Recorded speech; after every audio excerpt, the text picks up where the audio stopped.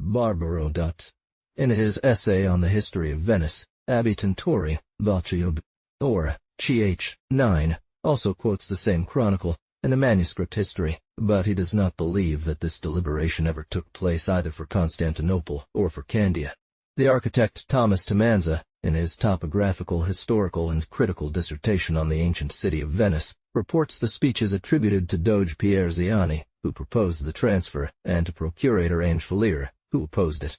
The Doge Peter Ziani, after holding discussions with the leading figures of the state on this great project, convened the Grand Council and proposed consideration. Although one cannot, based solely on a tradition reported in manuscripts whose authority is difficult to assess, accept such an important fact as part of historical truths, it may be of some interest to record here the extract from the narrative Redia, in the so-called Barbaro Chronicle. Come under the protection of St. Mark's banner. At the heart of this archipelago, a splendid populous city situated between two seas. He began by emphasizing the importance of the institutions that the Republic possessed in the Levant, the strength and fertility of Corfu, the extent and fortunate situation of Candia, all the coasts of Greece, the best islands of the archipelago, under Venetian control, with the rest occupied by masters so weak that they would be only too happy to. There was no place in the world more attractive or more advantageous. Here, with all the comforts of life, one could promise perfect security. It was from here that, through easy communication with the colonies, they could be effectively protected or receive aid when needed. These colonies, moreover, constantly revolting against a distant metropolis located at the bottom of the Adriatic, would obey without murmuring to the natural dominant of European and Asian trade. The preservation of all these colonies and the benefits derived from them depended on the occupation of Constantinople. If one considered the precarious state of a remainder of French people, their small number, their divisions, their scarcity, it was not doubtful that the Republic would be called to the glory of reuniting under its domination the entirety of Anish Empire that it had founded. If she did not take up his defense, she lost all the fruit of her former victories, and left unaccomplished the benefits of Providence. Soon the Greeks would overthrow the throne of the Latins. On the contrary, these Greeks would be nothing but weak enemies in the presence of the Venetians established in the Bosphorus Channel. Moreover, if this neighborhood was not free from dangers, had the Republic, in its current situation, nothing to fear? Hadn't the Paduans, the Patriarch of Aquileia, the King of Hungary, fatigued it with continuous wars since its foundation, and could these wars be considered as ended? When they would be ended, adds the speaker, when it would be possible to trust entirely in a suspect peace. What is our situation? We have a state and we have no territory. Without territory, how can we hope to see our population grow?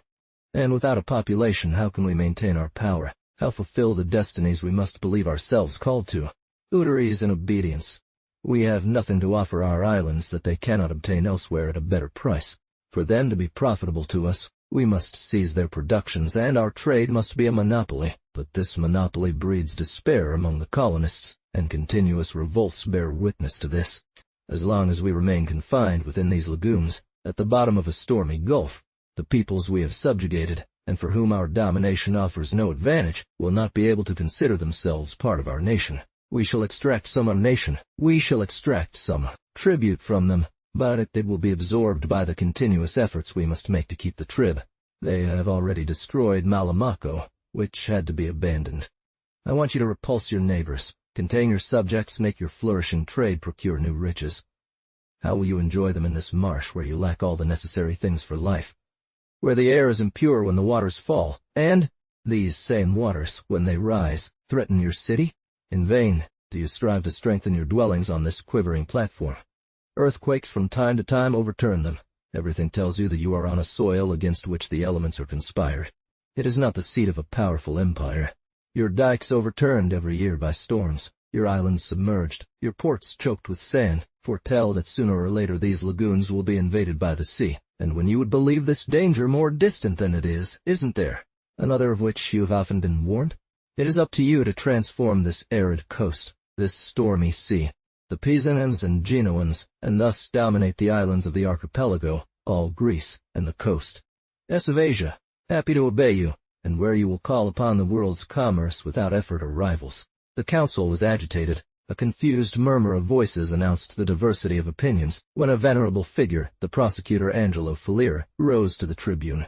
This brilliant perspective, the allure of novelty, enticed some members of the assembly, but those with less adventurous spirits feared being drawn into an unknown future, and men for whom the love of their homeland and habits held greater sway felt an invincible repulsion to leave their patria thus shed, raised, and showered with benefits, if I were to abandon her today to seek other goods in a foreign land.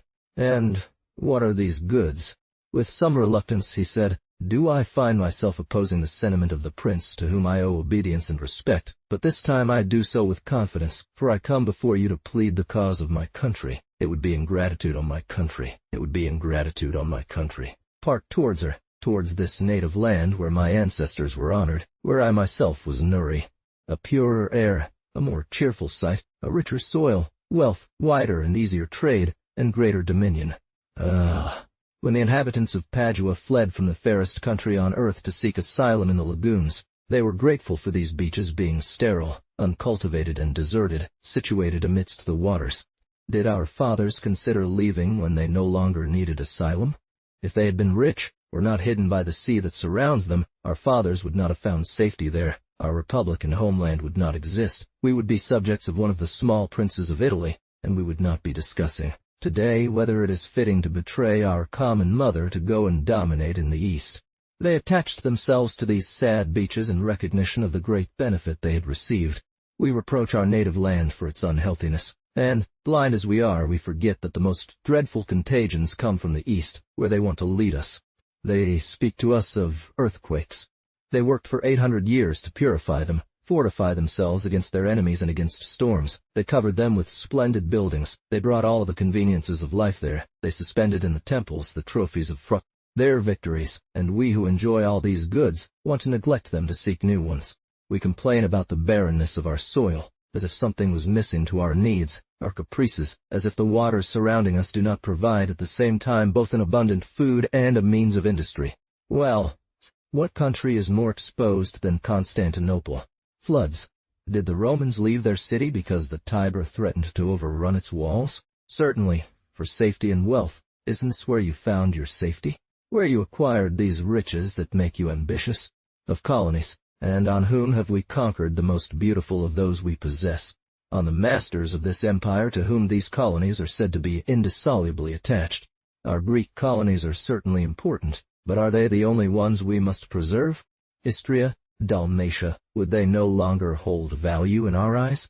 And if we were to go to Constantinople to be more easily able to monitor Candia in Greece, wouldn't that be abandoning our Adriatic provinces to the King of Hungary? Already it is a question of transporting the seat of your new state to a city that we do not possess entirely. This prince is a dangerous neighbor. The jealousy of the Paduans and the enmity of the Patriarch of Aquileia wear you out. You will put seas between them and you. But in what country will you settle where ambition for domination and riches do not soon stir up enemies within you? Talbri. You must begin by expelling or subjugating the French. Then, you will have to secure the obedience of the natives of the country. Finally, you will need to repulse your new neighbors, namely, the king of the Bulgars, the prince of Thessaly, the emperor of Trebizonde, and that of Nicaea, whose territory extends as far as the suburbs of Constantinople. Here are the enemies you would seek to escape from, the discomfort of having the Paduans as neighbors and the Patriarch of Aquileia. There is more. A new people, already established in the Natali, is spoken of, a formidable people by its courage, its fanaticism, and by the hatred it has for the Christian name.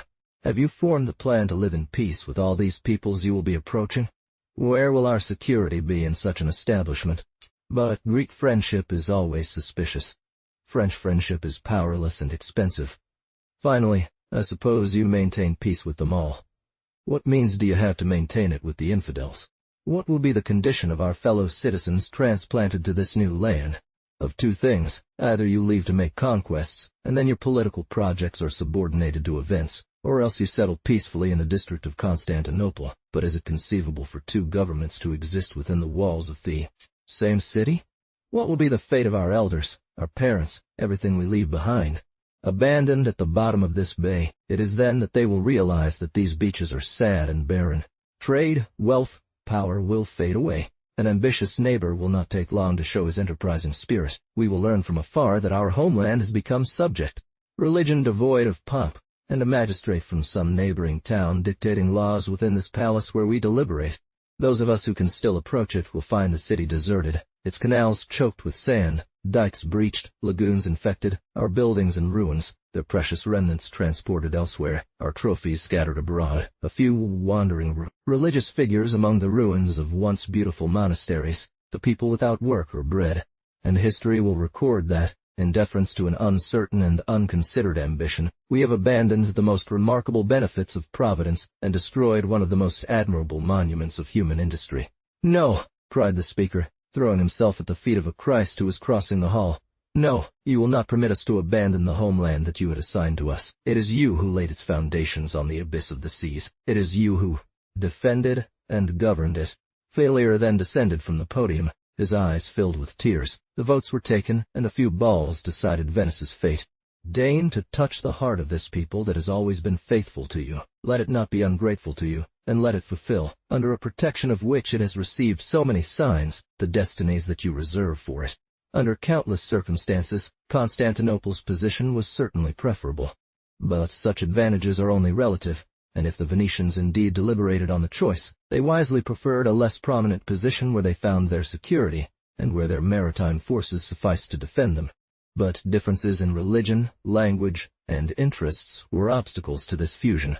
Transported to the east, this people of traders and sailors, braver perhaps than the Greeks, but less educated, and considered by them as barbarians, could not have been supported there except by merging with the indigenous population and adopting its laxity. They never would have had enough strength to control the population, to destroy 3 or 4 uneasy emperors neighboring them, nor above all to stop the new torrent of barbarians that was soon to pour upon these fair regions. It was not with 30 galleys that one could defend a city like Constantinople. A municipal government was suitable for a state that was entirely within a city. Moreover, the Venetians never possessed more than a quarter of the city, and when they could have become masters of all this capital, what would have become of the government of Venice amidst this new population? Even in a great nation, a collective government can be accepted, but the interests of the people and those of the administration must be homogeneous.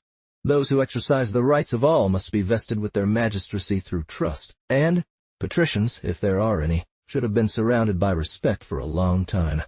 Can one imagine what it would be like for a group of citizens and nobles to come to a country where their names are not even known, and impose silence on all vanities? It would necessarily have been necessary to give such power to him who would be the chief of it, that soon the conquerors would not have been freer than the conquered people.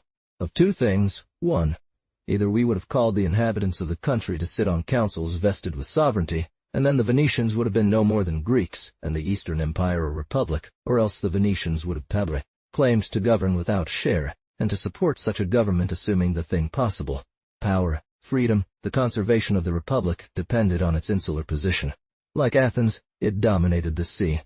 Like Athens, it had defeated the great king. But it had one more advantage, that of not clinging to the land. This reminds one of Xenophon's reflection, which has been applied so brilliantly. If the Athenians were at the same time masters of the sea and islanders, they would be terrible without being vulnerable. New revolt of Venetian colonies. Marginal note. Teutons. Irmo. While the Latins lost the Eastern Empire, it was natural that the Venetian colonies attempted new efforts to shake off the yoke of their metropolis. From this resulted for the colonists just cause for complaint.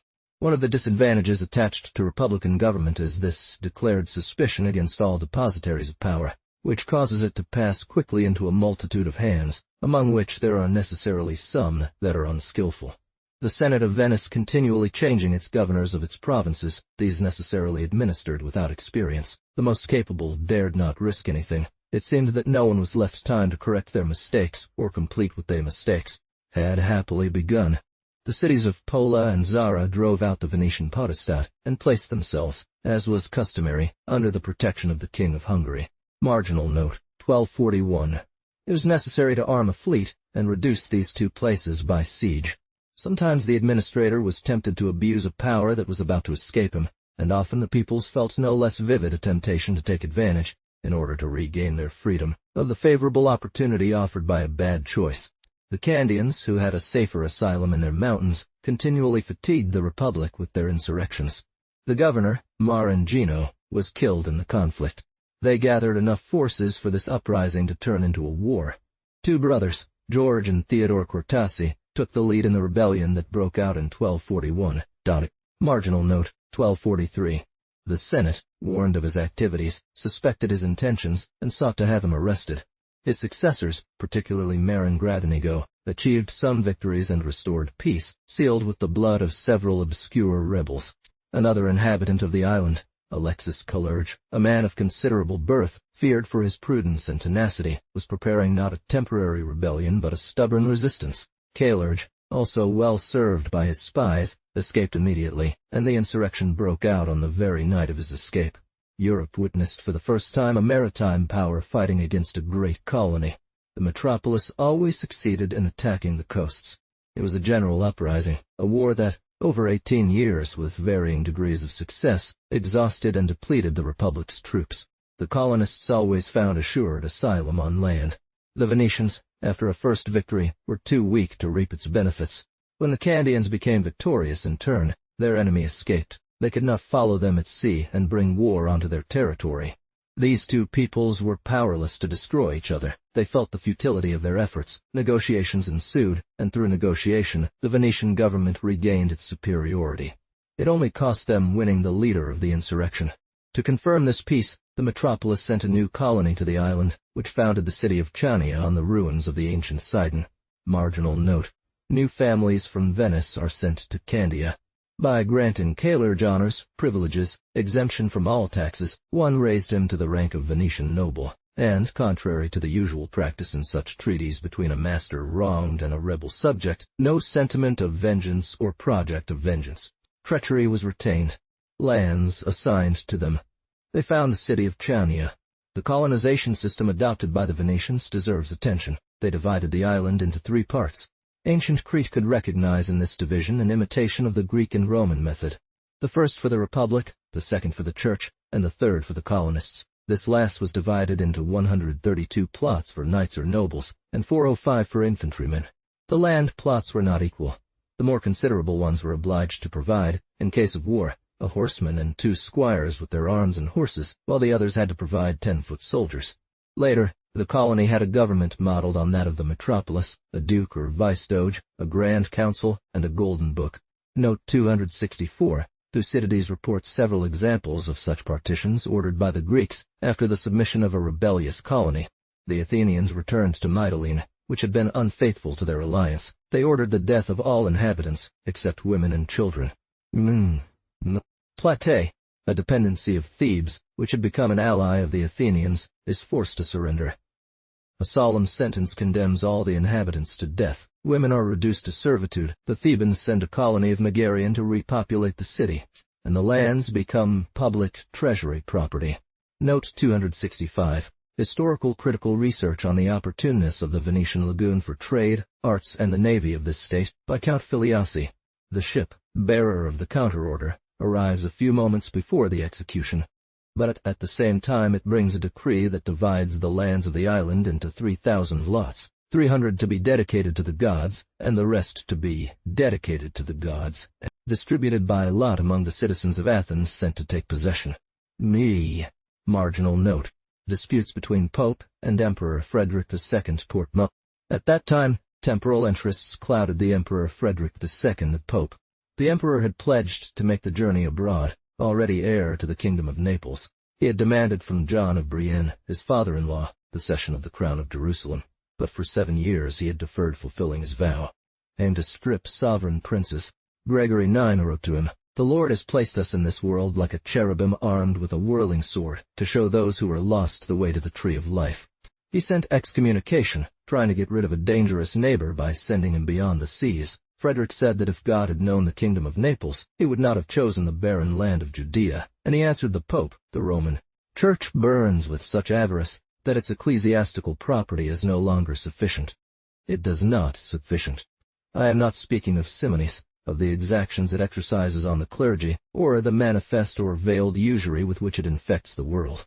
However, these insatiable parasites use honeyed words, saying that the court of Rome is our mother and nurse church, while it is a stepmother and the source of all our evils. It sends legates from all sides with powers to punish, suspend, excommunicate, not to spread the word of God, but to gather money, reaping what they have not sown. And now these Romans, without nobility, without courage, empty of their learning, aspire to kingdoms and empires. Note 266. Ecclesiastical History, Book 79, Note 267, Ibid. These were singular sentiments for a crusader. Seeing that the emperor neglected his salvation by refusing to fulfill his vow, we have, he said, drawn against him the medicinal sword of St. Peter, and published, in a spirit of kindness, the sentence of excommunication. V. Sworn him fidelity. For one is not obliged to keep the faith they have sworn to a Christian prince, when he opposes God and his saints, and despises their commandments. All the places where he arrives will be struck with ecclesiastical ban. As long as he is present there, no service will be celebrated. If he attends divine worship, we will proceed against him as against a heretic who despises the keys of the church. And if he does not submit to excommunication, we will absolve from their oath all those who have. This terrible maxim showed a worthy successor of Innocent III, who, excommunicating Louis of France, son of Philip Augustus, had taken as his text these words of Ezekiel, "Sword, come forth from the sheath, and sharpen thyself to slay." Note 268, Ibid. Marginal note. Frederick goes to Palestine. Frederick, without being shaken by the anathemas of the Pope, nevertheless judged that the interests of his kingdom of Jerusalem could claim his presence. He prepared to leave for Palestine. Gregory informed him that he could not claim to be a crusader there until he was absolved of the censures he had incurred. This prince paid no heed to this warning. While he went to fight the Saracens, he left an army in Italy that attacked the Church's state, and in a rather remarkable peculiarity, there were Sicilian Saracens he had recruited into his ranks. Marginal note. He concluded a truce with the Sultan of Egypt. Upon arriving in the Holy Land with 20 galleys and 100 knights, he found a clergy determined to ignore him, and the sultans of Egypt and Damascus encamped at Gaza and Nablus.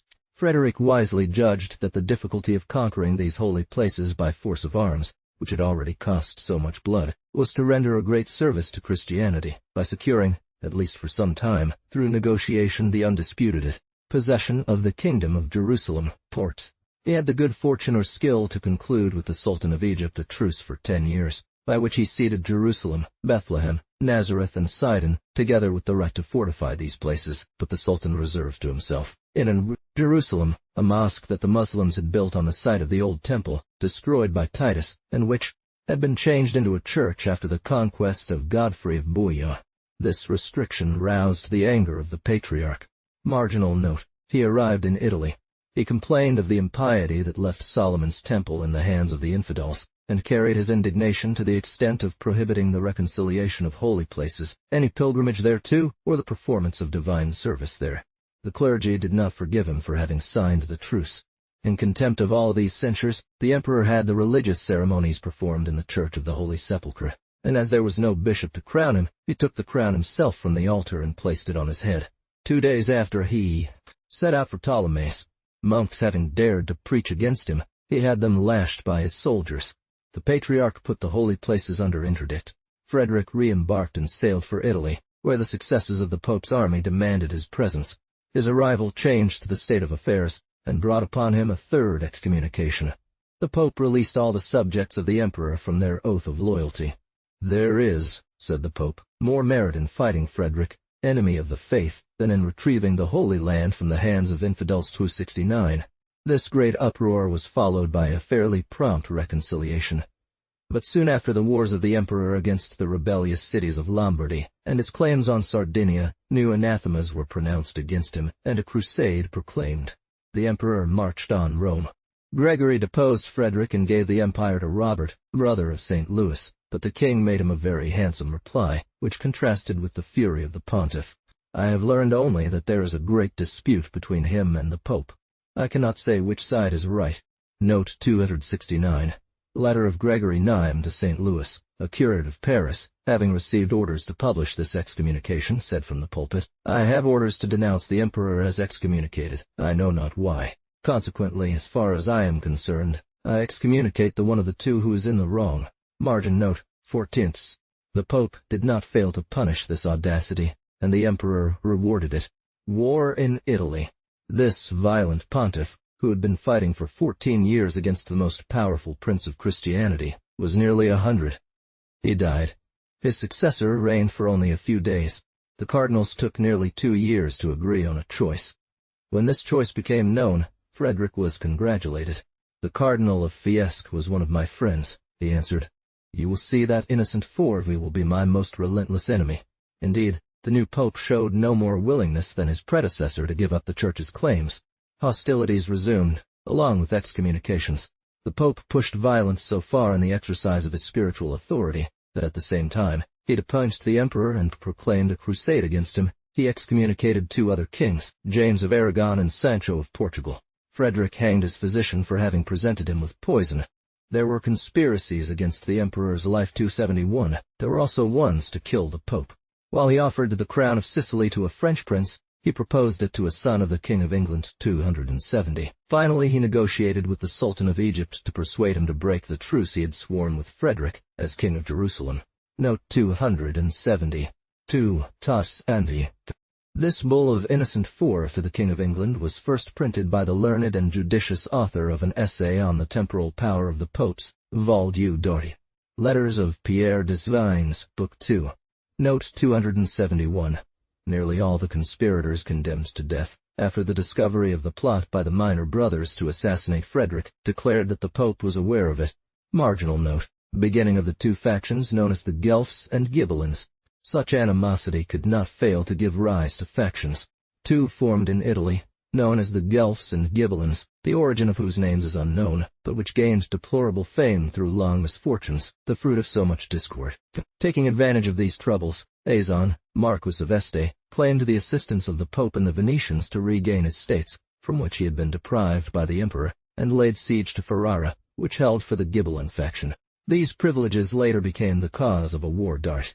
The Doge left no one in charge after entrusting the government of Venice to his son John, and Ferrare having surrendered. The Marquis, upon taking possession, granted various privileges to the Republic that Venetian traders were to enjoy within his territories. Note 272. Venetian History by Andrea Navagero. Marginal note. The Republic arms a fleet against the emperor. The emperor had much to do to defend his rights in Germany, Lombardy, Sicily, and Syria.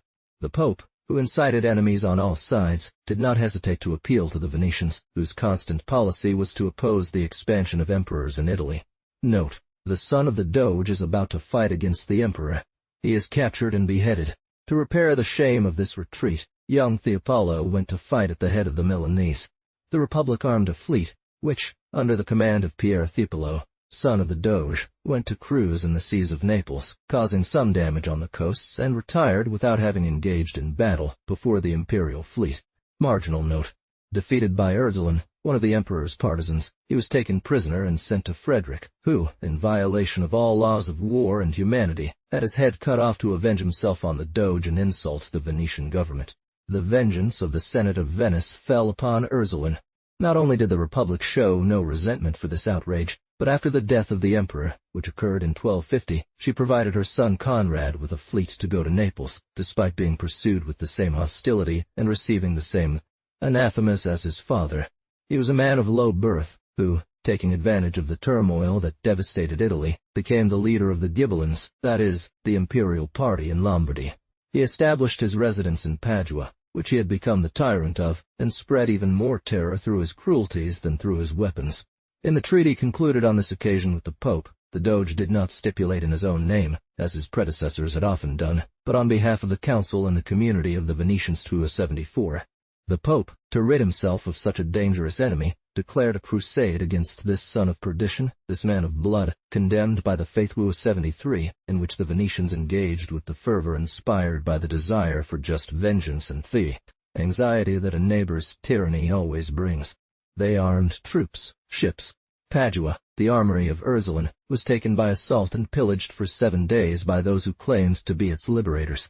The tyrant, furious at the loss of this city, had all Paduans in his army slaughtered, pursued in Verona, Vicenza, Brescia. He finally died from a wound he received in battle.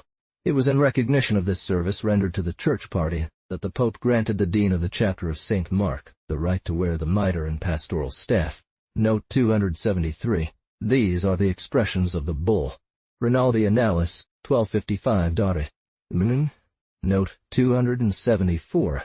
Memory storico-civili sopra la successive form del governo de Veneziani, by Sebastiano Crotta. Margin note. Abdication of Dojac Theopolo, 1249. I have not wanted to interrupt the narrative of these events to mention the abdication of Doge Theopolo. Burdened by years and the pain of losing his son so unfortunately, he renounced his dignity in 1249. A learned jurist he had compiled, coordinated the laws of his homeland, and reformed the Venetian Code.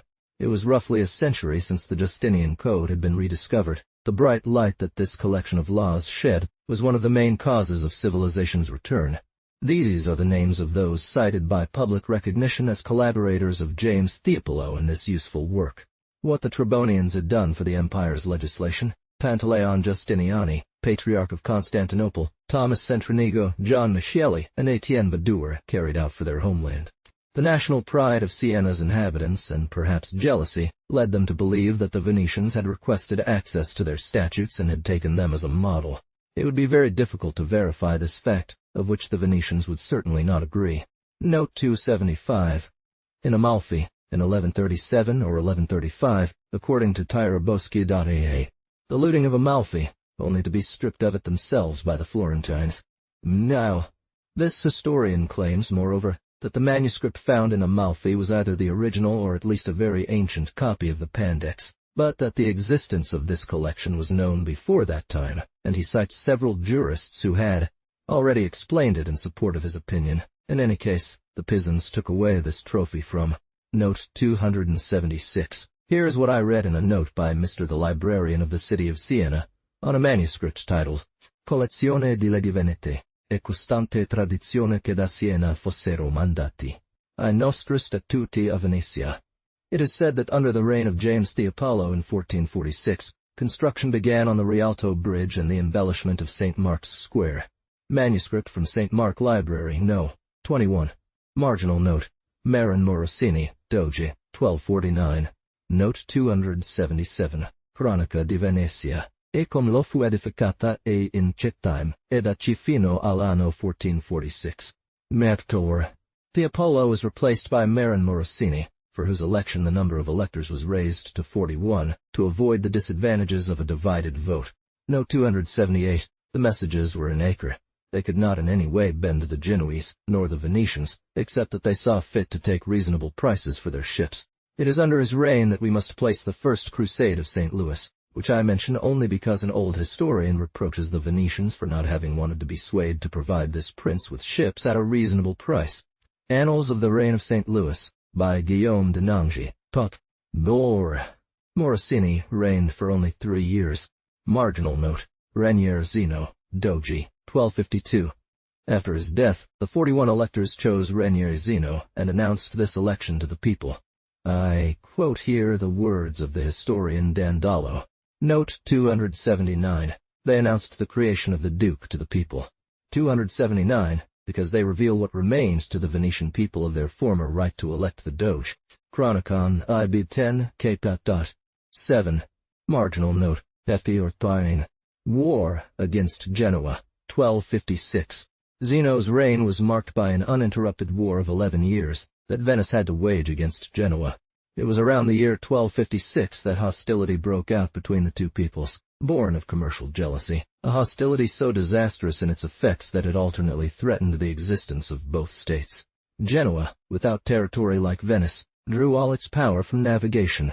This navigation aimed to provide Europe with goods from Asia. At that time the compass had not yet opened the ocean routes. 4 great powers possessed vast coasts on the Mediterranean, but none of them had a trading navy. It was an immense advantage to have the exclusive privilege of going to buy, in the depths of the Mediterranean, all the luxuries and necessities that Asia supplied to Europe, of fixing at will the freight and price. This privilege was exploited by the 3 republics of Venice, Pisa, and Genoa. Christians and Saracens were still fighting for Spain. Divided France did not think of enriching itself through trade, which it seemed to even disdain. The kingdom of Naples and Sicily had become a prey fought over by several families. The Greek Empire, torn from all sides, was pressed by the Eastern peoples. The last 2 could not look without desire at the establishments that the first had acquired in the archipelago and in Morea. Margin note. Discord over the possession of a church in Saint-Jean-d'Acre. If the Venetians had been able to keep all their conquests, they would certainly have ended up preventing their rivals from navigating the Black Sea, the Bosphorus, and the archipelago. Without even going to this extreme, they would have had so many advantages that competition would have become impossible. Thus, the sense of their interest allied the Genoese with the Greek emperors for the destruction of the Latin Empire in their east. On the coasts of Palestine, the advantages had been less unequally shared. It has been seen that the Genoese and Venetians had trading posts in the main ports. They each possessed quarters in several places. They were under the jurisdiction of their magistrates. In the city of Saint-Jean-d'Acre, there was unfortunately only one church for both nations. The Genoans claimed exclusive possession, while the Venetians wanted it to be shared. The Pope ruled in favor of the latter. They should have expected an attack soon. Instead of submitting to this decision, the Genoans seized the church, fortified it, and drove all the Venetians from the city. Venice armed 13 galleys, which forced their way into the port and burned 30 Genoan buildings there. The Genoans based in Tyre immediately set sail with a few ships to take revenge for this loss. Some troops put ashore, marched on the church, which was at the heart of the dispute, captured it by storm, completely destroyed it, forced the Genoans to seek refuge in Tyre, took over their trading posts, and pillaged their stores. The Venetian squadron sailed out of the port of St. John of Acre to meet them, and beat them completely. But this was only the prelude to more serious battles. The two republics armed with the greatest activity. The Venetians did not limit themselves to deploying their own forces. Note 280. This is in Muratori's dissertations on the antiquities of the Middle Ages. They invoked the hatred that the Pisans had borne against the Genoes, and for a moment forgetting their own rivalries, because there was a common enemy to destroy, Venice and Pisa allied by a treaty of offense and defense, for a period of 10 years. 280. 49th dissertation, p. 403. Margin note. Naval battle, 1258. 49 galleys and 4 large ships left Venice, arrived off St. John of Acre, almost at the same time as 4 large ships and 40 galleys from Genoa entered the harbor of Tyre. Both fleets put to sea, animated with equal fervor. They became aware of each other towards evening on June 25, 1258. They spent the night observing one another. The Genoese had Guillaume Boccanegra as their captain. The Venetian fleet was commanded by Andrea Zeno, son of the Doge, and Laurent Tiepolo. But victory went in favor of the Venetians. At dawn, they attacked with fury. The Genoese line was broken from the start of the action. They redoubled their efforts to repair this disadvantage. 20 galleys taken followed them when they returned triumphantly to port. The rest of the Genoese fleet retreated to Tyre. They had lost over 2,000 men. Upon arriving at Saint-Jean-d'Acre, the victors turned their attention to what remained in this city of Genoese merchants, destroyed their homes, and made them prisoners. Jerusalem became auxiliaries of the two rival republics. Note 281. By adhering to the version of most historians, I note that it is not entirely consistent with the Genoese Annals, Book 6. Thus civil war broke out among the Christians in the Holy Land, and while the infidels could see from their coasts the fury of these two peoples destroying each other, what remained of Christians in Palestine declared themselves, according to their passions for one or the other party, the Knights of the Temple, the Hospitallers of St. John of J. Marginal note, 16th. The Genoese Annals are by Cafari, and the 6th book of Barthélemy Scriba, his continuator. War of the Venetians against the Greek Emperor. Marginal note. The Genoese allied with the Emperor, 1261. But what could a fleet of 20 galleys do against the new Greek Empire? The Venetians had not given up on recovering the possessions they had conquered 50 years earlier, near the Bosphorus. With little more than 20 galleys, they waged a stubborn war against the happy Michael Palaiologos, who had driven them from Constantinople. The achievements of the Republic's generals were limited to disrupting trade, menacing all coasts, and burning a few villages. In vain did the Republic petition, and did the Pope preach a crusade against the schismatic emperor. 283.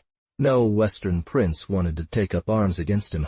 On the contrary, he found allies thanks to the irreconcilable hatred that divided the Genoese and Venetians. The emperor also gave them the palace and counter of the Venetian colony in Constantinople.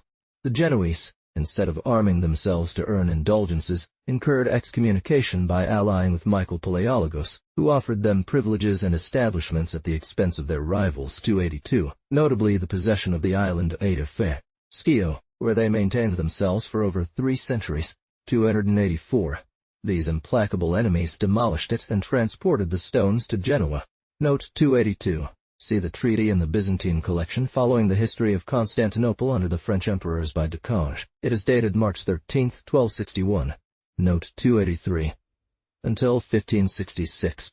Some of these still stand in the common house rebuilt for the clapping of hands. Note 284. Just as the emperor had given them a large and wide palace in the form of a camp, which the Venetians had obtained in that city, he gave the janissaries wooden shields, horns, and broken strings, and they destroyed those very stones from the palace itself to make their ships. Annales genuences above. A Genoese fleet came to join with the Greek fleet. This combined army made some minor captures. Prisoners were divided. The Greeks blinded their own men, while the Genoese massacred all those assigned to them. These atrocities found their just punishment at the beginning of the next campaign.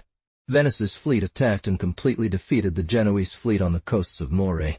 Not content with staining Syria and the archipelago with blood, the Genoese came to insult their enemies in the Adriatic.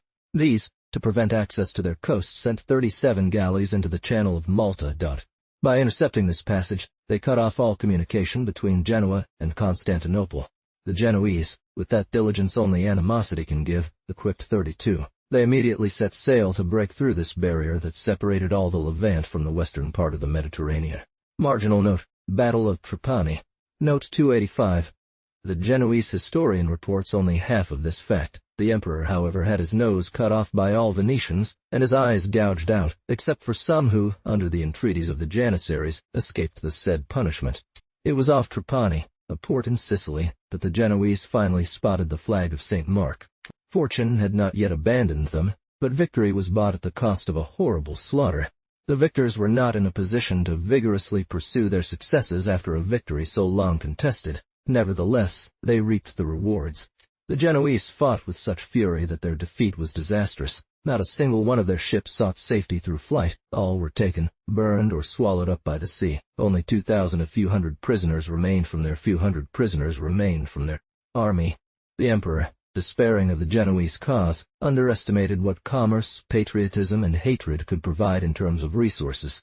The Greek emperor, no longer counting on aid from his allies, hastily concluded, in 1268, with the Venetians a 5-year truce, whose ratification was signed by the Doge assisted by his council and 9 other citizens, who had apparently been appointed to deliberate on this matter. 286.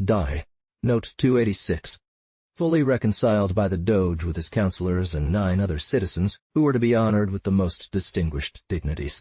Memories on the Civil History of the Successive Forms of Government in Venice, by Sebastiano Crota.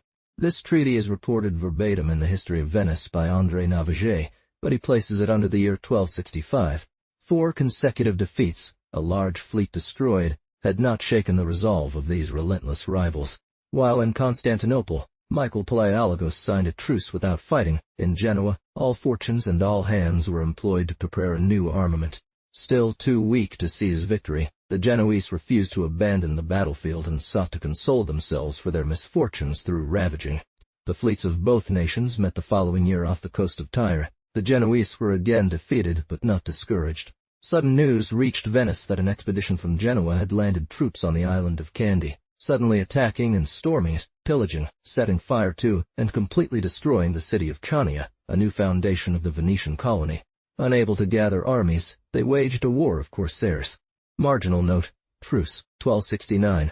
It had been 8 years since this fury between the two rival peoples had stained the Mediterranean with blood. Their rage, far from abating, found new weapons constantly. 3 more campaigns failed to weaken them, leaving undecided which side showed more stubbornness and hatred. The defeated were no more inclined towards peace than the victors. It was circumstances beyond their control that suspended this terrible struggle. Them to provide them, they must not have an enemy to pursue. St. Louis was then in 1269 preparing his second and regrettable expedition to Africa, but at that time the system of administration was such that a king of France would undertake a war beyond the seas without having the means to transport his army. It was necessary to borrow ships from the Venetians or Genoans for the passage, and in order for. Note 287. The Genoans were accused of withholding their prisoners, although they had agreed to return them, and of causing 2,000 of them to perish from misery. The entire Christian world intervened to require the 2 republics to cease hindering, through their divisions, the deliverance of the holy places, but all that could be obtained was a temporary suspension of arms, which nevertheless became a truce. For several years, through the mediation of Philip the Bold, successor to St. Louis d'Auvergne, my learned colleague, Mr. Renoir, communicated to me verses in the Romance language, attesting the complaints of the Venetians. Fragment from a play by Bartholomew Zorgi. 4 Jews nor renounce they would not want to set free the prisoners to their faithful warriors, and for them it is a pleasure to hold 2,000 prisoners, even though it was granted to them that they did wrong, and in error, in all morality most harshly, and with real soap that no one of them was worth anything than what he left behind, nor did he read. Venice provided some ships to St. Louis 288. Both republics used this forced truces time for other wars and revolutions.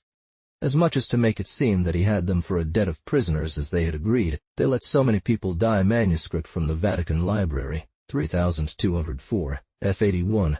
The people, jealous of the nobles' power, redoubled their efforts to regain their inner freedom, as if to challenge the empire of the sea. If one was surprised by the stubbornness of the Genoese people in supporting, for 10 years, a war so destructive, one will be even more amazed to recall that this city, from which fleets continuously departed to repair disasters and experience new ones, was plagued by civil discord. They toppled powerful families with the help of others who usurped authority in turn, and at the same time, they pushed back Charles of Anjou's army, whose ambition sought to conquer all of Italy. Note 288. The contract between St. Louis and the Venetians for renting buildings to house the French army is found in the Codex Italicus Diplomaticus by Lunig, Vol. 2, pt. 2, sec. daughter. 6, true, tour. Margin note, thus 7 tour. Several copies exist in the manuscripts of the Bibliothèque du Roi, the revolt of the people of Venice. While Genoa was fighting to escape aristocracy, Venice was agitated by other causes that also prepared domestic troubles. The war had been brilliant but ruinous. Taxes were resorted to, and to reach all fortunes, the idea of levying a tax on flour was adopted. The rise in bread prices excited violent murmurs. The people assembled in tumult, surrounded the government palace, and demanded with loud cries the abolition of the new tax. The Doge appeared accompanied by his counselors, tried to harangue the people, but instead of succeeding in calming the sedition, he was overwhelmed with jeers, threats, and compelled to return to his palace to escape the stones thrown at him. The rebels spread through the city, attacked and pillaged the homes of several noblemen hated or suspected by the populace. It was a terrible confusion that put the Republic in danger. Troops hastily summoned from the nearest garrisons succeeded, however, in stopping it. Discord had thrown its roots even among the nobles. As soon as the Senate had regained its authority, it avenged itself with a large number of executions, but the tortures never procure anything but imperfect tranquility. Some time previously, a considerable man, illustrious by a victory, Laurent Theopolo, had almost fallen victim to the enmity of 2 other men of high rank. Laurent and John Dandolo attacked and severely wounded him in broad daylight, in the public square 290. This act of violence divided the principal inhabitants of the city into 2 parties. The Theopolos then seemed to be the ardent defenders of the pretensions of the ancient families. Venice harbored within itself the germ of the most fatal dissensions. The Dandolo, although their origin also dated back to the cradle of the Republic, had declared themselves leaders of all those in whom wealth or a recently acquired glory had awakened a new ambition. Note 289. Marin Sanuto, Vita Duciar Zeno. Note 290. Dandolo, Kron. Ch7, p37 says, Maltor, lit. Mortiferae vulneratus, which seems to indicate that Theopolo was killed, but it is seen that he was subsequently elected Doge, and his reconciliation with the brothers Dandolo is even told by the historian further on. It was in these circumstances that the Doge Renier Zeno died. His reign had been marked by a great reverse, the loss of Constantinople, and by dearly bought victories over the Genoese. Yet the city had received during his administration considerable embellishments. The Rialto Bridge had been completed, and the streets had been paved with bricks. Change in the form of elections. Marginal note, et torture. The passions that agitated the minds made them less sensitive to the disasters of war. In the eyes of each faction, the greatest of calamities was the triumph of the opposing faction. During the first 6 centuries of the Republic, the right to elect the Doge had been exercised by the entire people. Efforts were made to avoid strife and coalitions by introducing chance in the choice of electors. This idea gave rise to a form of election that I cannot refrain from disclosing, because it is singular and has been maintained until these latest times. The number of electors was increased to 41 in 1249. In 1173, this choice was entrusted to 11 electors. 5 years later, a different procedure was followed. The Great Council appointed 4 commissioners who each designated 10 electors. This was the order prevailing in 1268, at the death of Renier Zeno.A. Typically for the future, it was agreed that 30 members of the Grand Council, chosen by lot, would be reduced to 9 by a second drawing. These 9 councillors designated 40 provisional electors, namely, 4 each from the first 5 and 4 each from the last 5. The 40 provisional electors were reduced by lot to 12. There was a vote for the confirmation of the 40 elected electors, and 7 votes out of 9 were required for confirmation. These provisional electors had to be over 30 years old. These 25 new electors were then reduced by lot to 9. Of these 12, the first one designated 3 people, each of the others designated 2. This resulted in a list of 25 additional electors, whose confirmation was subject to a ballotage requiring 9 votes to remain on the list. The 45 electors for this third choice were reduced to 11 by lot. Each of the 9 proposed 5 people, resulting in a new list of 45, where one was retained only with the majority of 7 votes out of 9. The 8 first named 4 people each, and the last 3 named 3 each. These designations produced a list of 41 people who were to be the definitive electors. A vote was taken, and those who did not receive 9 votes out of 11 were excluded. After this operation, the list of 41 electors presented to the Grand Council for the selection of the Doge was submitted. Thus, the nomination of the 41 electors was the result of 5 drawings mixed with 5 votes 291. The Grand Council deliberated successively in a vote on each one, and if anyone did not receive an absolute majority of votes, the 11 provisional electors were obligated to name another. Immediately after their nomination, they went into a room, where they remained locked until they had elected the Doge. There, they were treated splendidly, at the expense of the Republic, and granted whatever they asked for, and also to everyone what each had requested 292. But all communication with the outside world was forbidden to them. 11 in account elect 41, closed all in one, with at least 25 votes. They make the Serene Prince who corrects statutes, orders, and law. Note 291. In a manuscript I found some popular verses that express this complex operation quite well. 30 elects the council, of which 9 have the best. These elect 40, but those who boast more are 12, who make 25. But they stand from these alone 9, who with their proofs make 45 ready. On the present state of the Republic of Venice, etc. By H.D.V., Knight of the Order of St. Michael. Bro. Manuscript from the King's Library, No. 10,465. Note 292. Leopold Curti reports in his historical and political memoirs on the government of Venice that sometimes members of the conclave made somewhat singular requests. The electors assembled would first choose 3 presidents, known as priori. They would then request 2 secretaries, who were to remain locked in with them. There was once a person who requested a rosary, and they were sent 41. Another time, one of the electors asked for Aesop's fables, and it was necessary to search all over the city to find 41 copies. Only 2 conditions were required of the candidates: to be members of the Grand Council and over 30 years old. This assembly constituted, they would be called, in order of age, before the priori desk. There, each one would write by hand on a slip the name of whom they designated for Doge, and throw the slip into her urn.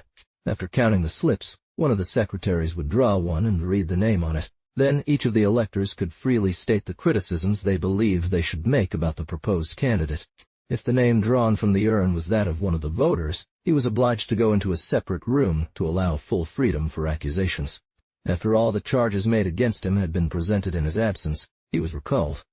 The president conveyed this to him, and he was given an opportunity to make his defense. This was the method of election, which was regarded with very mixed feelings. Some saw it as a masterpiece of wisdom and prudence. Others saw in it only a complexity of forms, from which it was impossible to foresee and direct the outcome according to the needs of the Republic. With this information on all the names in the urn complete, the names of all the candidates were balloted successively, using 2 urns sewn for affirmative votes, the other for exclusion balls, and as soon as one name had received 25 votes, the election was decided. Everyone remained agreed that such methodical and slow procedures could only suit a grave and faithful people to its usages. Ultimately, it was a matter of choosing 41 electors from the 470 citizens who composed the Grand Council. The reasoned selection of these 9 formed a list of 40. Fate first designated 9 individuals, but that was the entire part left to blind chance. These already had a presumption in their favor. The drawing reduced them to 12. However, this did not prevent the 12 from being the result of a choice. A second operation by these 12 produced a list of 9 additional electors, who were also entitled to trust since they had been elected. These 9 elected 11, and finally, the operation of the 11 was reduced to forming the list of definitive electors proposed to the Grand Council. The entire result of this system was to hinder the candidacy, not allowing anyone to guess who would be in charge of drawing up the list of proposals. But once this list was made, the intrigue resumed all its rights. Subsequently, the most sure way to avoid complaining about a bad choice was to make the position of Doge less important. Margin note: Lytsinix. Laurent Thiepolo, Doge, 1268 Tartar. The first attempt at this form of election raised Laurent Thiepolo to the Dogat, who was then at the head of the aristocratic party and who, 10 years earlier, had won a victory over the Genoese in the Sea of Syria. This was the entire part that definitively remained with the people in the election of the head of state. The sailors carried him triumphantly to his palace, and from there came the custom for the workers of the arsenal to support the ducal chair of the Doge on their shoulders when, after his appointment, he was led around the square of St. Mark 293. Note 293. History of Venice by Paolo Morosini, Book 8. Illustration: Grand Council. Marginal note: creation of the office of Grand Chancellor. Soon after, a significant position was created, that of Grand Chancellor of the Republic. This institution presents a remarkable peculiarity from another perspective, known as citizenship in Venice. This minister held the state seal, attended all councils without a deliberative voice, enjoyed many honors, wore the senatorial robe, and had a substantial income 294, elected by the Grand Council, and was immovable, thus independent of the prince. At the same time that the Grand Chancellor was given precedence over all council members, except the councillors of the Doge and the procurators of Saint Mark, it was established that the holder of this dignity would always be chosen from among their secretaries. However, the secretaries were not drawn from noble families, but from the bourgeoisie. Until then, no distinction had been made between noble or non-noble citizens regarding eligibility for all positions. Note 294. Sorenzo stated that it was worth 3,000 ducats. There were, by fact, patrician families. They held the largest share of all dignities. They dominated in councils both in number and influence, yet nothing consecrated in their favor a right that other citizens did not possess. The ducal chancellery was the place where all testaments should be deposited. The chancellery was subdivided into several types of archives. There was one called the secret, where all acts and documents, under the responsibility of the chancellor, were deposited from which no one could take knowledge without special authorization. The other government and administrative papers formed the proper archives, what was called the. One can clearly see that all these distinctions and evaluations do not refer to the moment when this office was created. It is said that this deposit rendered to the chancellor 9,000 livres of France per year. Finally, there was the Praetorian Chancellery, which was the deposit of Roman bullas and other acts related to the clergy or ecclesiastical affairs.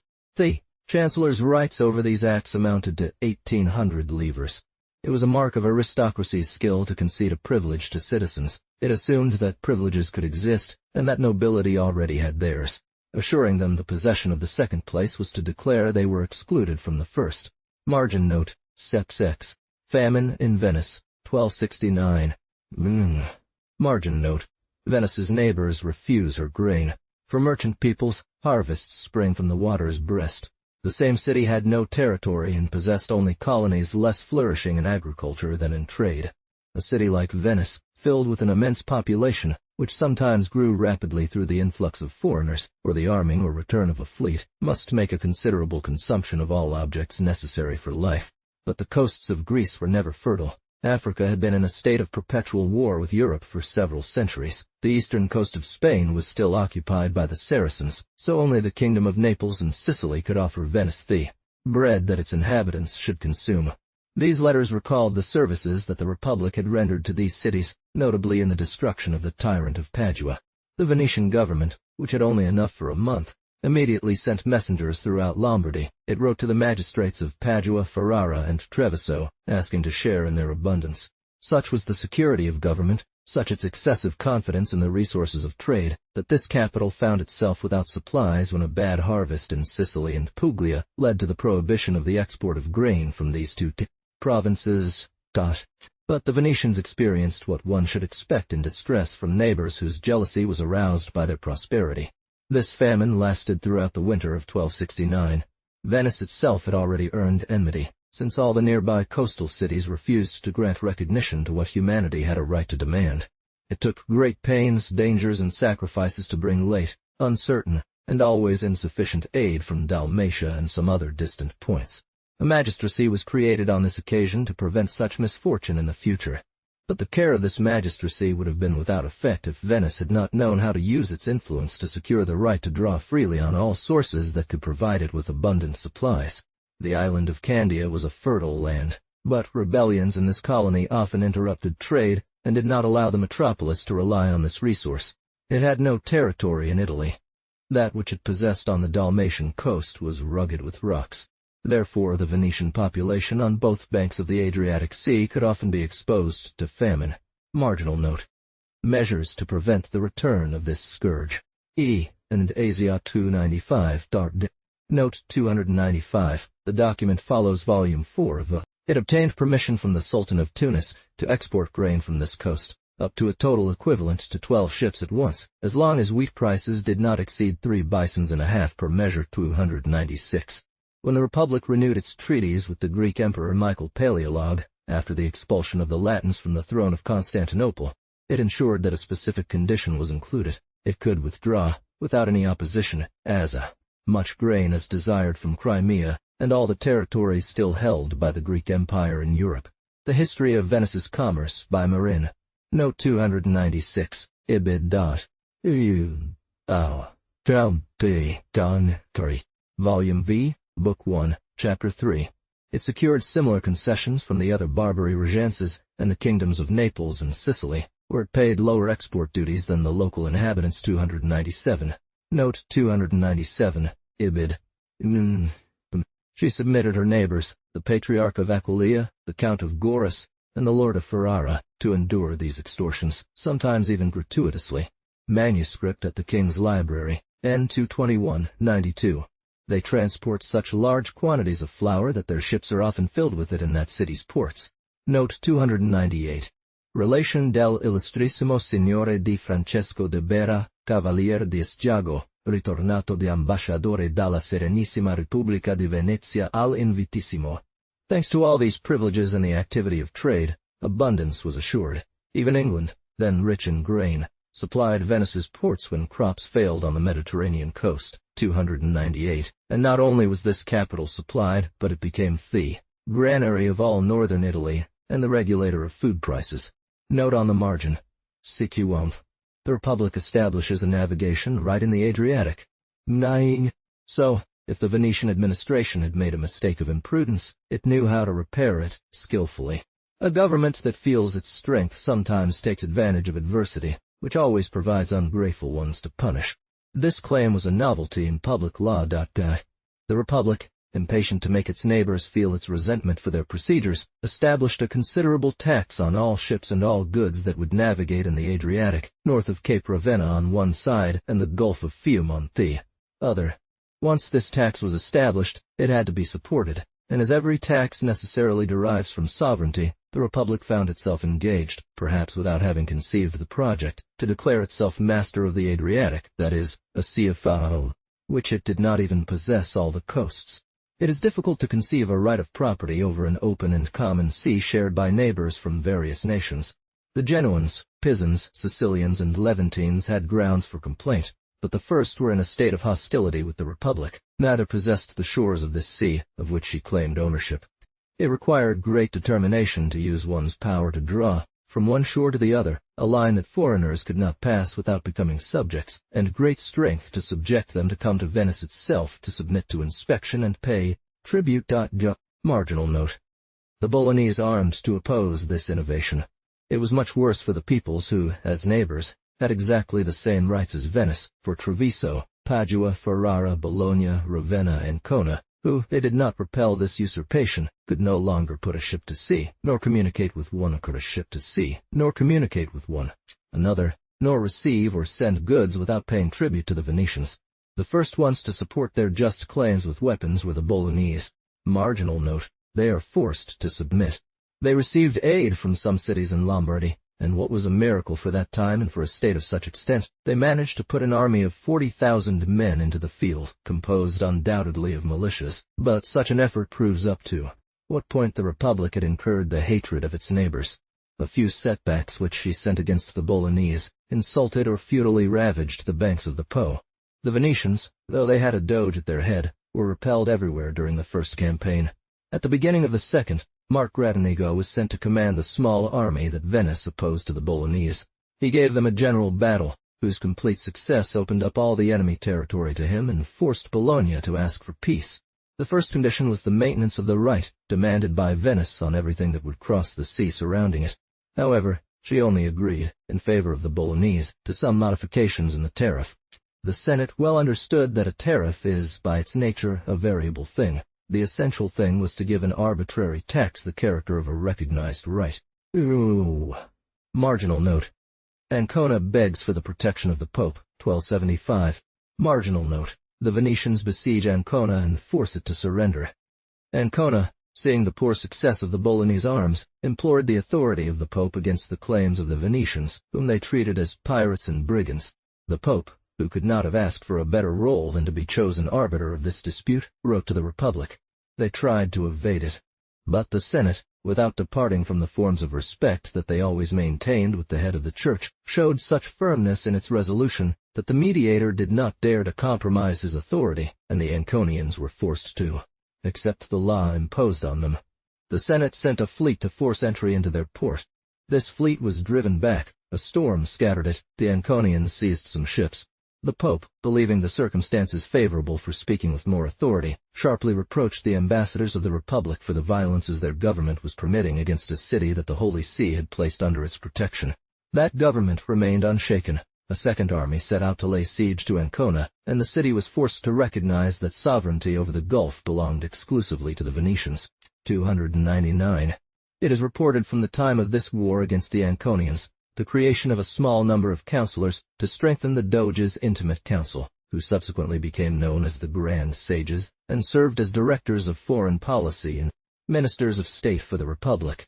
We note that in the treaties he had to sign following this war, the Doge stipulated on behalf of the Grand Council and the Commune of Venice. The authority of the prince was diminishing day by day. Note 299. Civil and Historical Memories on the Successive Forms of Venetian Government by Sebastiano Crota.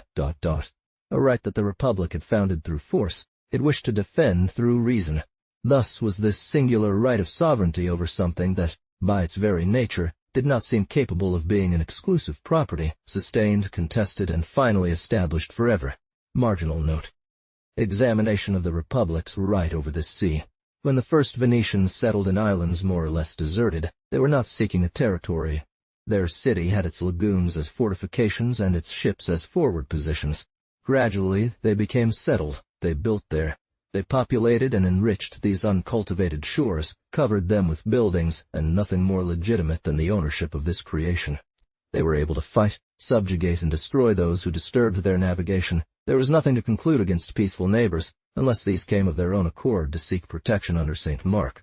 The sea ensured their defense, provided them with food, supplied them with salt for their needs in trade, opened a source of wealth. But the fact that they derived greater advantages from this sea than all their neighbors did not imply that they had the right to appropriate it exclusively to themselves at the exclusion of other riparian states. It was under the pretext of this protection that the Republic had conquered Dalmatia, at the same time extirpating the pirates of Narenta. Its conquests, spreading along the eastern coast of the Gulf, diminished security but not the rights of the peoples established on the Italian coast. These words could be interpreted as a title, in an era when sovereign pontiffs considered themselves crown dispensers. Pope Alexander III had said to the Doge, "Let the sea be subjected to you as a wife is to her husband, since you have acquired the empire through victory." However, it is evident that even the popes were surprised by the implications the Venetians wanted to derive from them. 2 centuries of possession had not legitimized this right in the eyes of Pope Julius II, when he asked the ambassador of Venice where the title confirming the concession of the Gulf to the Republic was. Indeed, Jerome Donato answered that it was, written on the back of the donation of St. Peter's domain made by Constantine to Pope Sylvestus.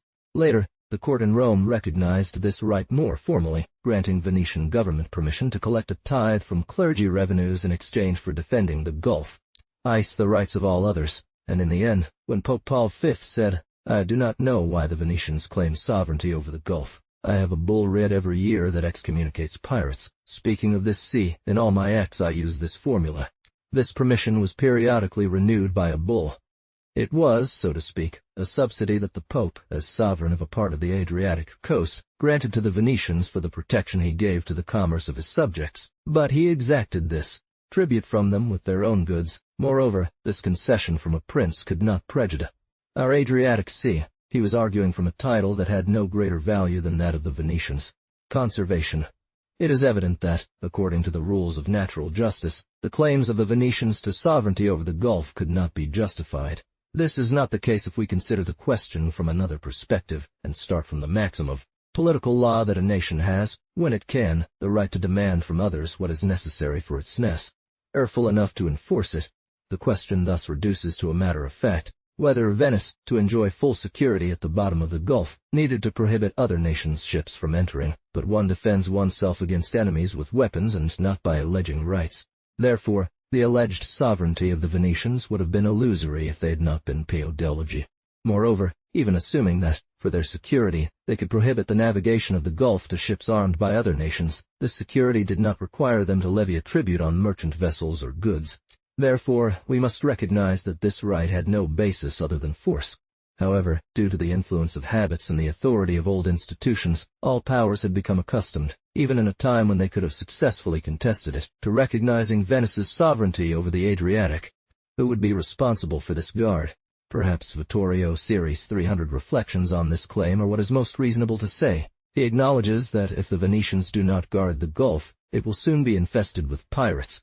Would it be the government of Naples entrusted to temporary and ambitious viceroys? The papal government, whose riches are almost always diverted by a greedy family? Austria, which has only one port at the bottom of this sea? Who other than the Republic could have induced the Turks not to send armed ships there? Certainly it is a misfortune that not all the Adriatic coast states do not enjoy an equal right. Note 300. Memoire Recondite, Volume V, p. 2. Margin note. Various powers successively recognize it. Certainly it is hard for them to pay tribute to the Venetian government, but take away this privilege, and soon pirates will arrive, followed by Turkish fleets. All coasts will be threatened, and this sea will cease to be peaceful, to be navigable. A sign of perpetual, true dominion. It was to perform an act of sovereignty over the Adriatic that every year, on Ascension Day, the Doge would leave Venice's port on the Bucentaur 301, surrounded by all the nobility, and advance until reaching the Lido Pass, where he would merge with the sea by throwing a blessed ring into it, and pronouncing these words, "We dedicate you, sea," as the Pope's nonce and ambassadors from all sovereigns tacitly recognized the Republic's claims by attending this ceremony. Note 301. The Bucentaur was a grand, entirely gilded vessel. As the Venetians extended their influence, they demanded from weaker states a formal recognition of a right that did not exist. In addition, it has been observed that this practice of claiming dominion over the sea, or gaining the favor of the god of the sea, was common among the ancients. The etymology of its name is unknown. Some derive it from the augmentative particle bu and centaur, the name of a famous vessel from antiquity. Others recognize in it Aeneas's ship, known as Bis Taurus. Finally, some believe that Bucentaurum was merely a corruption of Ducentorum, meaning a ship with 200 oarsmen. Athenaeus reports in Book G that the Syracusans would annually cast a vase filled with perfumes into the sea, and the Doge standing at the prow of the Bucentaur recalls Aeneas, who stands far off on the bow, holding a vase, scattering the salty waves with liquid wine. Note 302.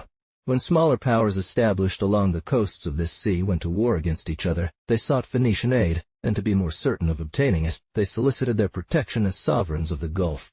In addition to the two treaties we have mentioned with Bologna and Ancona, in 1269, a treaty with Ravenna, in 1321, with Bologna. In 1337, with Ancona. In 1381, with the King of Hungary. In 1393, those of Spoleto against the same.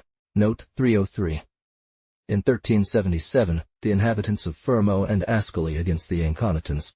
In 1458, the Prince of Taranto against the Genoese.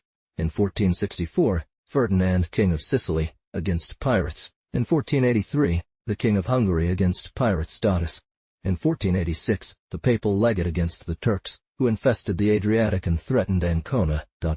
In 1577, Gregory of Tours against the Marquis of Vico, who was running a course in that sea. Frequent examples exist of requests addressed to the Republic to obtain free passage 304 for grain, goods, munitions, ships. We see Beatrix, Queen of Hungary, writing to the Doge to obtain the transit of jewelry she had shipped from Italy for her personal use. Sometimes one requested exemption from toll or dispensation from going to Venice for inspection. Sometimes one sought special protection for the transport in question. But it nevertheless results that the supremacy of the Republic was acknowledged.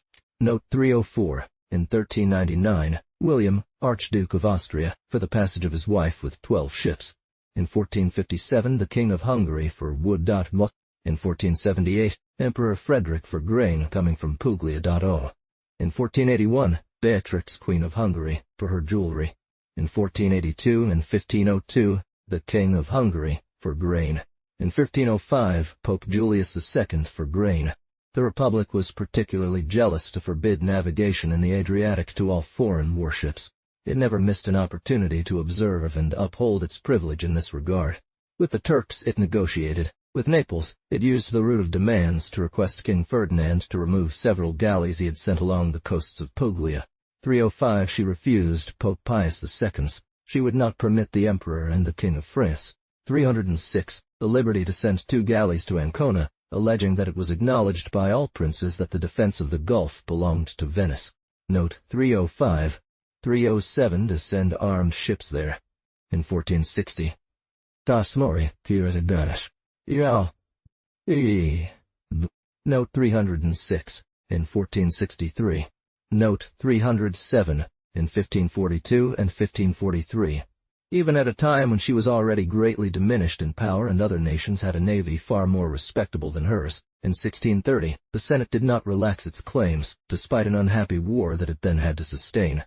The Infante were forced to stop in one of the Republic's ports. He requested that she be received there with all the benevolence that a sister of her master king could expect from a friendly power.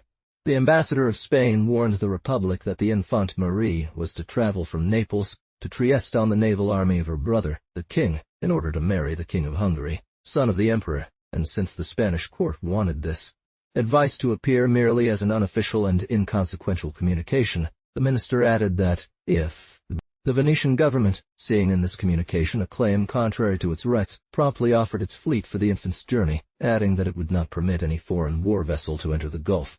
The Senate remained unwavering in its refusal, and ordered its admiral to repel any Spanish vessels that approached. The court of Madrid, alleging that the Venetian fleet had been infected with plague, which was true, insisted that the princess travel on her brother's ships. Note 308, History of Venice, by Nani, Book 8. Eventually, the Infanta requested passage on the Venetian fleet, where she was treated with all the honors befitting her rank and all the magnificence for which the Republic took pride in such occasions. Here are the titles of the main ones. Note 309. The Venetian government had several books published to establish its sovereignty over the Adriatic Sea. Angeli Mathiacci on the law of the Venetians, and their jurisdiction over the Adriatic Sea. Venice, 1617, in 4. July Pacii on the disputation for the Venetian Republic's domain over the Adriatic Sea. Venice, 1618, Quarto data Brot. Lug, 1619, in 4. Article on the reasons for the dominion of the Venetian Republic over its Gulf proposed by Cirillo Michel. Eleuteropolis, 1619, Quarto, on the jurisdiction of the Venetian Republic in the Adriatic Sea, a letter by Father de Ingenuus, or rather Paul Veneti, against J. B. Valenzola and Laurentium Morinum, translated from Latin by N.Ix Cresso, on the dominion of the Adriatic Sea, or Gulf of Venice, discourse by Pietro Zambono. Me. Vicenza, 1620, Quarto.o. Theodori Groswinclii, champion of free seas, defense against Peter Bap. Bergam, assertor of Ligurian maritime dominion. Mus. The Hague, Comitus, 1652, Quarto. Mountain. Die. Theodori Groswinclii, champion of free seas, defense against William Waywoodham, assertor of British maritime dominion. The Hague, Comitus, 1653, Quarto. Brief assertion on the dominion of the sea, and its related jurisdiction by Guillaume Wilwat. The Hague, Comitus, 1653, Quarto. Enigmati. 2 books on the dominion of the sea, by Joanne Palacio. Bro. Venice, 1663, in 12. This work is a heap of the most indigestible erudition. There is not a shadow of argumentation, though the author quibbles continually. 300 or 400 pages are occupied in proving by Holy Scripture, by the Fathers, by councils, by jurists, and by poets, that the sea can be a particular property. Ew. The end of the second book only contains some facts. Dominio del mare Adriatico, della Repubblica di Venezia, descritto da Fr. Paolo Sarpi suo, consultore d'ordine pubblico d. Cas. Venice, 1686, in 12. New internal regulations. Marginal note. 22. This is on the contrary the work of a superior man, but the cause is no better. Laurent the Apollo died on August 16, 1274, during the wars that the right of navigation had caused. We have already seen some examples of this. Laurent the Apollo had renewed them. He had married the daughter of a Servian noble, had given his eldest son in marriage to a princess of Slavan blood, and bestowed a wealthy heiress from Vicenza on his second son. At this time the ambition of the Doges could no longer have as its object the perpetuation of this dignity in their family, but they availed themselves of their elevation to secure, through great alliances, riches and support. One could see in all these attentions something other than paternal concern. Thus the Senate was alarmed, or at least displeased. Marginal note. A plea for Doges not to marry, or have their children marry, foreign women. S for exclusion from ducal dignity. Marginal note. The Republic adopted a daughter of the Morosini family, who was to marry a prince.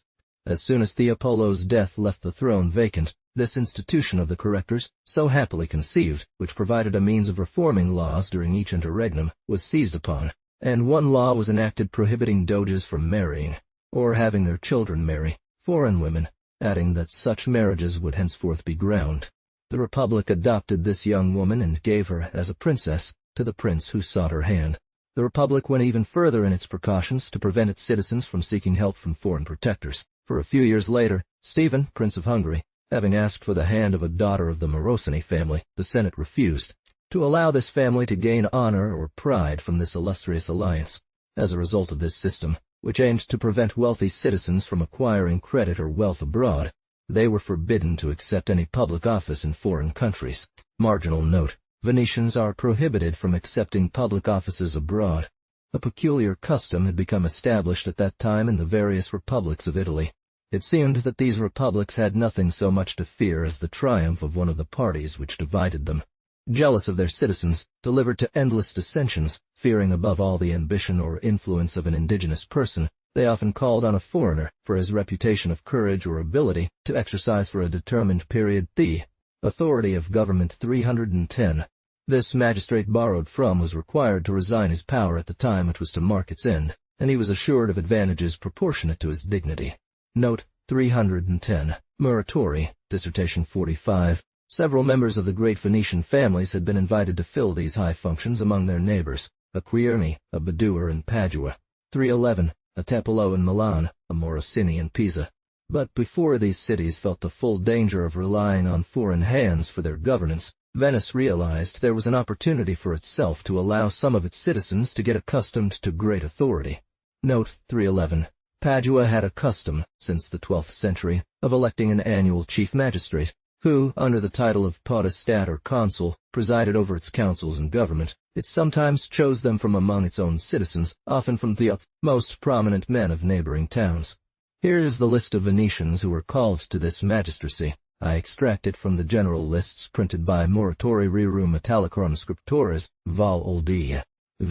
8th 365 and following 1201, Peter Ziani, 1213, Marin Zeno, 1228, Stephen Bader, 1229, John Dandolo. 1230, Stephen Badur, 1257, John Badur, 1261, John Badur. 1265, Gerardin Longo, 1264, Laurent Thipolo. 1278, Marin Valeresso. 1293, Paul Quirini. 1294, Nicolas Morosini, 1281, Henri Auro, 12091, Thomas Quirini. 1318, Jean Camolino Botte, 1338, Marin Failure, I.D., Pierre Daru.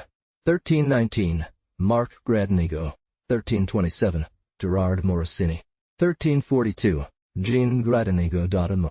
1340, Jean Ziani. 1341, Pierre Zeno. 1347, Pierre Daru. 1357, Marin Morosini Tour. 1343, Pierre Zeno. 1344, Bernard Giustiniani. 1346, Jean Dandolo. 1348, Jean Contarini. 1350, Matteo Contarini. Gan moi, not San Hems, Rewami Raku. Note en marge. Les enfants illégitimes exclus du droit de siéger dans les conseils. En voit qu'elle influence les choix aussi fréquents, faits parmi leurs concitoyens, devient donner aux Vénitiens sur Padoue. Note en marge. Défense aux ex-Vénitiens de posséder des immeubles en pays étranger. Bit. To these innovations in the legislation another was added at about the same time. A law declared bastard children illegitimate and incapable of entering the Great Council. This exclusion of bastards proves they were not subject to other incapacities. Marginal note, 23 Torts. James Contarini, Doge, 1274 Doris. Storia della città e Repubblica, di Venezia, by Paolo Morosini, Book 8. At this time as well, some historians 312 report a regulation that prevented all Venetians from acquiring property on mainland Italy, that is, in Italy. Note 312. His reign was marked by the war in Ancona, which I have already recounted, and a revolt in Istria. The city of Capodistria tried to shake off the Venetian yoke. Trieste followed suit. These cities sought the help of the Patriarch of Aquileia, always ready to cause trouble for the Republic. Marginal note, revolt in Istria. Laurent di Palo's successor was James Contarini, an octogenarian whose family, once illustrious, had been raised to the throne 200 years earlier. He formed an offensive alliance with the Count of Gorizia. Sanudo says that the Patriarch was taken prisoner, paraded through Venice on a mule with a sign on his back. Behold the false priest who in these days was disgraced before God, and found to be evil 313. Venice was forced to send 2 armies successively to Istria, who even suffered quite great reverses, but in the end they subdued the rebels, as is always the case when peoples who want to shake off the yoke have only jealous neighbors as allies, whose aim is to harm the metropolis rather than liberate the colonies. Note 313. There is on this war a rather remarkable passage by the other Marin Sanudo, the author of the book, Secreta Fidelium Crucis Val Dildars. 2. Second part, ch. 8. Marginal note. Acquisition of Almissa in Dalmatia. Marginal note. From Montone in Istria. Marginal note. From Servia in Romagna. Servia was the first possession of Venice on Italian mainland. The Republic made at that time a few acquisitions of minor importance. The small town of Almissa in Dalmatia was conquered, under the pretext that its inhabitants had seized some buildings belonging to the Venetians. The city of Montone 314 in Istria, and that of Servia in Romagna renounced, it is said, the freedom they had hitherto preserved, to submit themselves to, or place themselves under the protection of, the Venetians.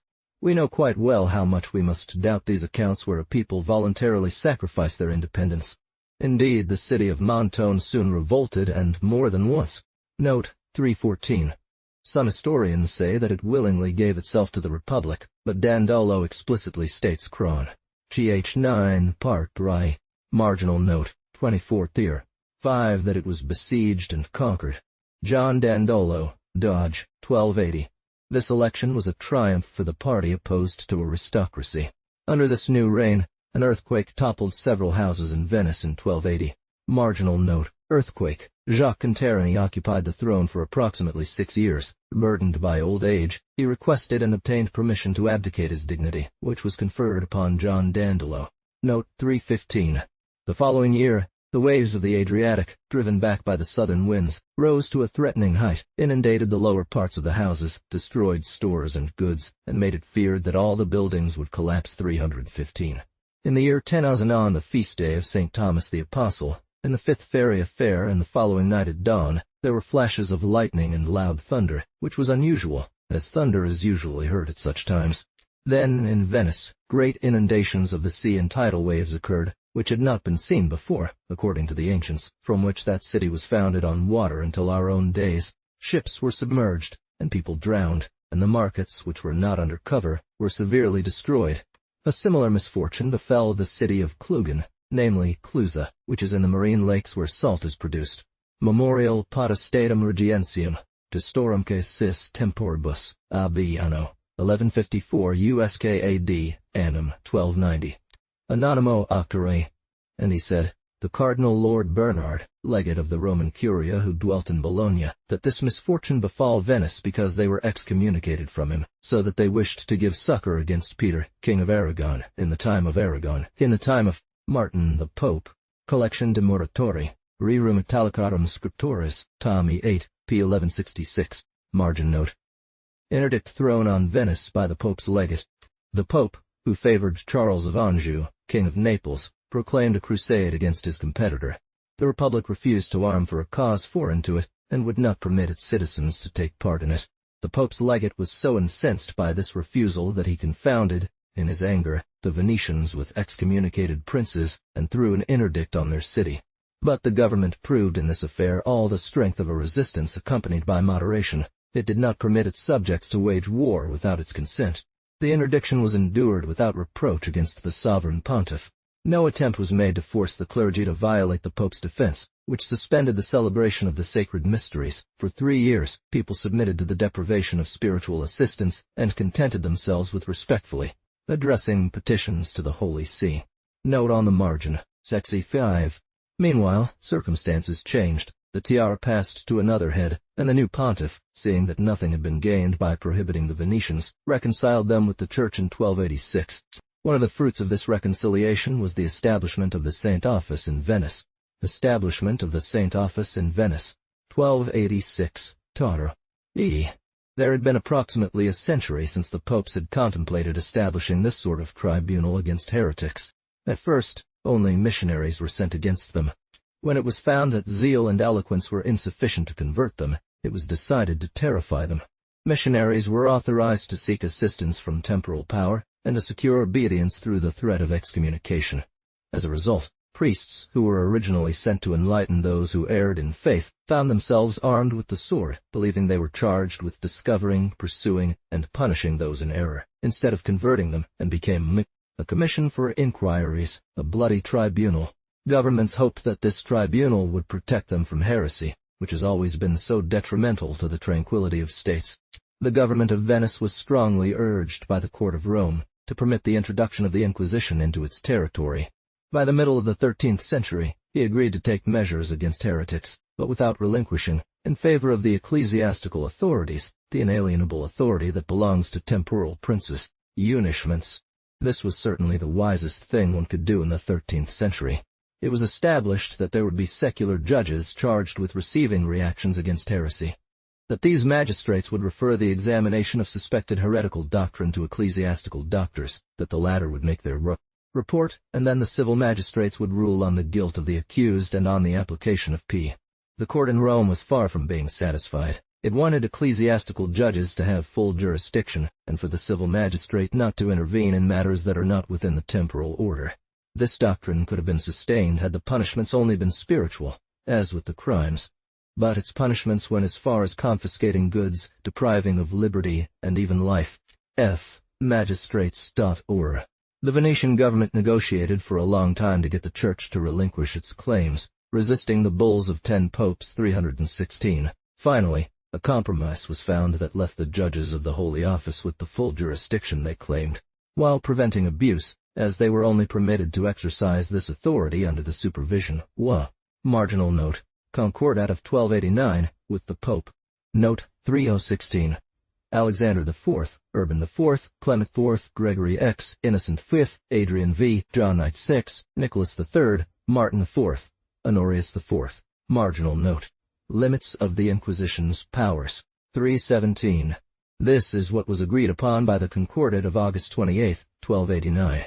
In the capital, the tribunal of the Holy Office was to be composed of the papal nonce, the Bishop of Venice, and a religious. The latter two, despite their commission from the Pope, could only exercise this ministry after receiving provisions from the Doge. In the provinces the Pope also appointed inquisitors. However, if they were not approved by the government, they did not receive provisions, and the court in Rome was forced to make another choice. L. E4. Note 317. The abbot Lodgier is mistaken when he attributes this concordat to Peter Gradinago, successor of John Dandolo. The latter was still ruling in September. This can be verified by a deliberation of the 5th of the Kalends of September reported, and a bubble of Pope Nicholas IV, and found in the continuation of Baronius's Annals, by Rinaldi, Vovi. 3 senators in Venice, and the province's 3 magistrates, attended all sessions of the tribunal. Whatever transpired outside their presence was null and void, not approved by the Grand Council.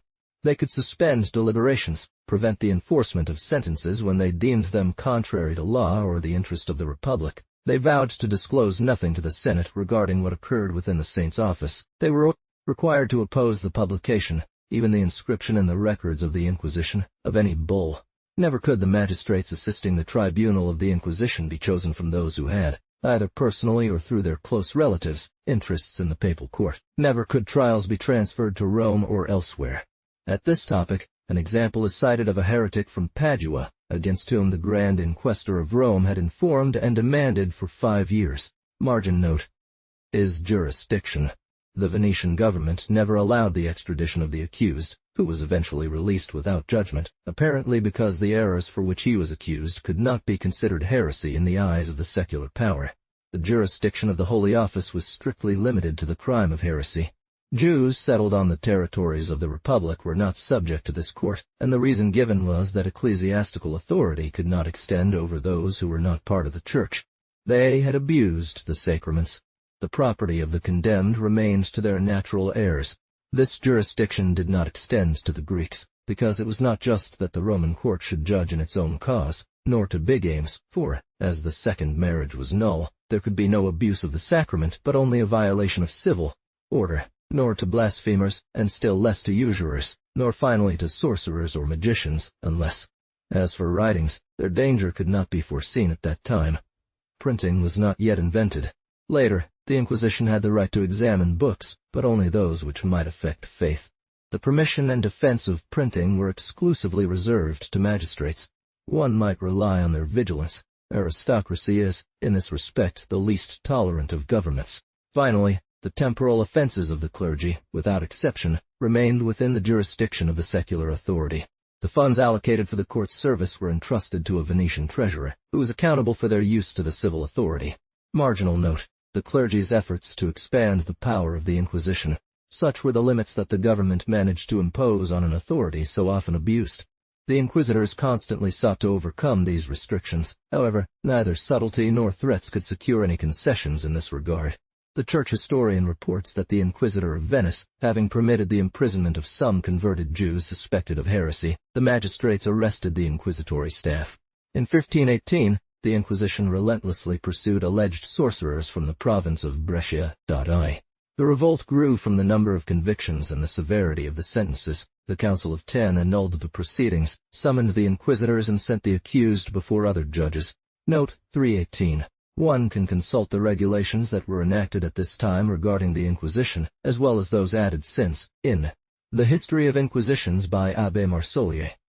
However, one must note that this author, who announces in his title, The History of the Venetian State Inquisition, has confused it with the Ecclesiastical Inquisition, and only speaks of the latter. 2. That he abused the permission to borrow from a foreigner, as his third book is copied from Fra Paolo's work on the Venetian Inquisition without any mention of it, which gave this borrowing the character of plagiarism.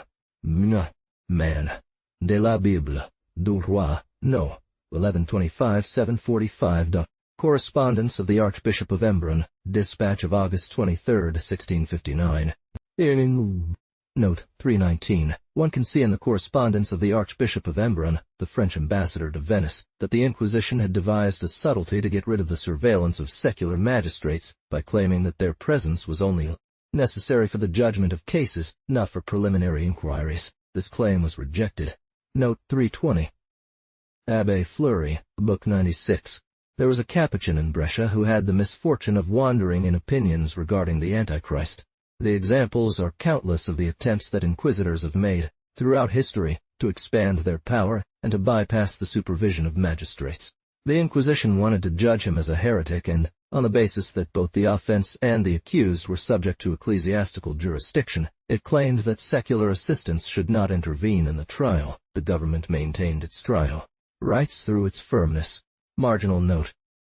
Rexy 5. First sequins struck in Venice. This was the story of ducal power.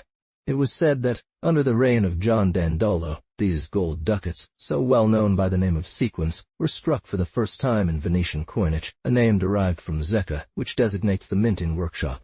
The imprint of this coin bore the name and figure of the Doge. At first he was depicted sitting, later standing, and finally on his knees, receiving the flag of the Republic from St. Mark. But something more remarkable is that to strike these sequins, the Republic had to seek a privilege from the Emperor and the Pope. The fact is recorded in Sanudo's Chronicle. 321, one of the most accurate historians of the Republic. Note 321. It is difficult to understand that a state, which had existed for 800 years, did not have currency. It seems natural to believe that this privilege was only requested on the occasion of the new currency, but indeed it was requested. John Dandolo died in 1289. Book Va 6. Election of Peter Gradenigo. Disasters in the East. War against Genoa. 1289 to 1299. Considerations on Italian governments in the 14th century. Revolutions in the government of Venice. Closure of the Great Council. Establishment of the aristocracy. 1289-1319. Tartar. Margin note. I. Consequences of the new election system. We have seen by what means the Venetian government had gradually diminished popular influence. This government, purely democratic in its origin, suddenly became monarchical with the institution of a lifelong prince who held all positions and often designated his successor. But monarchies are among those grand structures that want to be seen from afar, to preserve all their rights to human respect. When all the interests of the state and the whole state itself are concentrated in a single city, it is impossible for the population not to have 1,000 opportunities to judge what is happening under its eyes, to oppose what it disapproves of, and to believe that it could do better because it has enough discernment to be dissatisfied. It is impossible that the chief of government should not be often irritated by resistance, tempted to overcome it, and sometimes a victim of his efforts to do so. 20 doges massacred or hurled from the throne bear witness to how perilous this throne was. When the people's men competed for the appointment of the prince, it was natural that they thought themselves entitled to punish him. When the Doge no longer asked them for anything but to applaud his election, they bent down to pick up the money he threw at them. When he was no longer their concern, they bowed their heads under his feet to carry him triumphantly. The result of the election was proclaimed before the people, and it confirmed it with its acclamations. After it had been established that the appointment would be made by a small number of electors, one did not believe it possible to dispense with having their choice approved by the multitude assembled. He had never dared to disapprove a choice, but these acclamations, so easy to obtain, were an exercise of his former right. These successive usurpations had humiliated the people. Under the pretext that these general assemblies were necessarily tumultuous, it came about that the people were represented by a syndic, who at first gave his sanction to the choice, later was reduced to recognizing the named Doge, and finally was only admitted to take, on behalf of all, the oath of obedience. The nation had been stripped of its rights, but not to the benefit of the prince, whose power was experiencing new restrictions every day. It was to the advantage of that part of the old, illustrious, rich, enlightened, and therefore influential population, which filled the Grand Council, the Senate, and all administrative positions. A tax which primarily weighed on him, irritated him. Recent famine gave him grounds to criticize his government. He saw divisions among those who sought to retain power. Some inevitable setbacks in the war provided a pretext to say that affairs were mishandled. Neighboring peoples often tested their strength against their magistrates. The spirit of revolt that had manifested in Venice over the flour tax had been punished, but not extinguished. Not even natural calamities, earthquakes, floods could be taken advantage of. The right to complain restores all its rights. Misfortune weakens and discredits individuals. This is not the case with a people collectively. The more it has to complain, the stronger it becomes. Marginal note. 2 Paris. The people declare that they want Jacques Theopolo as Doge. 1289. Note on the margin. Jacques Theopolo fled. The lesson to be drawn from all these circumstances was not analyzed but felt by the mass of the discontented population, and imprecations against the current government. This discontent erupted after the death of Jean Dandolo. One faction, which had previously supported the aristocratic party, had placed Laurent Theopolo on the throne. The other had just called for Jean Dandolo, recognized as their leader by their opposing faction. It seems that the Theopolos did not hesitate to change sides, for during the funeral procession of the Doge, while the electors were gathered to make a new choice, the crowd, scattered rather than assembled in the public square, announced with its square cries that it wanted Jacques Theopolo as Doge, accompanying this tumultuous proclamation with insults. 322. This movement was so spontaneous that no measures had been prepared to ensure its outcome. If there had been a man to direct it, to intimidate and disperse the councils, Venice would have run the risk of having a popular government, were she not devoid of a tyrant. The popular qualities that had gained him the benevolence of the multitude were not those of a party leader. But Jacques Theopolo was more terrified than any other by these cries that called him to the throne, which his father and ancestor had occupied. Oh! Far from being unfaithful to the order of citizens, to which he belonged by birth, he threw himself into their arms, terrified at the idea of incurring such powerful hatreds, and even sought to negotiate to calm this tumult raised in his favor. Unable to succeed, he chose the course most likely to throw the people into indecision and give time for the councils to recognize themselves. He fled so as not to reign, and sought refuge in Trevisan. Note 322. With trepidation everywhere he met with a contest, bitter voices and invidious accusations full of patricians' names, the people demanded Jacob Tepelum as their leader. Tea of men through the uncertainties of history. The crowd sought in vain the one she wanted to crown. One had counted on Jacques Theopolo, but one knew him ill. If he abandoned those he had compromised, he was only a coward. It was the act of a noble and worthy citizen, for it is sometimes difficult to judge the conduct. It would be difficult to judge if Theopolo was aware of this design that he himself aborted. One might be inclined to believe it, from the regrets expressed by his family, and from the attempts they made shortly after, to repair this bad success. But, in every conspiracy the first condition is the choice of a good leader. Marginal note. The third. When one wants to keep her stirred up for some time, it must be that this state benefits her through pillaging, or at least she is not called back by need to peaceful work. Pierre Gradinago, Doge. None of this had been foreseen. This flame, having run out of fuel, went out after 8 to 10 days, and the electors, who had pretended to deliberate while they temporized, proclaimed the new prince they had given to the Republic. 1289. It would have been a weakness to name Jacques Theopolo. The favor of the people, and perhaps his own complicity, clearly gave him the exclusion forever. The position of Doge, which the politics of the council had diminished, was taking on all its importance at that moment.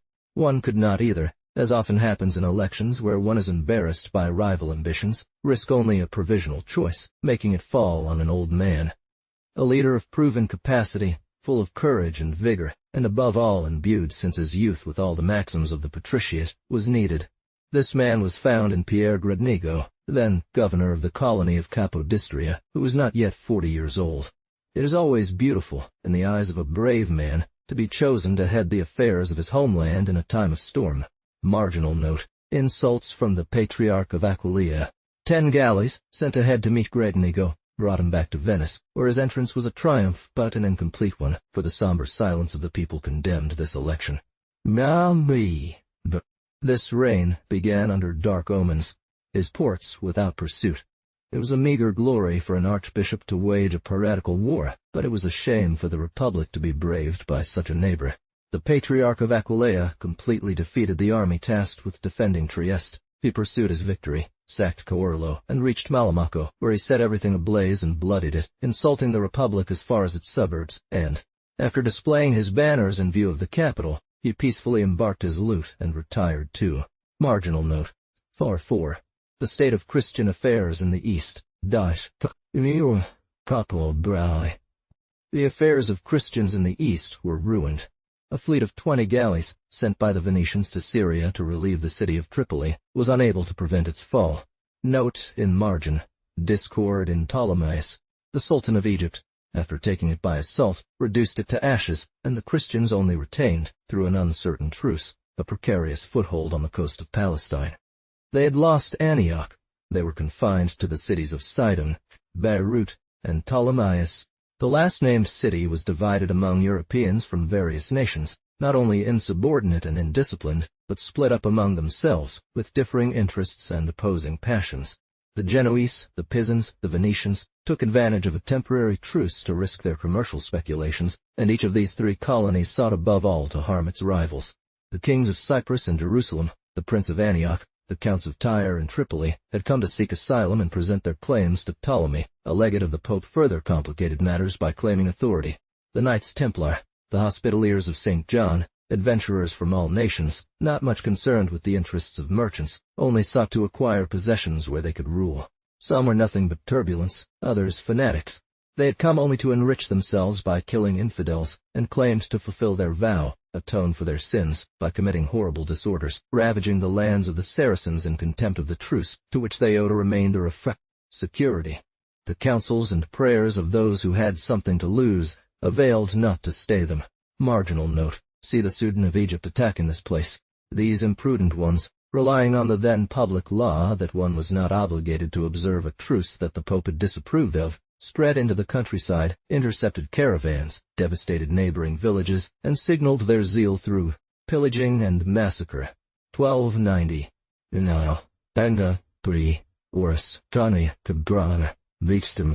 The irritated Sudan, however, only demanded that the principal culprits be handed over to him.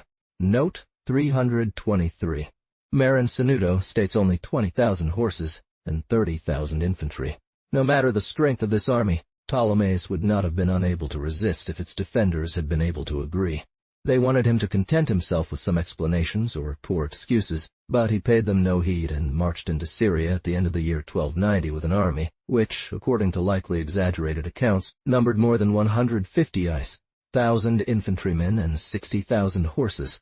There were said to be 18,000 crusaders in the city, and a population that could provide 30,000 soldiers. Such a garrison, well led, could have defended strong walls in which the Sultan could not starve them out, or block them by sea, having no fleet. Note on margin. Capture of Ptolemais, 1291. Nevertheless, there was a sense of the need to appoint a leader, and the Grand Master of the Temple, William de Beaujeu, was charged with this difficult task, but he was killed in one of the earliest attacks, and no one was thought of or able to replace him. The day that witnessed the Saracen invasion and this final retreat of Christianity was marked by one of the most horrifying massacres recorded in history. From that moment, it was no longer a city but a terrible anarchy. The enemies pushed their attacks so vigorously that on May 18, 1291, after a siege of approximately 40 days, they launched a general assault to which the besieged could not resist. The fortifications were overthrown, the stores pillaged, all wealth scattered, the city ablaze from all sides, every sanctuary defiled, 30,000 people slaughtered, and the rest of the population reduced to slavery. Such were the consequences of the misconduct and discord among the Christians. While unhappy people from all nations rushed to the shore to escape the massacre, the king of Jerusalem fled shamefully on a galley, and the patriarch drowned in a crowded ship in the middle of the port. 324. Others took refuge in the temple, and the abbess of St. Clare, gathering her chaste daughter, said, "Let us despise this life to keep ourselves pure for our divine husband." Following her example, they all cut their noses, mutilated themselves, and offered to furious victors the horrifying spectacle of a devotion whose martyrdom was the reward. Note 324. The king of Cyprus escaped with his own. Chronicon Parmens by anonymous synchronist. Indeed, the Patriarch of Jerusalem, while entering a ship to escape, due to the immense number of people eager to follow him, he sank to the sea with all those who were with him. Rerum Italicarum Scriptoris, Vabile Nix, p. 821. Note on the margin. Ruin of commercial establishments in Syria. This disaster completely crushed the courage of the few Christians who remained on this desolate coast. They abandoned Beirut and Sidon. Note on the margin. Merchants expelled from this coast arrived in Venice. It does not seem that the Venetians had a more significant role than others in this memorable siege, but I could not pass over an event which, by overthrowing forever this empire, founded and defended by Christians at such a cost in blood on the Syrian coast, destroyed the commercial establishments that the Republic had set up there. The leaders of these refugees were admitted to the Grand Council. 325. Note 325. Marin Sanuto, Videduci, Pigradnigo, Dodnigo. Some ships loaded with refugees and debris arrived in Venice, announcing to the capital city that it had just lost a large number of its citizens and its trading posts, the source of so many riches for 2 centuries. Jean-Charles Sivos provides a list of 7 names, titled Famiglie che furono fatte del Gran Consiglio, l'anno 12 Enero. Erano fatti del Gran Consiglio. Cassed Nobili di Venetia, Manusc, Portar, de la Bibliothèque, de Monsieur, N62. Where would they have gone if they had not entered Venice? These claims were not particularly suited to fugitives. It is likely they could not save all their riches. However, one must note that this republic welcomed with the same favor the fugitives from Constantinople, and used the same policy subsequently for those from Kandy. These news, intended to spread general desolation, produced only moderate consternation. We learned of these disasters at a time when we pledged to inflict similar ones upon irreconcilable enemies. Would it be true that it was the most violent? The truce with Genoa had just expired. All Venice resounded with the sound of arms. Hatred imposed silence on all other passions. Marginal note. Vit sao procure. War against the Genoans, 1293. The Genoans were then at war with their neighbors and rivals, the Pisans. Venice was necessarily allied to these latter. Note 326. Albert Morosini, who lost the Battle of Meloria against the Genoan fleet in 1284. It was under the command of one of its citizens, then Podestat of Pisa, that the Pisans, a few years earlier, had successfully disputed with the Genoans the mastery of the Sea of Liguria, though without success. Geneva, although its last war against Venice had been unfortunate, then had an equal, or perhaps even superior, maritime power to that of the Venetians. It overthrew its aristocratic government to return to democracy. In Venice, on the other hand, aristocracy made continuous progress.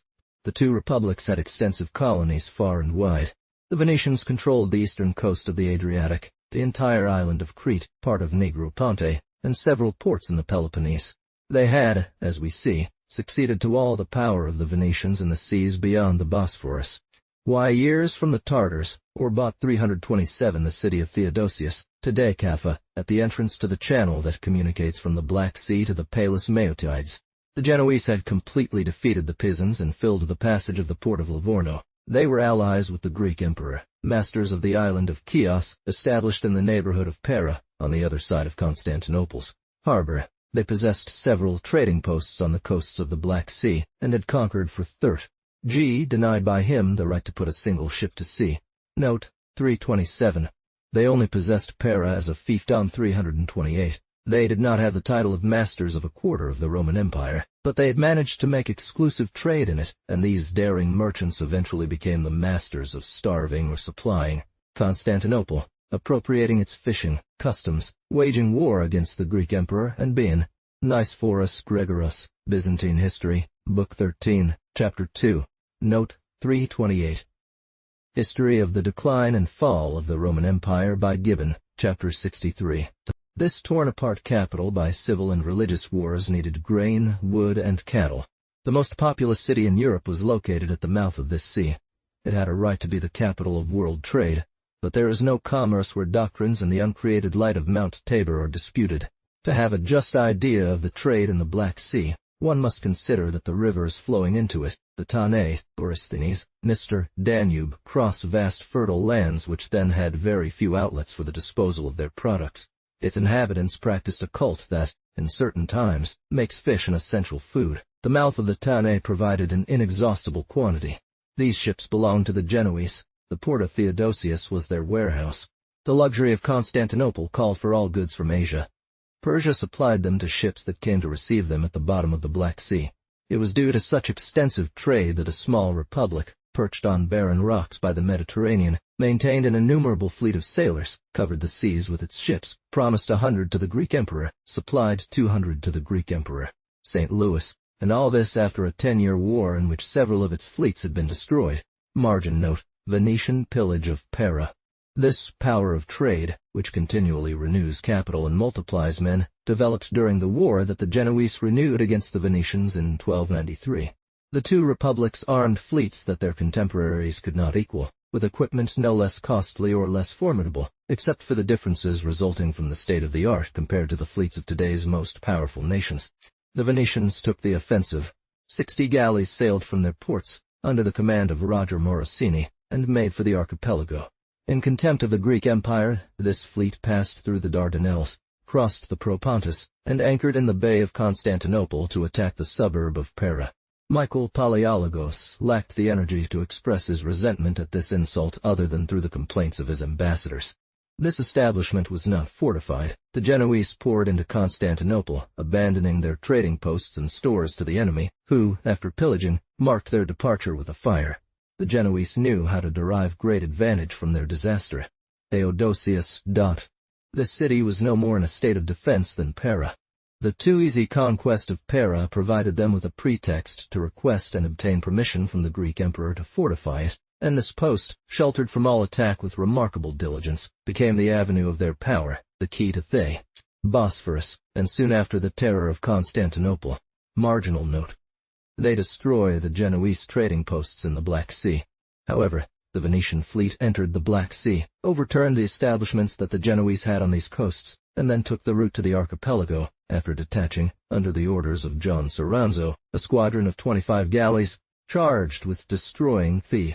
This was an army of 35,000 men, and it is added that only Genoese were admitted. The latter had just put to sea a fleet of 160 galleys, each said to be manned by 220 sailors or soldiers. The Venetians easily seized it, but the winter surprised their fleet at the bottom of this sea. The ice closed the Cimmerian Bosphorus, the cold killed more than half of the crews, and John Soranzo had more difficulty bringing back the remains, upon the return of fair weather, than he had had in destroying the Genoese establishment.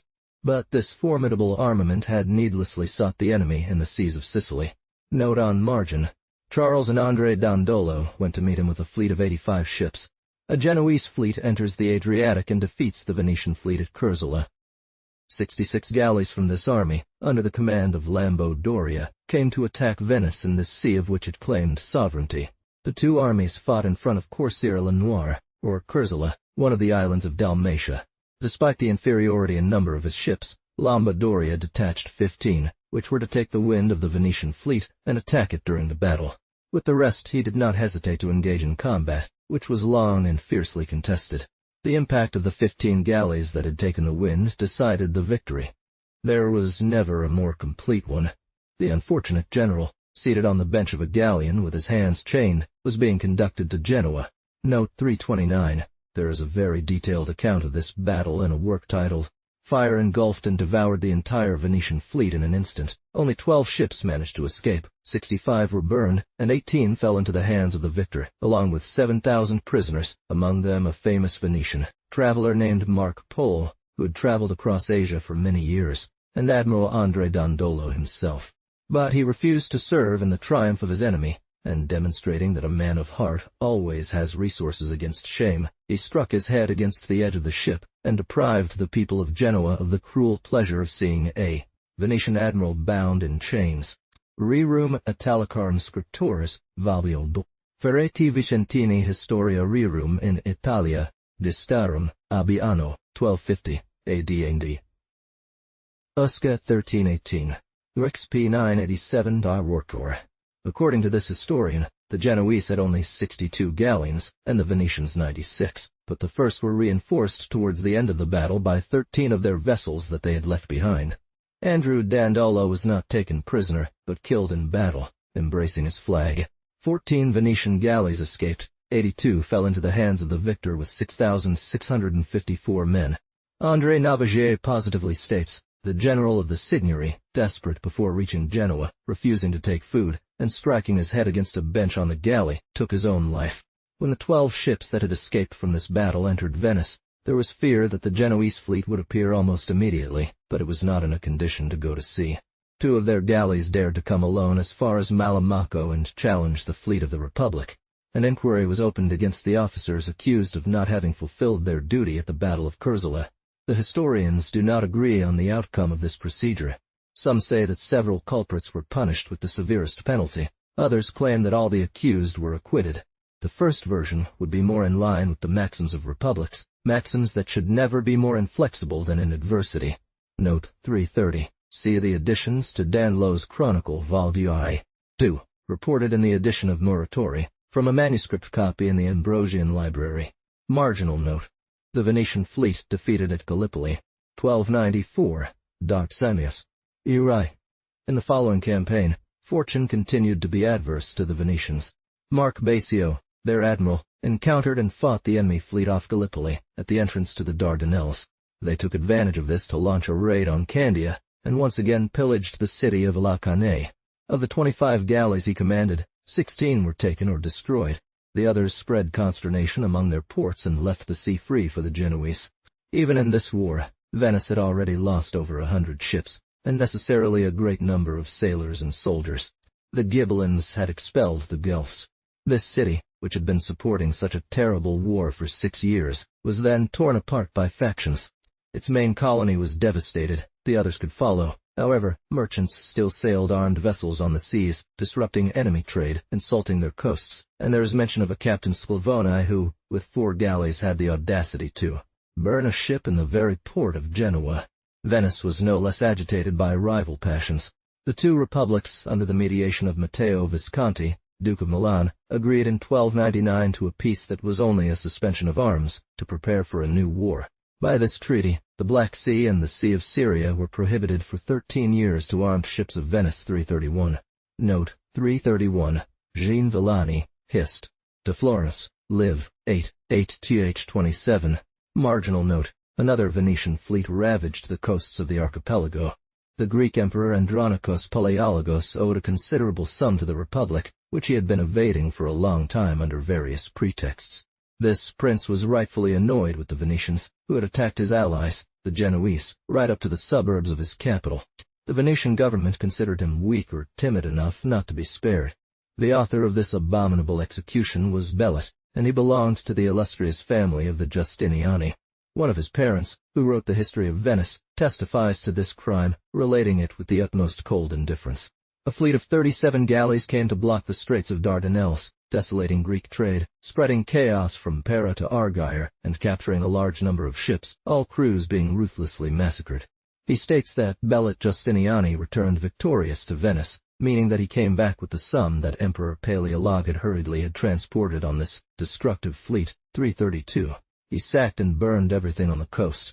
At the sight of the fleet, the people of the shore retreated into the mountains. Note 332. Belat Justiniani hanged all the Greeks found on the ships, because they, by their treachery, had previously caused Constantinople to fall into Venetian hands. He then returned victorious to Venice, bringing 15,000 perperi. See The History of Venetian Commerce by Marin Valverde. History of Venice by Pierre Justiniani, Book 3, we must understand as Book of Perperi. 3e and v. Book 3, Chapter 1, marginal note, likes. The state of the nobility in Italy in the 14th century. I did not deem it necessary to interrupt the narrative of the military events to tell a part of the events far more important that were taking place within, which events changed definitively the constitution of the Republic. But this is not how political revolutions are carried out when they are intended to be lasting. Some writers, envious of striking their readers' imagination, have related that these unexpected institutions, which effected a revolution in the essence of Venice's government, were conceived, proposed, and established all at once by Doge. Regnaga 333. When one wishes to profit from history and understand events, one must take into account the circumstances that prepared for them and follow attentively all the measures that gradually led up to them. Venetian writers could only praise it without delving deeper, but Abbé Lagier, who had knowledge and, as a foreigner, could have shown independence, should have been more accurate and truthful. Note 333. M. Simone Sismondi, in his History of the Italian Republics of the Middle Ages, ch. 28, justly criticizes several historians, particularly Lagier, for presenting this revolution as a single-day event. The condemned are divided into two classes, the nobles, who are either of major councils or could be, and all those excluded from the Grand Council, who were not of major councils nor could be. There is irrefutable evidence that the aristocratic revolution was not fully accomplished even in June 1310, at the time of the Theopolo conspiracy, which we will discuss in the following book. These are the sentences of the Forties Tribunal against the conspirators, printed by Muratori after Dandolo's Chronicle. The Middle Ages saw the formation and destruction in Italy of a multitude of governments, but the theory of their organization was by no means studied. This is the well-established line of demarcation. This was the cause of the conspiracy. But these words who could be indicate that there was still an annual election among the nobles. Thus, the law that abolished elections and substituted the right of birth forever is posterior to June 1310. Condillac, in Chapter 4, Book 9 of his Modern History, places under the date of 1289 the new law that invested certain families with sovereign and perpetual power. This is an error of 30 years, for this revolution was completed only in 1319. Almost generally unknown at the time were the language and existence of ancient philosophers who had sought to reconcile the natural independence of man with the order of society. Public law consisted of a few remnants of Roman institutions and customs brought by barbarian conquerors. It was applied according to local interests or circumstances, and turbulent passions alternately modified it.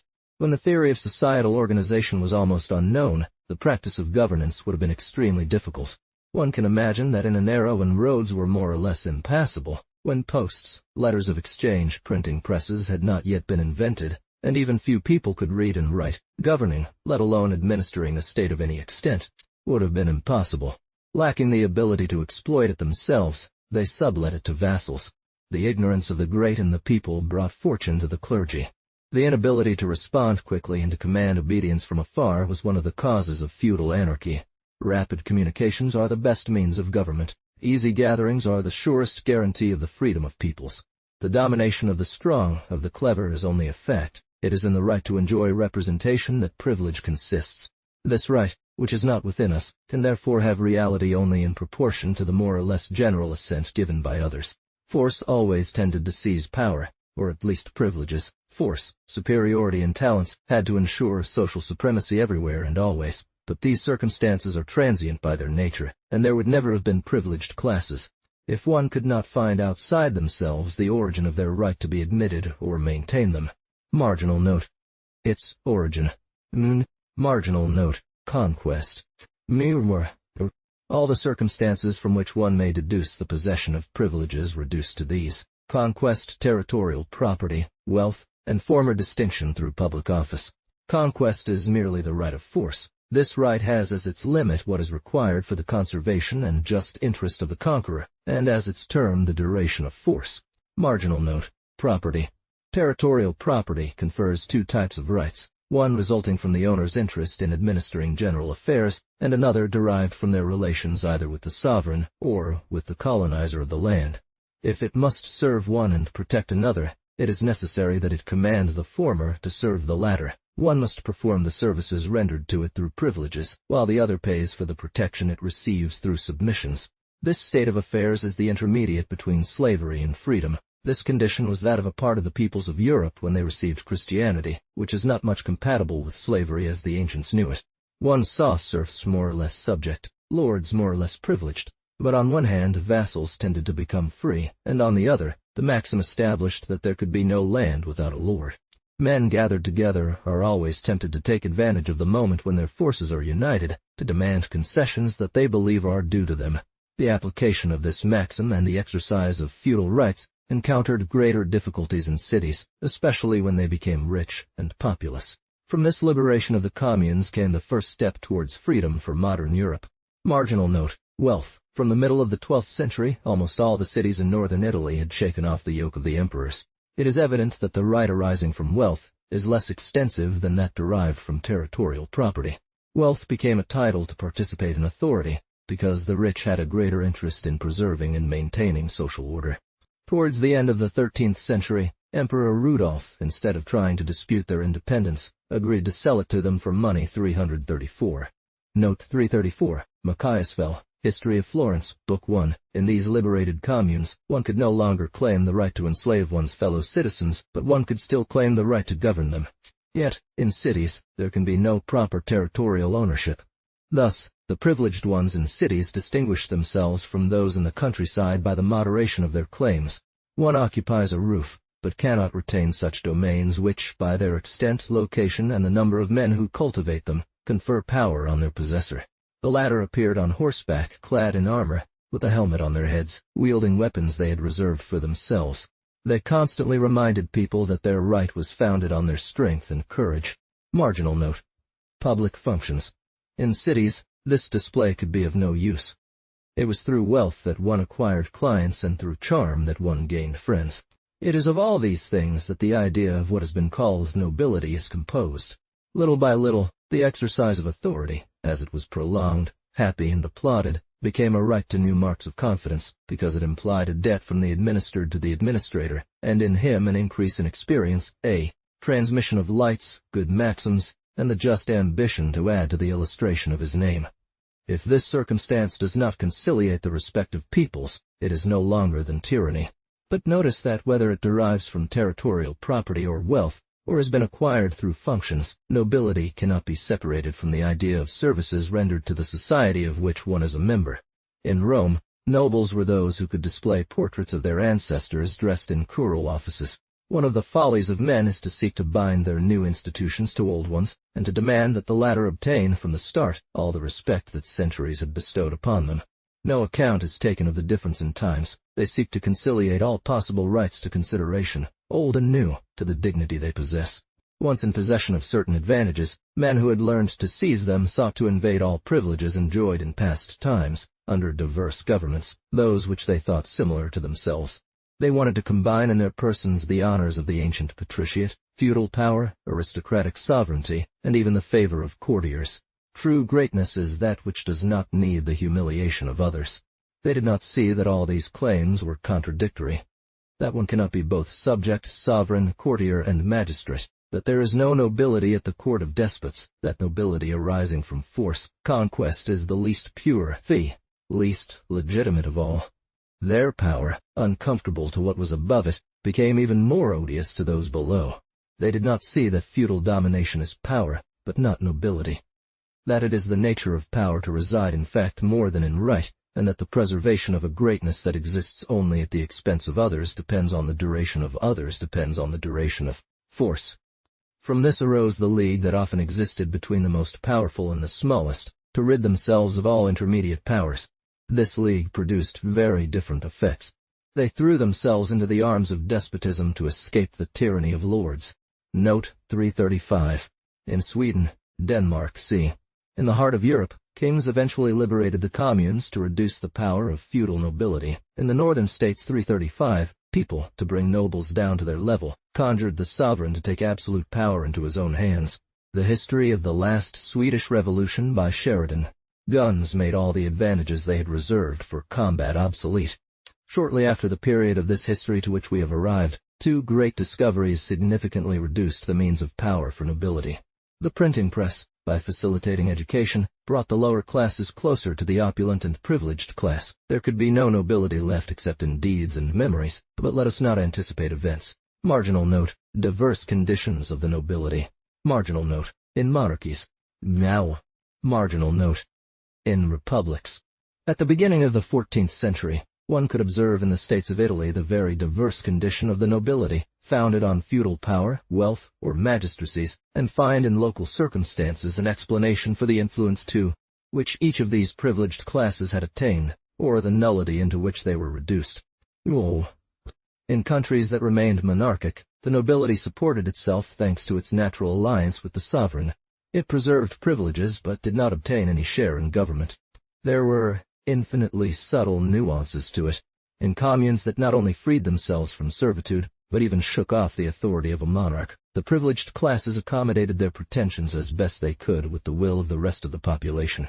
Was the city of little importance? Marginal note: Padua, Treviso, Verona, Mantua, Ferrara, Vicenza. Did the territory offer great resources to its owners due to its wealth? Did territorial lords dominate because they could starve and siege the commune? Barons fortified their castles. Those with lesser strength became auxiliaries of the most powerful in exchange for a share in the right to oppress. Such was the situation of the republics of the Treviso March.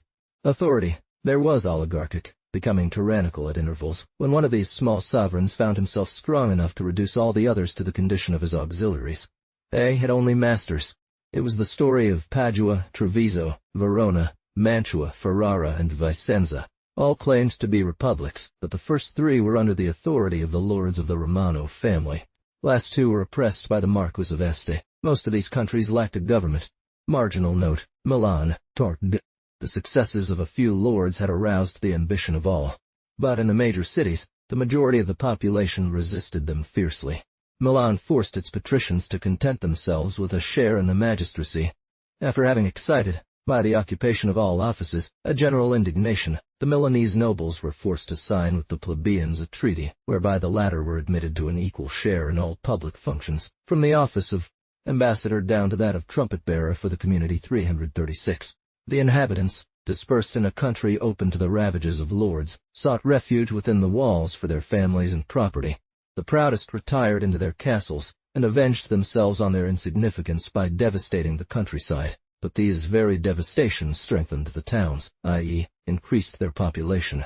It is the tyranny of feudal lords that has populated the towns, where so many resentments were brewing against them, and where the progress of industry and riches finally provided means to crush these small tyrants. Note 336. On April 4, 1258, Milanese History by Bernard Corio, Part 2. Ursini standing bareheaded in the posture of submission, trembling as they swore the oath of loyalty to the law of good order. 337 in the hands of a son of a tavern-keeper. When the relocation of the papacy to Avignon left Rome to its own devices, the bell from the Capitoline Hill forced the barons to leave their fortified retreats and come to humiliate themselves before the popular tribune, and history portrays the Savelli, Frangipani, Cologne, and Note 337, and then they were made to sit while all the barons stood, rigid, with their chins bent and their caps pulled down. Oh, how fearful they looked! Fortifiaca, Roman History, Book 1, Chapter 20. Marginal note: cities in Italy choosing a foreign leader. Their palaces were no longer refuges, their excesses no longer enjoyed impunity. A rebellion reduced them to hearing their condemnation as the most vile criminals, and receiving a grace even more humiliating. In most republics where war required a leader but where abuse of power had made all native nobles odious, rival factions called upon an alien magistrate for government. Rome was seen asking for a leader from Bologna. Note 338. Brancaleone. 338, and Venice supplied them in Padua, Pisa, Milan. Marginal note: Genoa, Pisa, Florence, Stadia. In states where a poor soil invited only a small part of the population to agriculture, and did not offer great means of power to territorial lords, their influence waned as other fortunes rose on the favor of trade. This condition was that of the nobles of Genoa, Pisa, and Florence. They nevertheless had the resource of military service, and especially factions to maintain themselves. When they wanted to violently regain power, they were crushed, punished, their fortresses were razed, and hatred was carried against them to injustice, depriving them of common rights to all.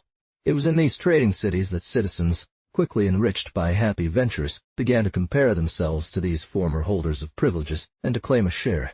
We see that the influence of privileged classes changed according to circumstances. A nobility arose with a completely different origin from the first, and disputed authority with it, just as the other was disposed to retain and abuse it. The lords established in Italy by the right of conquest, at the time of the invasion of the Goths and other foreigners, ceased to be rulers and became only powerful vassals when regular monarchies arose. When these two kinds of nobility ceased to be rivals, they agreed to dominate. After the communes freed themselves from imperial domination, feudal lords retained power where territorial possession was sufficient to maintain their preeminence. They shared or lost it where other causes, especially trade, gave rise to new sources of power that rivaled theirs. The people's hatred for nobles precipitated cities under the rule of a few of these powerful men who had managed to convince others that they genuinely took the popular side. This was what cost the Republic of Milan its storm-tossed freedom. In Genoa, some ambitious nobles used the same means to preserve their influence. The Doria and Spinola contracted an alliance with the people, and, with little genuine zeal, contributed to the introduction of democratic forms in government. 339. In Florence, one had to be a merchant, or registered among those practicing a craft or profession, to participate in the republic's governance. Other republics that did not embrace a master fell into excessive distrust. Injustice bred eternal hatred and deprived the state of its most illustrious citizens. Former nobles who turned to trade and those who, to preserve their citizenship rights, were registered on the artisan control list, did not thereby escape jealousy and became victims of unjust exclusion. Note 339, 1283. By a common inconsistency among men, merchants sought to be ennobled by their very profession. One saw the nobility of silk, the nobility of wool, and this one soon believed itself entitled to despise that one. Marginal note: Siena. In Siena, merchants not only excluded nobles but also the common people. It was an oligarchy of a new kind, which in turn became suspect, tyrannical, and hateful, as had been the one it replaced. Marginal note. Pistoia, Tofs. Note 340. Chronicle of Siena by André de Volio Exquis, year 1283, and History of Siena by Malavolti, Part 2. In Pistoia, gentlemen were declared forever incapable of governing, and the punishment for rustics who risked degradation was to be entered in the nobility register. 341. Note 341. Historical Memoirs of the City of Pistoia by Jacques Parter, Marie Fioravanti, ch. 16. Pais, in its vengeful treatment of the cruel Ugolin, whose torture was made famous by a contemporary poet, showed the same bias against the privileged order. Genoa, Bologna, Modena, Padua, and Brescia eventually adopted this legal system. This hatred of nobility was a distinctive feature of the Italian spirit in the 13th century. Marginal note. X. From Venetian Nobility. The work of passions is rarely lasting. The authority seized from one group to be concentrated in the hands of a few others merited and caused new grievances, and as people, when they suffer in one situation, always imprudently throw themselves into the opposite. There was no desire to recall that the oligarchic rule of merchants had fostered agriculture, industry, and arts, enriching and beautifying the cities. Instead, only the insolence of these newcomers was remembered, and almost all these republics tended towards monarchical forms. Venice had never been conquered. Therefore, no right could flow from force. Venice had no territory. The feudal system was unknown there. No lords, no vassals, no serfs, no rights derived from territorial property. The goods that citizens might possess, whether in colonies or Italy, gave them in the capital no influence other than that of wealth. Many had done great things. Many had acquired great opulence. But Venice had existed for 900 years. During this long interval, a great number of its citizens had been successively called to public functions, known how to defend. This administration that offered so many opportunities to distinguish oneself, this vast commerce that provided so many means of enriching oneself, had created the most respectable nobility in Europe because its source was pure, its origin ancient, its lineage proven, its services known, its honors deserved. It was worthy of the freedom it had. Every time the people or one of the bodies of the state elevated former citizens to an eminent position, this appointment seemed to recall the services of their ancestors and renew the ties of a family with the republic. An ambitious doge would have used his auxiliaries to change the state into a monarchy, or the mass of inhabitants would have expelled the privileged class. If the situation in Venice had been such that there could have been an idle, powerful, proud nobility of its possessions, its vassals, its privileges, the republic would not have survived. But the principal citizens of this republic had movable riches, credit, glory, without any apparatus of force that warned of their dangers. Marginal note. Their tendency towards aristocracy. It was moderation that kept them in check and gave them time to take measures to seize sovereignty.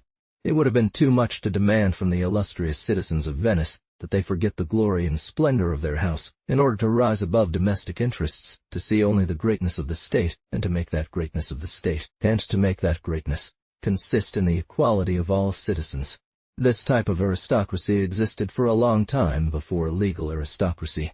The tendency towards aristocracy for a long time was only the result of influence given by riches, positions, the memory of services rendered, and the natural respect attached to an illustrious name.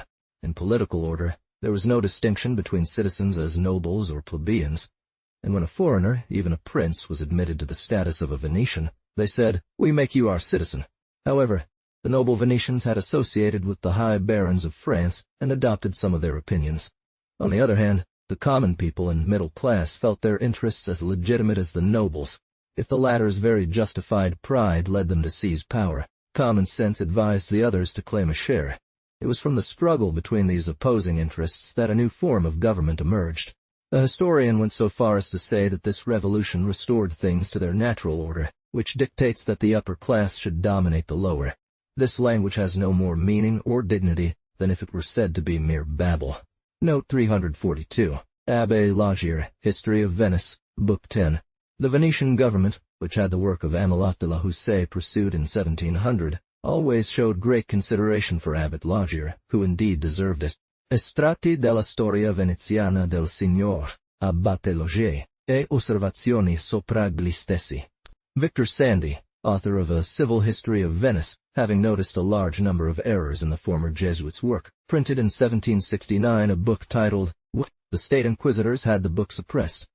ove di troppo offendevasi un uomo sempre benemerito della Veneta storia, where too much offense was taken against a man always well deserving of Venetian history. 2 p. 205. I quote this fact from History of Venetian Literature during the 17th century, by Mr. Abbot Moschimi Valdiodori, either by throwing criminals into the sea, or by hanging them at night. In any case, despite his devotion to aristocracy, Abbé Lagier sometimes reveals strange naivety. For example, when talking about the Council of Ten, he says, "Speech on Venice's magistracies when the accused is clearly convinced he is executed like ordinary criminals. Except in cases of full conviction, execution takes place secretly." The disasters suffered in the East, the complete defeat of the Venetian army at Curzola, were not favorable circumstances for the government to deprive the people of any remaining authority. However, Gradnigo pursued this project with unwavering consistency. Amidst public misfortunes, which always provide so many opportunities to blame the government, authority appeared proud and ambitious, but, equally notable, it was prudent in its ambition. Power no longer resided in the person of the Doge for over a century, that is to say, since he had been given advisers who were not his choice, and he was surrounded by two assemblies, which had the absolute decision on all affairs 343. These assemblies were the Grand Council and the Senate, but the Senate was only an emanation from the Grand Council, so the latter was the true depositary of sovereignty. This very council, etc. Note 343. Here is the formula for the acts of the Doge at that time. Johannes Dandolo, by the grace of God, Duke of Venice, Dalmatia, and Croatia, lord of a fourth and half of the whole Roman Empire, with the consent and will of the minor and major council of his and the common people of Venice, assembled as usual according to the custom and by. We had not taken sufficient precautions for the election of this council, for in transferring to it the power, we did not also transmit the sentiments which were to guide its exercise. 12 magistrates of the commune nominated, in their respective quarters, about 40 citizens. It is probable, but not certain, that these 12 electors were chosen by the people. In any case, however originating their mandate may have been, it was easy for a man enjoying some influence to obtain his nomination on a list of 40 persons drawn up by a single citizen. We can imagine how much this latter must have feared to make enemies, especially in a body which appointed all officers and exercised the chief authority in the Republic. Substantial families had links between them through kinship or interest. The only precaution taken against their excessive influence was that no one house should have more than 4 of its members in the Grand Council at once. This assembly, which held all the offices, eventually arrogated to itself even the appointment of the electors who were to renew it. Thus, from the 13th century onwards, the Grand Council renewed itself. However careful the voters might be in making agreeable choices for the Grand Council, these choices could no longer be regarded as a definitive election, but rather as a designation subject to the approval of the Assembly. One should not be surprised after this by the frequent return of the same names, and by seeing distinguished figures continue in this assembly which represented the nation. As soon as the 12 electors became nothing more than mandataries of the Grand Council, 2 things necessarily followed. 1. That these electors thought themselves bound to make their choice in the interests of the body from which they derived their mission, and the other, that this body did not consider itself subject to its mandataries. Margin note, but finally, it was national authority that it was intended to exercise. It made laws in the name of the nation. First proposal to restrict the rights of admission to the Grand Council. None of Venice's most illustrious citizens had yet dared to claim that he sat in council for himself, and not for his constituents. None of the council members were immutable. No one was excluded from the right to become a member. 1286, Turbe. In the year 1286, or thereabouts, due to the caution of Venetian historians, many shadows remain over the details of these events. The 3 heads of the Criminal Council proposed the electors responsible for renewing the list of the Great Council should only admit those who had already served on it, or whose ancestors had held a place in it. John Dandolo, who reigned at the time and was not from the aristocratic party, opposed the introduction of this privilege. This proposal created an exclusive privilege in favor of families admitted to the Great Council since its inception, that is, since 1172. Note 344. Memory storico-civili delle, successive form del governo de Veneziani, by Sebastiano Crotta. It was not deemed favorable to risk such an innovation. Marginal note. Provisions of Doge Peter Gradnigo. It would be difficult to say what feelings led him to do so. As Doge, he had no interest in increasing the power and independence of the council. The popular party and the nobles were divided. It was a favorable opportunity to dominate both. But 10 years later, Doge Pietro Gradenigo, whose character was distinguished by that firmness which knows how to despise popular clamors and even face powerful enemies, carried out the project, as we see, long contemplated, of concentrating and perpetuating power in the main families. But one does not easily rise above the maxims that one has sucked in with milk. Gradenigo saw nothing above a distinguished Venetian. The interest of his order prevailed over that of his family and his country. He preferred to be the agent of his equals rather than the prince of a nation or the leader of a multitude. Marginal note. To 12. Perhaps also, since one must always allow for human weakness, perhaps the constant refusal of popular favor exalted in this proud heart the arrogance and prejudices of the patriciate. Proposal to admit only those who have been part of it for 4 years. 1296. Tonto Ninus. It was not difficult for them to persuade those who listened that continuing this state of affairs was desirable. On February 28, 1296, Leonardo Bembo and Marc Badour, then heads of the 40 criminal judges, after consulting with the Doge, explained in the Grand Council that for a century this assembly had been almost exclusively recruited from the same families. They proposed, to solidify it, to restrict future eligibility to those currently members of the Grand Council, or who had been so in the preceding 4 years. It was no longer a matter of admitting new citizens to the exercise of power, but of choosing among those alone eligible to do so. Everything that had not been part of the last 4 assemblies was deemed incapacitated. Current members, and those who had been for 4 years now, composed this privileged body, to which would exclusively belong the administration of the Republic. War would take place. There was no longer a need to confer this right through an election. It was theirs by right, but to avoid forming too numerous an assembly, to encourage useful competition, this right could be temporarily suspended. As a result of these adopted principles, it was decided that a list would be drawn up of those who had taken part in the assembly for the past 4 years, that the criminal court would review their names one by one, and that those obtaining 12 votes out of 40 would become members of the Grand Council for 1 year, after which a new election. Note 345. Marin Sanuto. Thus, the number of members was not fixed. It could vary according to the number of eligible citizens, and to maintain this system, it was sufficient to obtain 12 votes in the annual election. Vitaducci, P. Gradenigo, Tortori. Marginal note. Mel Pretra, to sell B. Prowess. Amendment to this proposal.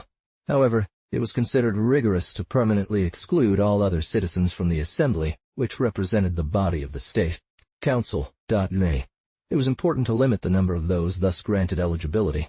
This task was left to the Doge and his 6 intimate counselors. To not discourage their ambition, and to facilitate their submission, it was added that 3 members of the Grand Council would draw up a list of citizens, not included on the register of those declared permanently eligible, and those so chosen, obtaining 12 votes in the ballot of the 40, would take their place with the other members of the. However, absolute, perpetual exclusion was not pronounced against the mass of citizens. From the moment this law was enacted, there were 2 classes of citizens. Some had the right by themselves to be part of the sovereign body of the Republic, while others could only be admitted upon the proposal of 3 electors, who would undoubtedly use this right with much moderation. They remained under the authority of this new law for 3 years. Those who had composed the council during the last 4 years were coming to an end, so it was necessary to fill the vacant seats, and this replacement left hopes for the rest of the population. The quarantine confirmed twice in a row all those it had first elected. Power was perpetuated. There was still work to be done to concentrate it. New restrictions on eligibility. Marginal note. 13. Torresat.gra. 1298. Tara. Me. This provision completed the system. The list of council members since 1172 became Venice's nobility.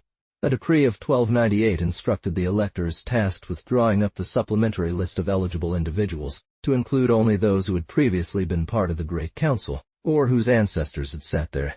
Marginal note. 1300. Now, marginal note. 1315. A law of 1300 formally prohibited the admission of what was called for the first time the new men. To hinder their introduction, in 1315 a register was opened where all citizens who had belonged to the Great Council, either by themselves or through their ancestors, enrolled themselves. The council notaries were tasked with keeping this register, while the town's lawyers were ordered to verify its accuracy. Marginal note. The Great Council declared permanent, and the right to sit therein hereditary. 1319. Finally, in 1319, the Doge proposed and had decreed that henceforth there would be no more elections, nor renewal of the assembly, therefore no more list of eligible candidates. Thus everything that at the moment did not form part of the council, whatever its distinction, was excluded from sovereign power and fell into the popular class. Only the members of the current council retained the right to sit in it forever, and they transmitted this right perpetually to their descendants. And, to mark even better that it was a personal right, children were allowed to take seat in this council, even during their father's lifetime, provided they had reached their 25th year. A register of those who composed the council was opened. It was the Golden Book. From this day the submission of almost the entire population of Venice was completed, the creation of a hereditary nobility, privileged, sovereign, and the organization of aristocracy. Shed members were no more than their equals. Whole families that traced their lineage back to the ancient tribunes, meaning they had already been honored before the existence of the doges, were rejected from a government they had contributed to founding.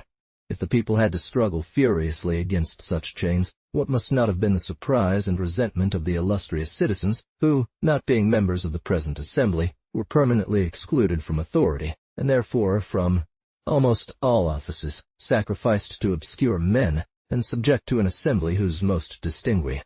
It seems that the number of nobles, making up the council at this time and therefore destined to hold all the rights of sovereignty, did not exceed 600. Among these families were the Berengues, Betelotes, Balakins, Verards, and Dentes. Others, with only some of their members in the council, were caught between exclusion and privilege, like the Mini, Nani, Malipiers, Pasqualigo, Navagiers, Darduini, Bons, Trevisons, and Zaccharies. Note 346. See the Examen de la Liberté Originaire de Venice, th. 6, and the Chronique of Marin Sanuto, which counts only 297 families. It is this revolution that was designated in Venice by the name of Cerrar del Concilio, which I can only translate imperfectly as the closure of the Great Council. Summary of notable things concerning the Republic, but there is a simplicity in this narrative that explains why this story was not printed. Note 347. This revolution is told in a very imperfect way in a manuscript from the King's Library, No. 10,124, entitled, I will transcribe a passage. Seeing that the Gradini was hated by the people because of Theopolo, he decided to take revenge or reform and, with the best advice, to destroy those houses that benefited him, and after making the proposal with his friends and relatives, they chose to confirm all those who at present were a part of the best advice. The others must be subject to a ballot, with very strict and prejudicial conditions against the houses, many leaders of which went together with the sheets from the does and advised, lamenting about this newness and their exclusion from the best advice, whereafter they would be made to pass through a secret chamber and strangled at night. And then in the morning, they attacked the palace with a rope around their necks, because of the cruelties committed. The people, roused by rumor, rose up together with many excluded from the major council to plunder the homes of some of the principal figures, killing them. They wanted to do the same to him, but having fortified himself well in tea, and all his goods confiscated. He hired a lot of people, with whom he repressed the conspirators, and took some of their leaders who were hanged, that is, Marin Boccio, captain of all, Jeremiah Sabadin, Zamaria Dolce, Alessandro Briora, Charles Rechin, Dario Zoccol, Sabah Sabre, Zordan, Donna Clara, Piero Imo, Zuan Rosso, and Marco Grissoni. Many fled who were forever banished. Marginal note. B. Reflections on this revolution. It is useless to discuss the justice of it. It is evident that the nobles, despite their wealth and influence, were not owners of Venice. Perhaps even the poorest fishermen had been established in the lagoons for several centuries before them. Nothing gives the right to arrogate sovereignty where asylum has been granted.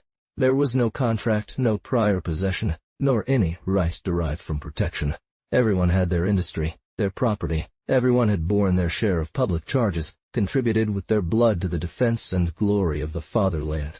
A Venetian patrician from a ducal family, the Cavalier Soranzo, recorded the admission of the illegitimacy of this revolution in a document that, as far as I know, has never been printed.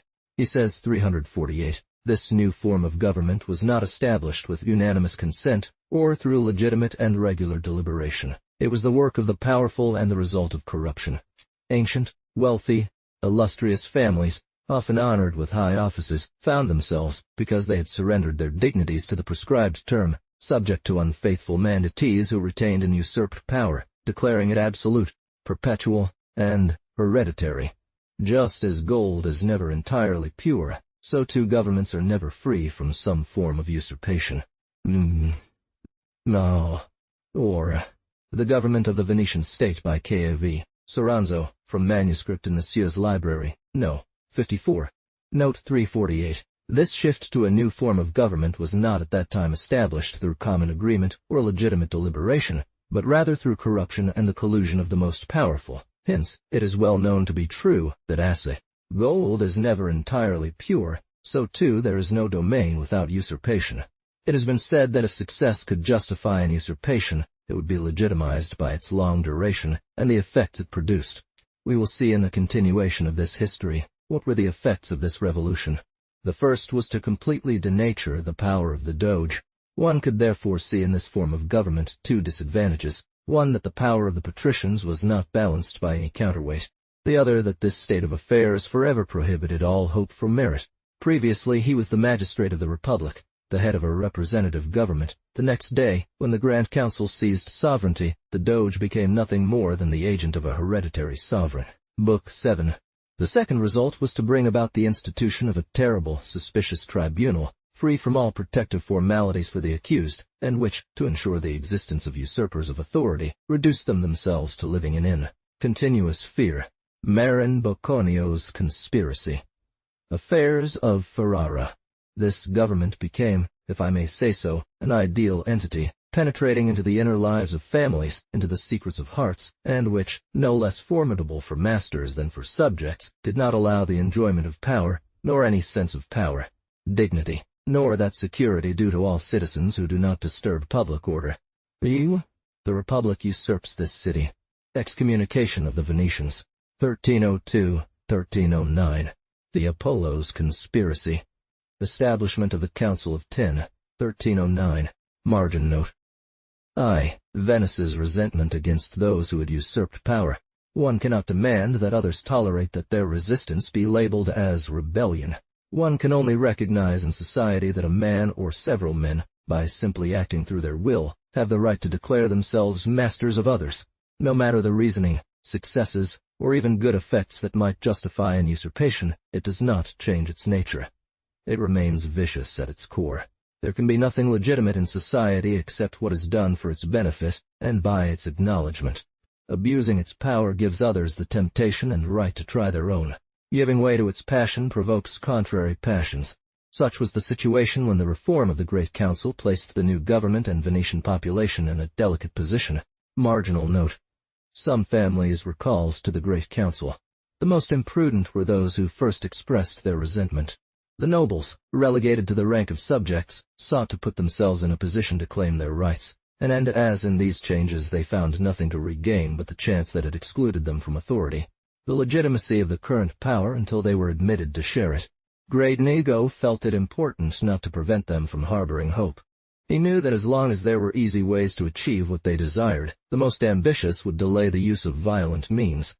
A decree appeared which called before the Grand Council some of the principal figures who had not been part of it at the time of the reform.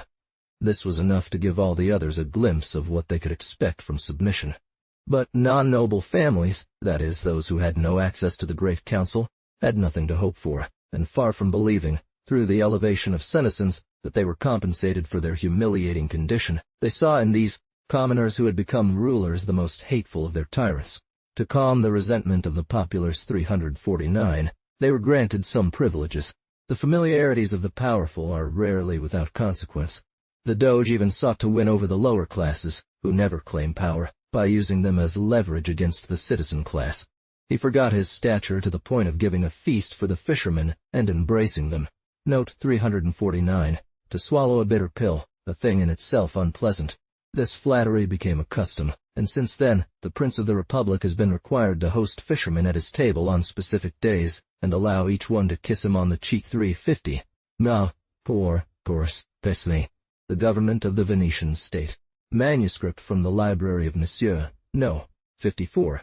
Note 350. Margin note. The Cavalier Soranzo reports were mentioned above, that often the Doges had sought to dispense with this ceremony, and that Domenico Contarini had taken the side of absolutely refusing, but the fishermen gathered in his antechamber on the appointed day, and would not leave until they had been admitted. The Doge finally presented himself rather reluctantly, as he covered his face, which did not prevent the guests from kissing him one after the other, and to attest their right, they had this singular audience depicted in a painting which they placed in the church of St. Agnes. Marin Bocconio. There are always in great cities men whose boldness, if not the elevation of their character, leads them to declare themselves the bitter censors of all abuses of authority. The vehemence of their speeches easily won them popular favor, because one of the most common ways to display courage is to applaud insults. There existed a man in Venice at that time who had made it his mission to defend the people's grievances against the nobility. Marginal note. He conspired against the Doge. His name was Marin Bocconio. He did not come from a patrician family, but he did not hail from a lowly background, and it is not a minor advantage in a political party or in private life to be above contempt and below envy. He had complained bitterly when, disregarding public wish, the ducal crown was conferred upon Gradenigo. Determined to deliver the Republic from him, it was necessary to seek accomplices. The unfortunate events that occurred during the early years of this reign provided him with a natural opportunity to lament the disasters of the Republic, the honor of arms compromised, and the grief of so many families, and to blame the government for not preventing such cruel reversals. When he unraveled the views of the Doge and the measures he was taking to prepare the patrician class for the usurpation of power, he saw in Gradenigo the most dangerous enemy of liberty, and his patriotism or popular zeal merged with the irreconcilable hatred he nurtured against the prince. Among those who took part in his scheme, history names only John Baudouin. It seems they did not wait for the aristocratic revolution to be entirely consummated before bursting forth. One finds in the accounts that have come down to us no details regarding the plan and means of this conspiracy. It was sufficiently numerous, since it is generally agreed that it endangered the state. But one must not expect to find such facts well clarified in the history of a government so mysterious as that of Venice.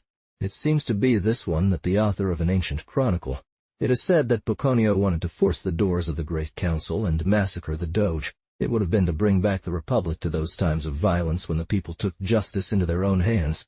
But more than a century had passed since custom was lost, and, with power no longer residing in a single head, a project of revolution became a problem more complicated. 351 refers to when he tells that several nobles, excluded from the Grand Council, came a few days later to tumultuously knock on the door of this assembly, which the Doge had them introduced, arrested, and hanged the next day. Note 351. Marginal note. The conspiracy is uncovered. The Case of the Venetian Nobles, by Jean-Charles Sivos, Mayor of Mr. de la Bibliote. No, 62. Bocconio and his accomplices were arrested, interrogated, and executed within a few hours. The imprudence of the conspirators, or the vigilance of the government, did not allow this venture to be carried out until the day of its execution. Marginal note. A discovered conspiracy strengthened the government which punished it, but did not reconcile it with those from whom it had earned hatred. Now, Calcachus, the natural son of the Lord of Ferrara, seeks Venetian aid to seize this principality. In the overview we have drawn of the governments that divided northern Italy at that time, we noted that lords retained primary influence in the cities of Lombardy and the Trevisan March, and that the House of Este had gradually acquired sovereign power over some of these cities, notably Ferrara. 60 years earlier, when Azon d'Este died, leaving two claimants to his authority, his brother Francis and his illegitimate son Frisk, the latter sought help from the Venetians, who were not reluctant to support his claims in order to preserve or expand the privileges granted to their trade by that house. This son was hated by the Ferrans, and with good reason, since he had imprisoned and assassinated his father. Motivated by self-interest, the Venetians aided the parricide bastard to seize the fruits of his crime. Marginal note. They besiege and take Ferrara. Marginal note. The Venetians take this city under their protection. Their troops, numbering approximately 6,000 men, 352, came to besiege the city, of which Frisk only occupied half, and the citadel that still held for his uncle. No account was taken of this. The papal legate in Bologna sought to mediate, or rather to enforce old claims that the Holy See had on this place. Attacks were pressed. An assault was launched, part of the city was burned, the castle was taken, but this fire, this violence made Frisk so hated that even as a victor he was forced to leave Ferrara, and his allies hastened to take under their protection a city that was so pleasing to them. Note 352. Marin Sanudo, Secreta Fidelium Crucis, Vol. 2, 4th Part, Chap. Goddess. 4. Marginal note. Frisk ceded his rights. Senator Paul Morse in 353 attempts to justify the usurpation by the Venetians, stating in his history that Frisk was born of a Venetian woman, and having lost hope of ruling, he ceded his rights to the Republic for a pension of 1,000 ducats. Marginal note. The Ferrares submit to the Pope. Note 353. History of the City and Republic of Venice, by Paul Morosini, Book 9. Verdizotti de Fatti Veneti, Book X says regarding Frisk, and he was still the son of a Venetian mother. Note 354. The Pope did not let slip such a favorable opportunity to make an important acquisition. But the inhabitants of this ill-fated city, among whom the Holy See had many partisans, deputized to Clement V., then residing in Avignon, to be delivered from their new masters. 354. He wrote to the Ferrares exhorting them to throw themselves into the arms of their mother church, and sent 2 nuncios to receive their oaths. Chronicon Estens. If a Venetian was found in the city of Ferrara after evening, he would be immediately killed by the Ferrarenses. Rerum Italicarum Scriptores, Vobule Saints p. 365. This pope, who had previously been called Bertrand de Got, was a Frenchman, formerly Archbishop of Bordeaux. Here is the bull he addressed to the commune of Ferrara. As for his rights over the city of Ferrara, I can do no better than to leave it to the pontiff to explain them himself. Marginal note. Far fear. Pope's bull. Although the pious cares of the Church and its tender solicitude for its children extend generally to all, its benignity attaches especially to those who are oppressed by misfortune, and whom injustice seeks to tear from their mother's embrace. It could not look on with indifference at their misery, their tribulations, and their servitude. It is upon you that she has shed especially bitter tears since you became the prey of persecution and tyranny. However, the misfortunes of the times and the malice prevailing in the world have not prevented all consolations for the spouse of Jesus Christ. Neither Pharaoh's schemes nor Herod's persecution could put out the whole race of Israel, and despite the hatred of the tyrants, the Church of Jesus Christ, buffeted by storms but established on the rock of faith, has not been moved from its foundations. The world knows that since its origin, the city of Ferrara had been subject to tributes to the Holy See Apostolic, and had fully recognized its temporal jurisdiction amidst the storms and divisions which troubled it. Since then she has experienced a long succession of various tyrannies until, finally, the hand of the Lord extended over her, and through the care of the Church she was freed from a harsh bondage. Escape from the oppression of sacred Didier, king of the Lombards, through the protection of Charlemagne of glorious memory, it returned under the domination of the Church, which had sought this powerful aid for her. This tender mother opened her breast to her. The Church, in its tender care, came swiftly and unleashed its power to snatch its distressed children from the roaring enemy, ready to devour them. But Leviathan, that writhing serpent which seeks only the devious paths, the author of all evil, poisoned the hearts of the Venetians and incited them to siege and overthrow this hapless city. For this reason, filled with ardent devotion and sincere faith, touching upon the memory of so much love and so many benefits, you humble yourselves to desire to enter under this empire of benevolence, and you have charged our venerable brother, your bishop, your syndics, and your envoys, to acknowledge in your name that your city, your person, your goods, your territory, have always belonged and still belong to the Holy Roman Church, with both high and low jurisdiction, and that you submit them entirely and without restriction. It reads, regarding the Venetian occupation, the people of Venice seek what is not theirs, nor has been, nor will be. Note 355. The act by which the envoys of Ferrara acknowledged the authority of the Pope, at a consistory held in Avignon, is reported in full. 3. Second Part, p. 120. This bubble, dated February 1310, and the document that forms part of it, are included in various collections, notably the one printed in Rome, 1741, in F. Tom Tucker. Note, in margin. It is clear that if the Pope's right over Ferrara had existed, this right would have dated back to a time when popes were not yet invested with the character of sovereigns, and that in any case this possession had been interrupted for 500 years. But the obscurity of the Church's rights did not make the Venetian claims any less unjust. Thus, the envoys from Ferrara, speaking of their city's occupation by the Republic's army, formally stated that it did not belong to them, nor had it ever belonged, nor would it ever belong. V. The Venetian deliberations on the usurpation of Ferrara. One of the nuncios went to Venice to secure the government's withdrawal from this system of usurpation. In the council where they deliberated on this affair 356, Jacques Querini rose up against the injustice and shame of this conquest. It took a noble courage to speak thus, for not only was the Doge and the majority of the council determined to keep it, but the people themselves were strongly opposed to the ambassador who came to claim its return. They did not fail to predict all the misfortunes that this war could bring upon the Republic. The opinion of Jacques Querini was not without support from conscientious politicians, from all those whose scruples or prudence made them fear a dispute with the court in Rome, and especially by the determined censors of the current Doge's administration. Note 356. History of the City and Republic of Venice, by Paul Morosini, Book 9. They recalled with complacency the disasters of the previous war. They insinuated quite clearly that the interest of the homeland did not advise dishonoring themselves through usurpation, risking a war, inviting ecclesiastical censures, sowing doubt in the consciences of all citizens, to serve the imprudent ambition of the head of state.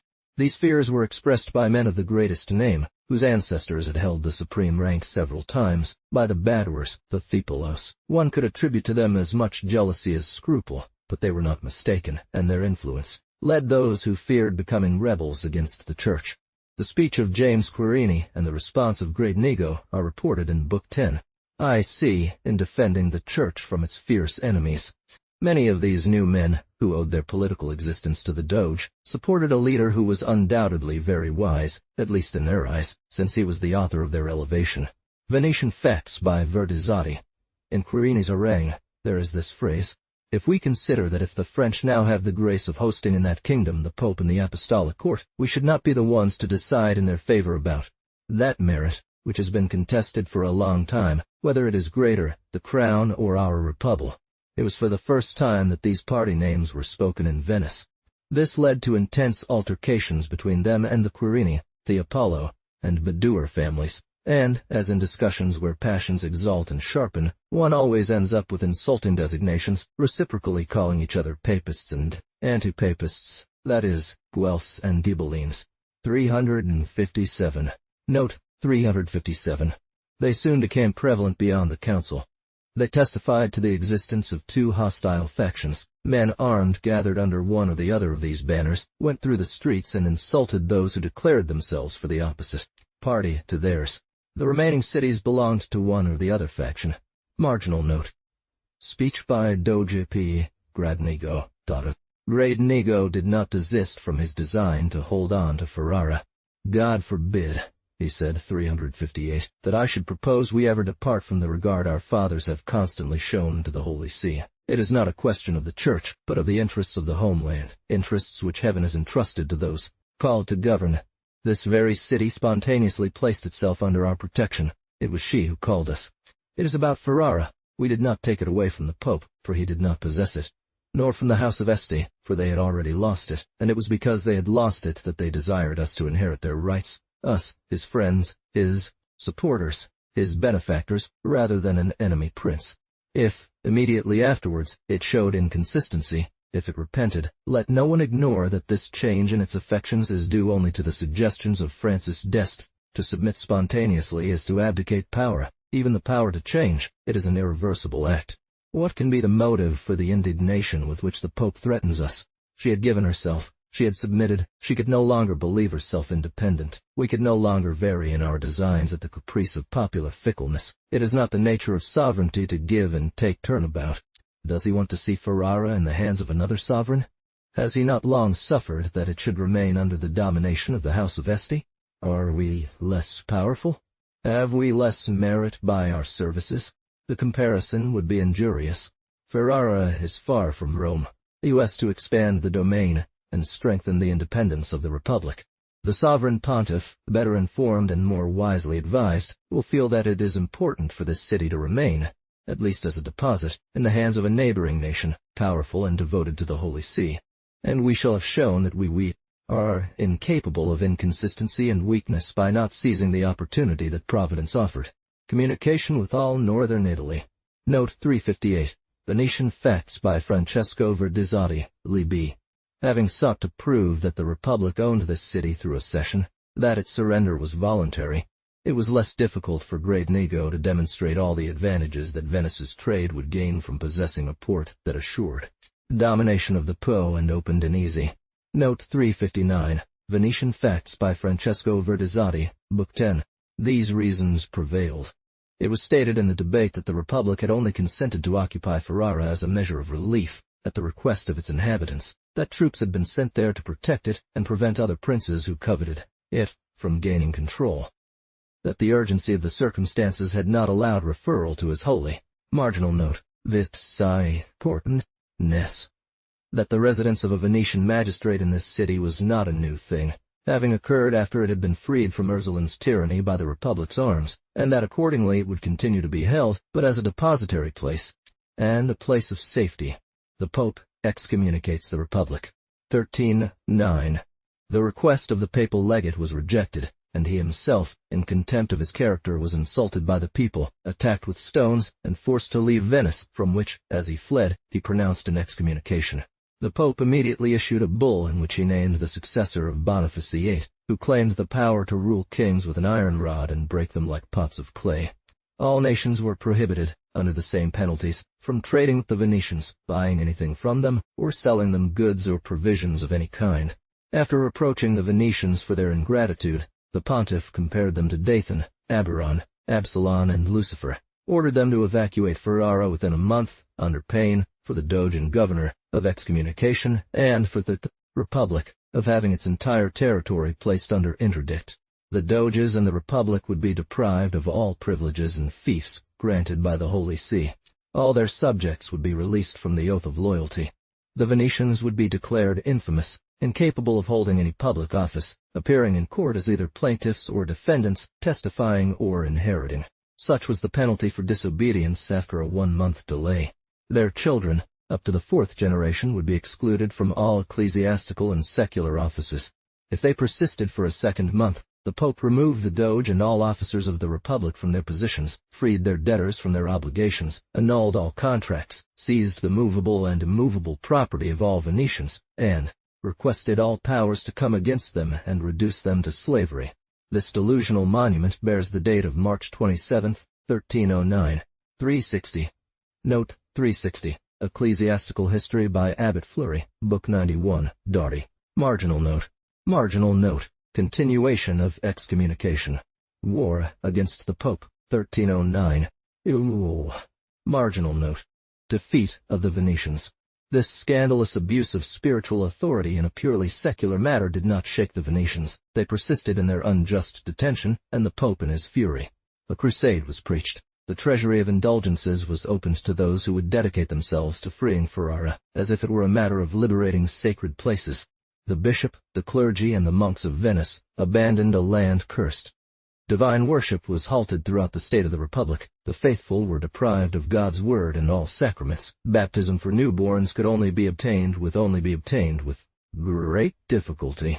A cardinal came to take command of the Crusaders, whose army was reinforced by a large cavalry contingent from Florence. The Venetian troops, under Mark Quirini's command, were camped at Francolino, between the 2 branches of the Po, which split above Ferrara. The summer heat made this already unhealthy position very difficult to hold. Supplies became scarce, diseases spread, and the army requested reinforcements. This position was purely defensive, but not only did the Venetians not consider themselves strong enough to attack, they had to guard the citadel, their supporting point, monitor a populous city whose inhabitants were not sympathetic to them, and keep an eye on their fleet moored on the river. There was only the population of Venice that could provide them, and they contributed with a fervor worthy of a better cause. The lot designated the citizens who were to march. All of them were drawn every 15 days. The latter, completely defeated, retreated towards Ferrara. The inhabitants, seeing it return in disorder, seized the moment to revolt. Jean Soranzo was the captain of this militia, but whatever diligence could be done, sufficient reinforcements did not arrive in time to take part in a battle that the cardinal came to deliver to the Venetian army. Deed very uncertain, Andrea Vituri and Raymond Darty, who commanded there, hastened to save the remnants of the army and the fleet. They embarked on August 28, 1309, abandoning the fortress, and ascended the Po to the sea. The papal troops arrived at the same time. The citizens opened the doors to them. Many Venetians were slaughtered. Their number of dead is estimated at 15,361. The rest took refuge in the citadel, where the cardinal was preparing to force them. But, instead of determining to sustain a siege and wait for reinforcements, which were enforcements, 362, not without incurring reproach for lacking constancy in one of these perilous occasions that fortune offers to leaders, so their courage may stand out from that of the soldiers. 363. Of the lives of the popes who resided in Avignon. Note 361. Some say much less. There were 5,000 killed in one day. Life of Clement Fief by Bernard Guidon, collected by Belus, Vault Torre. The continuator of Baronius says 6,000 in the battle and many in the city. Note 363. Vertizzati, in his 10th book. It would require that the Venetians had held the city longer than the castle for the two parts of his account to be reconciled, which is not very credible. On Venetian facts it is told that the evacuation of Ferrara took place only through a decision of the Senate. However, he himself admits that the castle was abandoned while the cardinal besieged it, and all other historians relate the capture of the city as I have reported. The Chronicle of Parma says, "At last the Venetians engaged in conflict and died, and were killed in great numbers, 7 or more thousand." Note 362. I found details about this campaign only in Paul Morosini's History, Book 9, and in the 10th book of the Fatti Veneti by Vertizzati. Note also that he does not mention the lost battle, which sufficiently indicates his lack of impartiality. No. Marginal note, the Venetians pursued throughout Europe. Not so. Port d'Andrea. While the Venetians were losing this fatal city to their glory and repose, the Pope had written everywhere to stir up enemies against them. The kings of France, England, Aragon, and Sicily had received orders to carry out the threats of the bull with all rigor. In almost all of Europe, there was the shameful weakness to violate the rights of people and the asylum due to foreigners. Governments pursued a bad policy by acquiescing to an authority so dangerous to themselves, but there were jealousies to satisfy and rapines to carry out. Their ships were stopped in ports. In France, those who had transported goods to sell at fairs saw them seized and scattered by government order. In England, the property of excommunicated individuals was confiscated, trading posts were pillaged, and travelers were stripped. It was even worse on all the coasts of Italy, in Romagna, Calabria, Tuscany, and especially in Genoa. Not only were all Venetians ruined, but many were massacred. "It was a great joy for us," said a Venetian historian, "that the Saracens were not baptized." A great number of them were reduced to slavery, and, becoming an object of commerce, under a bull from the Pope, Christians were sold by Christians to other barbarians. Book 3, Chapter 1. Venice, isolated from all of Europe by the anathema, even more so by its position, was like a stinking beach in the middle of the sea. No one could leave, and no friendly sail dared to approach it. Marginal note, Tiwara. Note 364. Storia civil e politica del commercio de Veneziani, di Carlo Antonio Marin, vol. Dr. Hatred towards P. Gradenigo, Daru. In addition, everything that could strike popular opinion united against him. His reign had had brilliance only through great defeats, and the interdict thrown by the Pope added the last touch to all public calamities. Gradenigo did not only have his enemies, those excluded from all participation in power by his new laws. He also had among the personalities, accustomed to a long possession of authority, who were irritated at sharing it with new men. It is a deplorable situation to invoke at once upon one's head both the hatred naturally attached to power, and the blame that always follows misfortune. Princes are less permitted than individuals to defy hatred, because they rule only by some sort of concession, and to deserve the love of their peoples. Famine, the absolute cessation of trade, the difficulty of earning a living, the deprivation of all the consolations that religion can offer to the miserable, were sad consequences, which the indigent class should feel most acutely and which they attributed to the just severity of Providence, provoked by the faults of government. Contempt for public opinion is in contradiction with the sentiments they should manifest. It is always a fault to let it be seen, but nature had given Gradenigo one of those unshakable souls on which fortune and opposition cannot act. It was personally against him that the reproaches were directed. He had brought matters to such a point that one could believe it an act of patriotism to overthrow the head of state. Marginal note, his principal enemies. Although the aristocratic revolution was not entirely accomplished, as it was still 1310, and it was only completed in 1319, this animadversion, which cost Bocconio and his accomplices their lives, was shared by much more dangerous men. They did not let slip an opportunity to cause embarrassment to the Doge and damage his reputation. 3 families, not only patrician but among the most illustrious, and who fate had not excluded from the council, became points of rally around which all those desiring a new order of things grouped. More than once, the council's brawls were on the point of becoming bloody. The Doge, on his part, used his influence to subject them to various humiliations, even pecuniary fines. Marginal note. The Quirini. Note 365. Passade Nobili de Venetia, by Jean-Charles Sivos, in the library of Monsieur, No. 62. The Quirini were a powerful family. Marginal note. The Badur. B. Cox. Capsinomi.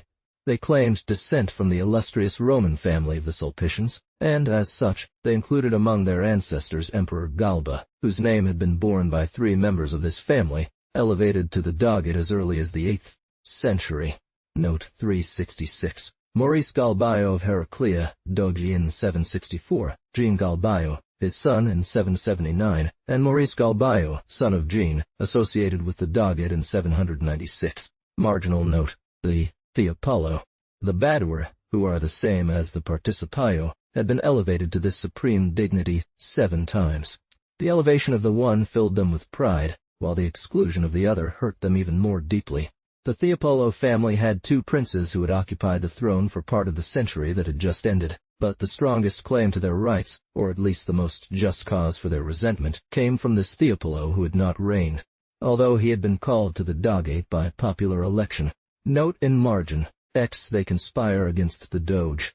This James Theopolo, who had missed his chance when he did not support the popular movement in his favor, had a son named Bohemond Theopolo. The latter, married to Mark Quirini's daughter, found in his father-in-law both ambition and courage that his own father had been unable to display.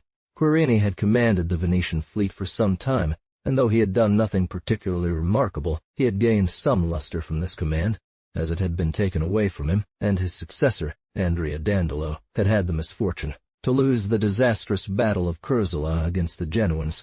It was at Mark Quirini's home that the first meetings took place, where remedies for the state's ills were discussed, for it is always under this pretext that conspiracies are hatched. This patrician was the head of a large family, in which he found many men whom he deemed worthy of sharing in his plans. Lin, François Basilio, Nicolas Barbaro, and several members of the Barozzi family. In addition to his son Benedict and one of his grandchildren, Bohemond Theopolo, his son-in-law, and Jacques Quirini, his brother, whom we have seen so active in the council against the usurpation of Ferrara, he began in his plans 8 other individuals bearing his name 367, among whom one was procurator of St. Mark Doctore. This conspiracy displayed 3 generations at once, the son, the father, and the grandfather, 2 bad hours 368 and several other notable men, including André Daru, Jean Maffei, of Constantinople, owned the island of Paros, Borsellino, Babilone, Michel Titolo, Nicolas Vanda. Note 3067. Laurent, Nicolas, Paul Durante, 2 Pierre, Simon, and Thomas. Note 3068. Pierre Badur, and Badur, by Doglioni, Book, Dori. All these names are found in Venetian history. 4. In the Venetian annals of Feroldo, and some in the letter of the Doge where this conspiracy is told. Marin Sanudo provides a still more extensive list. Marginal note. Cetires, Assembly of the Conspirators. Marginal note. Speech of Mark Quirini.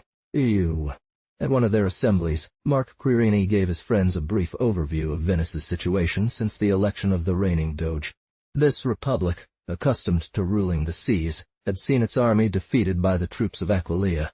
The patriarch's ships had brought desolation to the island of Caorlo, and took the governor captive. Finally, over Malamaco, the flag of an enemy that was supposed to be so unthreatening had been flown, and no vengeance had been taken for such insults. The ships were lacking not only for defense, but even for escape. A fleet had been sent to Ptolemy, but it had only shown itself and returned, leaving the city in a state of dissension that soon after led to the loss of the Republic's precious establishments in Syria, its ruin, captivity, or death for almost all the Venetians there. In the war against the Genoans, they began with devastations that were no more profitable than glorious. The squadron imprudently engaged in the ice of the Black Sea had lost half its crews and eventually suffered the most shameful defeats. 2 of the finest fleets the Republic had ever put to sea had been destroyed. Finally came the War of Ferrara. Bellet Justiniani had disgraced Venetian arms through his piratical raids in the archipelago and by the massacre of prisoners. One had supported an usurper to usurp his supposed rights. And what were these rights? to be a bastard and parasite. Under what title should Venice have inherited them? Because this monster was born of a Venetian courtesan. What were the fruits of this criminal enterprise? The generous Bocconio. The hatred of Ferrara, the shame of injustice and defeat, the loss of an army, war against all peoples, the interdiction, the isolation of Venice from the rest of Europe. Outside, seized properties, citizens massacred or sold into slavery. Inside, famine, misery, excommunication, and factions. "This Doge!" exclaimed Querini, "this Doge animated by infernal spirits." And it was amidst so many disastrous circumstances that the Doge, listening only to his pride, as a glorious prince might have done, stripped the people of their most sacred rights, outraged illustrious families by declaring them subjects in a state where sovereignty was the prerogative of all, and cemented his odious usurpations with the blood of one. 369. Degraded all good citizens. He sowed division among families, reducing their members to unequal conditions. 370. He trampled on the rights of those whose glorious ancestors had elevated the power of this state. He forgot the courage of the Venetians, who never hesitated to risk their lives for the salvation of the fatherland. Thus he incurred the hatred of all. Note 369. This danger is imminent, but the remedy is in our hands. Greats and small have to blame him for the loss of their families, the encroachment on their rights, decadence, and the peril to the Republic. This dose driven by a diabolic spirit, etc. It is also substantially present in the history of P. Morosini, Book 9. Note 3070, History of Venetian Governance, by Amelot de la Houssaye, page 4. This speech is reported by Amelot de la Houssaye in his remarks following his History of Venetian Governance. Marginal note, speech of Bohemond Theopolo. On this point Theopolo, taking the floor, expressed his full hatred for the Doge, and proved that the state could only be saved by removing power from those who abused it. He did not fail, in accusing the ambition of the current prince, to recall the moderation of the wise Jacques Theopolo, who, a century earlier, had abdicated this dignity. He compared the disasters he had to mourn with the glorious reign of Lorenzo Theopolo, his ancestor, who defeated the Genoese in Syria and forced Italy to recognize Venice's sovereignty over the Adriatic. If my great-grandfather voluntarily deprived himself of power after enacting wise laws, he said, if his son perished on a glorious scaffold, a victim of the emperor's hatred earned by his dedication to the Republic, if my ancestor embellished Venice with victories, I saw these distinguished services nobly rewarded by the love of all good citizens, when their unanimous votes called my father to the highest office. The ambitious ones who conspired against your rights then realized that under such a Doge they could not consummate their usurpation. They needed a hard, haughty, obstinate spirit to promote the establishment of tyranny, and Great Nigo was elected in spite of public opinion. This exclusion of my father was not only an insult to my family, it was an outrage to all citizens. If I were to resign myself to this, I would forget my birth, and I would not be worthy to be here. 371. Note 371. I do not know what new misfortunes may threaten the patrie after its subjugation and ruin, but I know that it is reserved for me, in retribution for the services of my ancestors, to spend my life in shame under the laws of an insolent master. The substance of this speech is in the History of Paul Morosini, Book 9. There is only the loss of the Doge that could save the honor of the families and ensure the peace of the state. Margin note, speech by James Querini. Theopolo proposed to attack Great Nigo, overthrow him, strip power from all his adherents, and massacre anyone attempting resistance. Jacques Querini, the brother of the host, thought that his nephew had shown too much enthusiasm, and especially too much ambition in his speech. This patrician was a wise and moderate man who, for the same reason that he opposed the imprudent usurpation of Ferrara, believed it his duty to avoid all violent parties.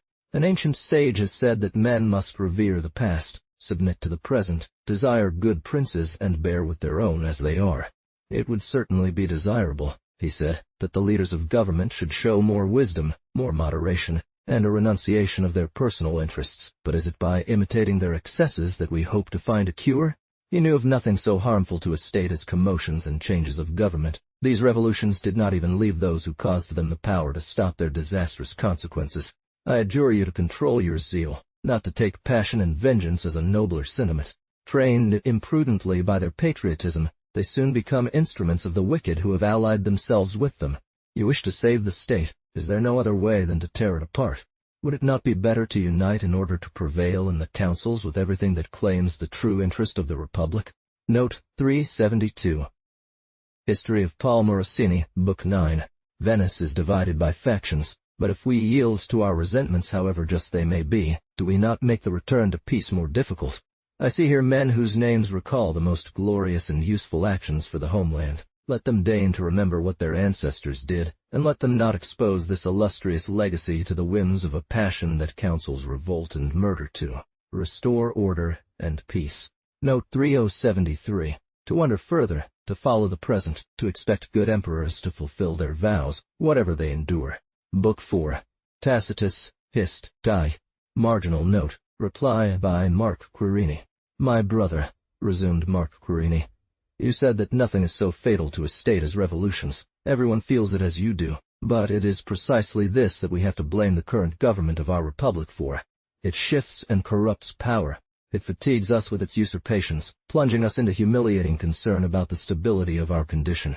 Would you expect the most honorable men to be relegated to the ranks of subjects, that they be forbidden even to deserve in the future a rank already so nobly achieved? Yet this is precisely what we see. And for whom have these changes been made? The people have been stripped of all their rights. The citizens have been reduced to the condition of the common people, and are rather injured than compensated by the elevation of a few of their number. The old families are divided into three classes. Some are subject, others are in a state of discord. The most favored are those who have been kept in a position where they now have strangers for equals. They're their right to elect the Doge. The Republic cannot find advantage where none of its citizens do. Therefore, this revolution has favored no interest. It may be said that these changes were intended to maintain order in the Republic. But for 150 years, since a Doge was massacred for having lost an army and brought pestilence, public order has only been disturbed twice, in 1268, when, amidst famine, a tax on bread was proposed, and in recent times, when the people sought to recone. There are no more nobles than those he has chosen. Now we all date from his reign. I am wrong. She served great Inigo's passion, his resentment against the people, and his hatred for the nobles who did not share his criminal plans. Now, I ask you, do you believe it possible to bring him back to more just sentiments, to that moderation which we all propose? Do you hope to gain enough influence in the councils to make it prevail? Is it with moderation that one represses violence? No doubt our ancestors blazed an honorable path for us, but they would be ashamed of us if we meekly consent to be stripped of the privileges they won for us, and of the freedom that belongs to the humblest citizen of this state. We draw today from the illustration of our ancestors that precious advantage which allows us not to attribute any personal ambition to ourselves when we claim the conservation of everyone's rights. What would our ancestors have done if one had attempted to deprive them of their rights? The throne itself has nothing that can add to the grandeur of our families. Your ancestors and mine occupied it in a time when the crown was more independent. The Badur have provided 7 doges in the early centuries of the Republic. The Theopolo ascended it with glory, and knew how to descend. His insolence forces us into a necessity of either enduring everything, or daring everything. After this speech, it was nothing but a cry from the assembly against the Doge. History answers by naming 20 doges deposed from the throne. Let us hasten its fall, and may its collapse, avenging the people and our families, restore to the Republic the peace and splendor it lost under the rule and through the fault of a rule. Grey Uniga da. They decided to risk everything for his loss, and the wise Jacques expressed his concern over the consequences of this resolution, remaining faithful to a cause in which he almost counted all his allies. Marginal note, to Tuer, project of the conspirators. Dux, Cox. It was not difficult for the conspirators to enlist many citizens in their plan. Each of these individuals had a large following, and they had associated themselves with about 20 priests. 374. Note 374. When they assessed their strengths, they believed they were capable of attacking a government that, in a moment of surprise, had few troops to call upon for aid. Jean-Charles Sivos names them in his Chronique. However, Badur pointed out that at the time of execution, all those on whom they had counted might not be ready. He proposed to ensure, in all cases, the superiority of forces by calling for help from Padua, which could provide considerable reinforcement. Padua was a jealous city, where it should not have been difficult to find enemies of the Venetian government. Badur exercised great influence there. That city had been the cradle of his house. Though a Venetian, he was at that moment its chief magistrate. 375. He offered to negotiate for the dispatch of this relief, whose usefulness was unanimously recognized. Note 375. Fatti Veneti, by Francesco Verdizzati, Book 2. All delicate confidences that could bind those who were to take part in carrying out this great design were made with the necessary prudence and skill. Each one secured, through various means, the devotion of the proletarians whom he counted among his clients. As for those with whom one could not do without some revelation, they were only shown the plan to claim rights that everyone regretted, but to demand them loudly enough to obtain justice. While all this was being plotted, the conduct of each of the main conspirators was so circumspect that not one attracted any suspicion, and did not give fortune an opportunity to betray him. Badoer successfully secured powerful assistance from Padua. It was necessary to provide weapons that would be handed to all the proletarians gathered at the time of execution. The weapons were then stored in old houses, as a luxury item or trophy. All these noble warriors had a great quantity. The frequent armaments from maritime trade provided many pretexts and means to gather them.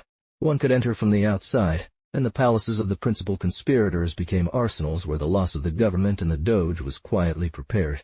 When all these preparations were complete, they met to fix the plan and the day of execution. They saw with joy that they had sufficient forces to rely on success.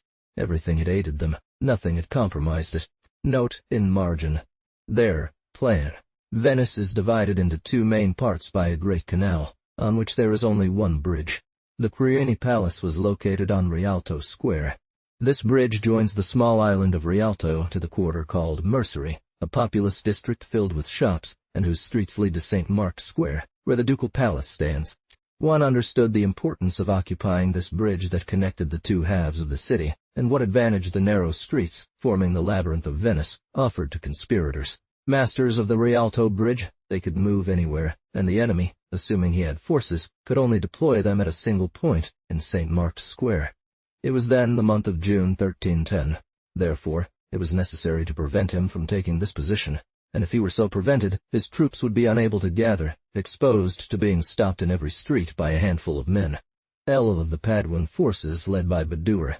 On assuming that the principal conspirators would rally during the night all those they had engaged in the party, that before daybreak they would lead them to the Rialto Square, in front of the Quirini Palace, that there Boemonfipolo would take command, cross the bridge swiftly, move with his troops to St. Mark's Square, invest the ducal pal, force its entrance, and seize the Doge, without hesitating to massacre him in case of resistance, that the revolution carried out in government, i.e., the return to the former order of things existing before the reform of the Great Council, would be proclaimed on the spot, and that one would remain armed in St. Mark's Square until the arrival. With the arrival of reinforcements, the various troops of the conspirators were to spread out into the city districts, take control of all public establishments, notably the arsenal, and act according to circumstances against those who would oppose the revolution. Such was the plan. Execution was scheduled for June 15th. Marginal note. Execution of the enterprise. They march against the palace. 1310. On June 14th, Badoer left for Padua, where he took charge of those he had won over. In the evening and during the night, all those who were to participate in this great enterprise stealthily slipped into the houses where weapons had been prepared for their distribution, using various exits. In freedom. Theopolo and his father-in-law wore a noble air of confidence on their foreheads. The night advanced. These troops of conspirators set out before daybreak and made their way to the square at Rialto. There, Quirini emerged from his palace with Thiopolo.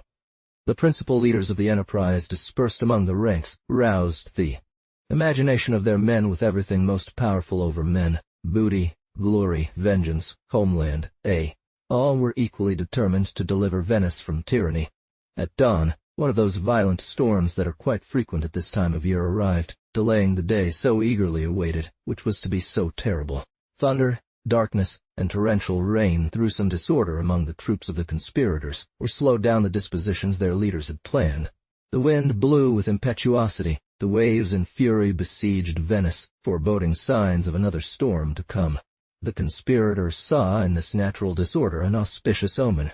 Theopolo, to occupy this multitude, allowed them to burn the archives of a tribunal located in that area. From this expedition they progressed to looting a public granary, and from there to pillaging neighboring shops. He had had time to evade the search of the conspirators. The Doge must have been already informed. It was hardly possible to surprise him. However, the storm continued. It was impossible that such a tumultuous gathering, which had already awakened part of the city, had not spread terror to other quarters. Tiepolo decided to set out amidst this terrible storm. It was Quirini's troop that burst onto St. Mark's Square first. His group split into two parts. Marc Quirini and his son Benoit led one part, while Tiepolo took the other under his command. These long lines of armed men crossed narrow streets, waving their swords and flags on which the word freedom was written. This city. What was the surprise of this leader of the conspirators to see a line of armed men there who were neither Tiepolo's troop nor the Paduans that Badur was soon to bring? Measures taken by the Doge. Note in margin, Sifti. This is what had happened during the night. No imprudence, no indiscretion had been committed in a matter that required the cooperation of so many people, that the Doge was as vigilant as bold. The meeting of the conspirators in the houses where they had been given appointments during the evening of the 14th could not take place without being noticed. This was reported to Great Inigo, who immediately understood the purpose of these gatherings and realized the full extent of the danger without being deterred. He dispatched agents to observe the designated houses. He also sent governors of the nearest islands, particularly Ugal and Justiniani, who commanded at Chiozza, an order to come to Venice with all haste and as many troops as they could gather. Quirini Palace.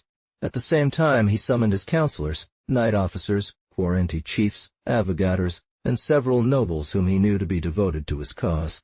It became clear that this place was the main gathering point, and that this enterprise had the Quirini and Tiepolo as its leaders. There, he had told them what he had just learned, and what he thought they should fear. At every moment, the agents he had spread throughout the city came to report that during the entire night, movement had been observed in certain houses, that arms, at certain houses, were being distributed. Then a troop had set out and was heading towards Place Rialto, towards the... They only had the remainder of a very short night to prepare for defense. Immediately, they stripped the least important posts in Venice to bring all available troops to St. Mark's Square. Workers from the arsenal were called. All members of the council were warned, each bringing whoever they considered reliable. Marc Justiniani, to whom command was entrusted during this crucial period, found himself at the head of a force that was already imposing when Marc Quirini and his men arrived on the square. Marginal note. 16. Battle on St. Mark's Square. As soon as they saw each other, both troops hesitated not to charge, and it was with the fury characteristic of civil wars. They cried out, "Vive St. Mark!" One after the other. One fought without yet being able to judge for which party fortune would declare itself. At this moment, the troops that the governor of Chiozza brought, in accordance with the order sent by the Doge during the night, arrived on the battlefield and joined the action. The situation became unequal. However, Quirini continued to wage battle, but at a disadvantage. Tiepolo Badur did not appear. During this general combat, news spread that Quirini had just witnessed his son fall beside him. Shortly after, it was said that he himself had received a fatal blow. The march of the first had been delayed by the disorder caused by the looting within his ranks. Finally, he emerged onto the square through the clock street, and the Doge himself advanced to repel him with what little troops remained available, while nobles who formed a reserve corps joined in. This event inspired some with enthusiasm, cast despair or hesitation among others. Quirini's troops indeed showed less vigor in their resistance. Note 7. Defeat of the conspirators. More and poor. Marc Justiniani seized the opportunity, intensified his attacks, and pushed back this portion of the assailants into nearby streets, where the least determined took advantage of some detours to escape. As he passed through the street of Mercery, followed by a page on horseback who carried a standard, a woman from the crowd threw a large stone from a window, hitting only the page, whom she crushed. This proves that his forces were not in disarray, and that he was not being hotly pursued. Tiepolo, seeing that he was alone left to fight on the square, St. Mark, despairing of his attack's success, withdrew his forces without much disorder, which is quite difficult in such circumstances and with such soldiers, and retreated towards the bridge. Arriving at the bridge over the Grand Canal, the leader of the conspirators seized all the boats, had them taken to the other side, cut the bridge, fortified a house overlooking it with soldiers, and took refuge in Rialt. They charged these strangers who believed they were coming to pillage and not to battle. Meanwhile, Badur landed in Venice with the Paduans, but at the same time, troops arrived led by François d'Andelo and Marin Delfino from the neighboring islands. Badur, poorly supported by his soldiers, was surrounded and captured alive by those he had come to overthrow. Tiepolo, withdrawn in Rialto, could prolong his resistance there. It seems that he maintained it for a few days, but this resistance had no further object. He would be forced into this position sooner or later. He could not delude himself into thinking he could hold out any longer in a cause so perilous and now desperate, against a multitude who only needed to withdraw to be more or less certain of impunity. The Doge, to hasten the defection of the conspirators, announced an amnesty. He even sent parliamentarians to Thiepolo to urge him to stop the shedding of Venetian blood. Troops were marching to attack him. They were going to cut off his retreat. Thiepolo realized that there was no hope of achieving anything through negotiation, nor could he place any faith in such promises. Note 376. He embarked with some friends and took refuge outside the territory of the Republic. 376. The details of this action were provided to me primarily by Vertizotti, in Val 2 of Fatti Veneti, and by a letter from Gradenigo himself, in which he recounts the conspiracy. This letter is quoted by the continuator of Dandolo, and by Rinaldo in his Annales Ecclesiasticae, which follow those of Baronius, Tom Dorg. I-4. Marginal note. Reflections. The Doge states that he only learned about this plan on the night before its execution. Such was the outcome of this memorable day, of this great undertaking carried out with such caution, and foiled by the courage and activity of a single man. Querini had taken his time to consider his methods and arranged them skillfully. Gradenigo created his plan in just a few hours. It would have been necessary to fight where one had hoped surprise. The rest would have been left to fortune.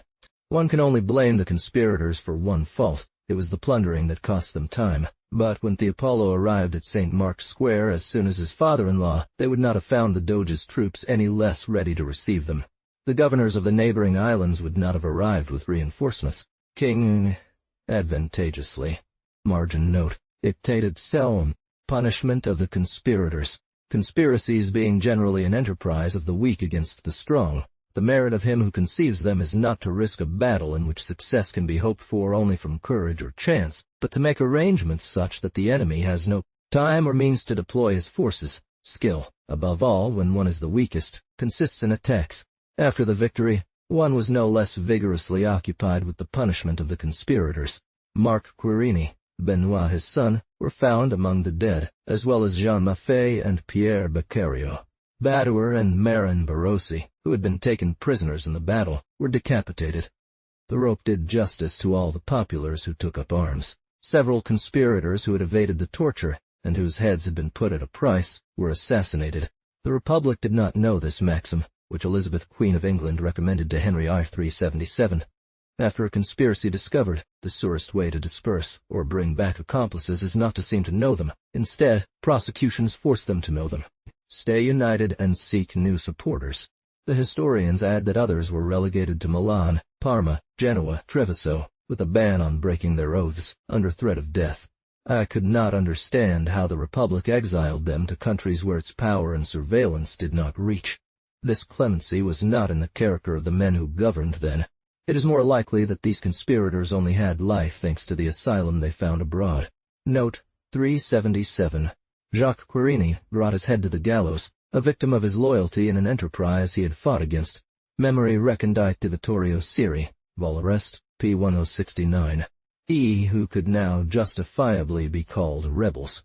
Note 3078. There are in the archives of Foreign Affairs an unpublished manuscript titled, "The Palaces of the Querini and Thiepolo were destroyed, their names and arms erased everywhere, their goods, as well as those of many others, were confiscated. A pension was granted to the woman who had wanted to crush Thiepolo, and a solemn service was established to give thanks to Providence and perpetuate the memory of the victory won over Thos.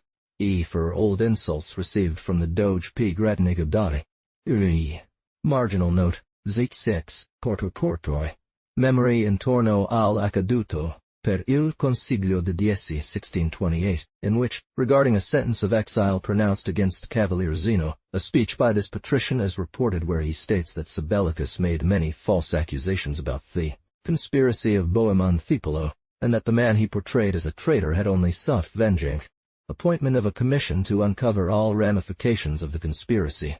When all circumstances of this great event were reviewed, one trembled at the danger that had been run. Such great fermentation? If a conspiracy, into which so many characters had entered, that had set in motion a part of the population and called for help from a neighboring city, could have been plotted in Venice without even suspecting its existence. Why should one not still fear every day, especially as long as there remained some remnants of this leaven that had caused s? Terror lasts longer than danger, and often precipitates us into another. The members of the Grand Council, still terrified, believed they could not securely enjoy their new power until a commission had discovered and reported all that remained of secret enemies of the government, as if an authority that tends to expand itself did not make new ones every day. The danger was considered so imminent that a dictatorial authority was established after the victory. A council of 10 members was appointed to watch over the safety of the state. One armed it with all means. One liberated it from all forms and all responsibility. All heads were subjected to it. Margin note. For XX. This commission perpetuates itself. It becomes the Council of 10. Indeed, its duration was only meant to be 10 days, then another 10, then 23/79, then 2 months, but it was extended 6 times consecutively for the same period. After a year of existence, it was confirmed for 5 more years. Then, it found itself strong enough to extend itself for another 10 years. All that could be obtained at the end of this term was that the new extension would be announced by the Grand Council. Finally, in 1325, this terrible magistracy was declared perpetual. From Mr.'s Library, No. 54, Note 379, by investigation of the crime and its accomplices, the Great Council decided to create for 10 days the Council of 10, which was then extended for another 10 days, then 20. What she had done to prolong its duration, she did to extend its powers. O.G. We will subsequently see these encroachments on authority. Established only to judge state crimes, this court seized control of administration. Under the pretext of ensuring the safety of the Republic, it meddled in peace and war, managed finances, made treaties with foreign nations, and eventually usurped sovereign power, going so far as to overturn the deliberations of the Grand Council, degrade its members of their sovereignty, force them back into the status of subjects, and depose a D. Finally, this court created another even more terrifying tribunal in its wake. Pierre Gradnigo died 2 months after his triumph. However, to remove any cause for resentment from the former patrician families that chance had excluded from the Grand Council, all those who had taken no part in the conspiracy were admitted. He was not yet 50 years old. Book O. His death was attributed to poison, but no certainty was gained in this regard, and this suspicion only proves the hatred he incurred. Lifting the ban. Expedition against the Genoans. The Candian Revolt. War against the Lord of Verona. Acquisition of Treviso and Bassano, 1310-1343. Crusade of Smyrna. 7th Revolt of Zara. Plague in Venice, 1343-1348. New war against the Genoans, 1348-1354. Changes in the organization of the Doge's Council. Election and conspiracy of Martin Failure, 1354-1355. Daughters. Margin note. I. Marin Georgi, Doge, 1310. Margin note. Revolt of Zara. After Pierre Gradnigo's death, an old man of 80 was placed in his stead, signaling the existence of several rival factions fluctuating. Marin Georgi only occupied the throne for a few months. His reign was marked only by an unsuccessful attempt against the city of Zara, which had rebelled for the 6th time, backed by the bull that freed the subjects of the Republic from their oath of loyalty. Note 380.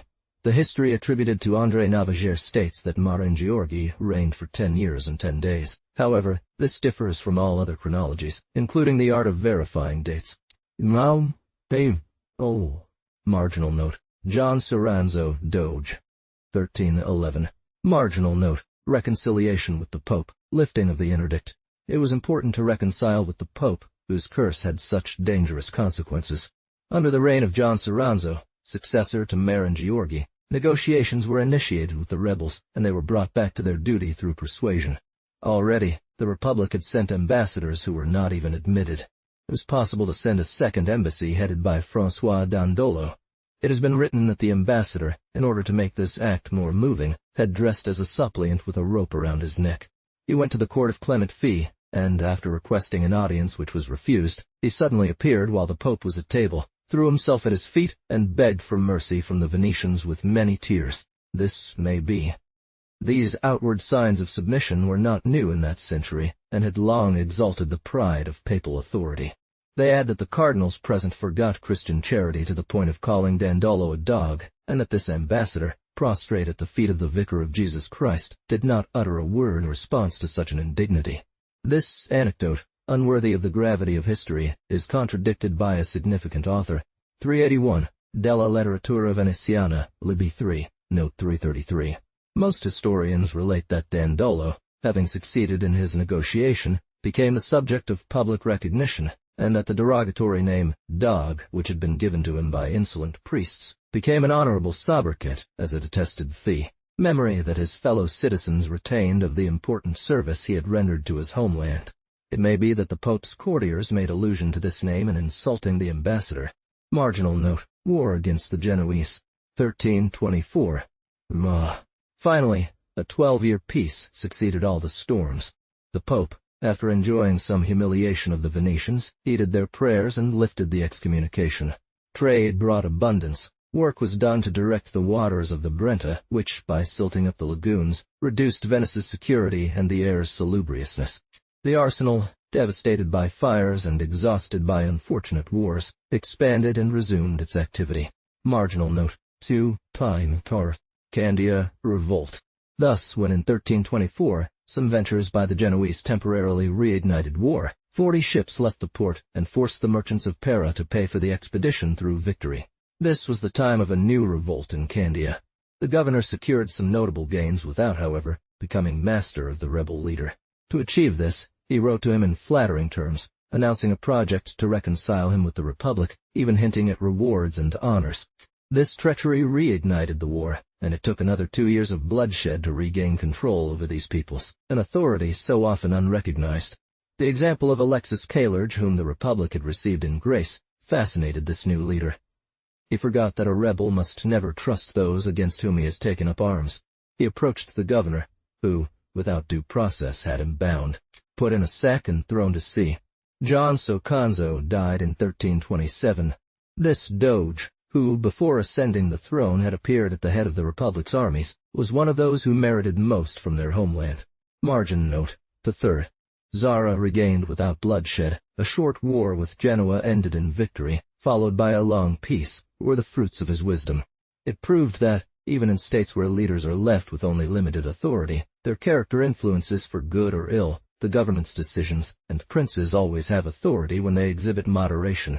Francis Dandolo, Dodge, 1327, margin note. War against the Genoese. Venice rejoiced at seeing Francis Dandolo on the throne. The crown was a just recompense for the insults he had endured at the pontifical court.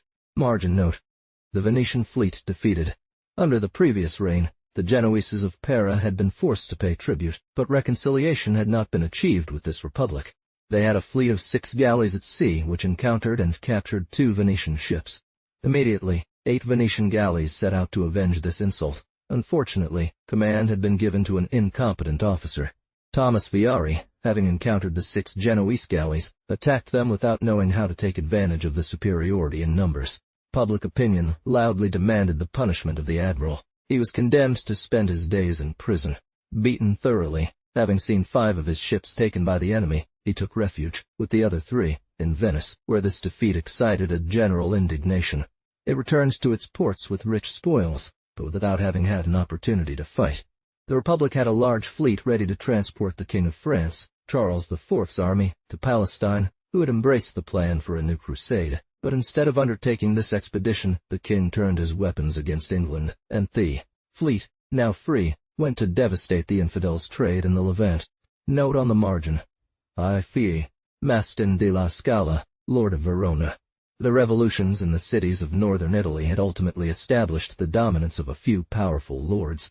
The divisions within the Holy See and the Empire had favored all these usurpations at the expense of one or the other. Pope Benedict G, to attach the lords, who were discontent with Emperor Louis V, declared them legitimate possessors of the places they had conquered. The emperor, seeing with what liberality the sovereign pontiff disposed of the lands of the empire, was no less generous regarding others' property, and confirmed in their usurpations all those who had seized church domains. 382. Mastin della Scala, whom we call the Escale, and who was already lord of Verona, had united under his obedience Treviso, Vicenza, Bassano, Brescia, Parma, Reggio, Lucca, and had stripped the Carreras of the sovereignty of Padua. It was, as we see, a great principality, extending from the shores of the Adriatic to the Tuscan Sea. His capital was the center of letters and lights. In Verona, everything betokened the greatness of the master. An ambassador sent to him found him surrounded by 23 dethroned princes, whose court had become either their prison or asylum. Note 382. Machiavel, History of Florence, Book 1. Everything remarkable at that time in men distinguished by their talents found a favorable reception at the court of the Scala, or was announced by marks of his munificence. It is said that the Scala had seduced Carrera's wife. So many prosperities could only have made him many enemies, among whom Marcel of Carrera was particularly dangerous, because he hid his resentment under all appearances of submission and even devotion. Such was the plan devised by Marcel Carrera. He did not harbor any resentment. However, he had the crest on his arms topped with 2 golden horns to perpetuate the memory of his injury. The Scala was too powerful to be attacked openly, but he was intoxicated by prosperity and thus easily drawn into ventures that could prove fatal to him. The historian Sanudo relates that, sent to Venice by the Lord of Verona, Carrara seized an opportunity at a public ceremony where he stood near the Doge, whispering to him, "If someone were to make you master of Verona, how would you reward them?" To which the Doge replied, "We would give it to them." This became the first foundation of the secret alliance between the Venetians and the aggrieved husband. Returning to Verona, Carrera represented to his master that since his territory extended to the lagoons, it would be of immense advantage for him to establish salt pans there, that it was shameful to leave the privilege and profits of this trade to the Venetians when one was powerful enough to wrest them away. Marginal note. V. He gets into trouble with the Republic. War. 1334.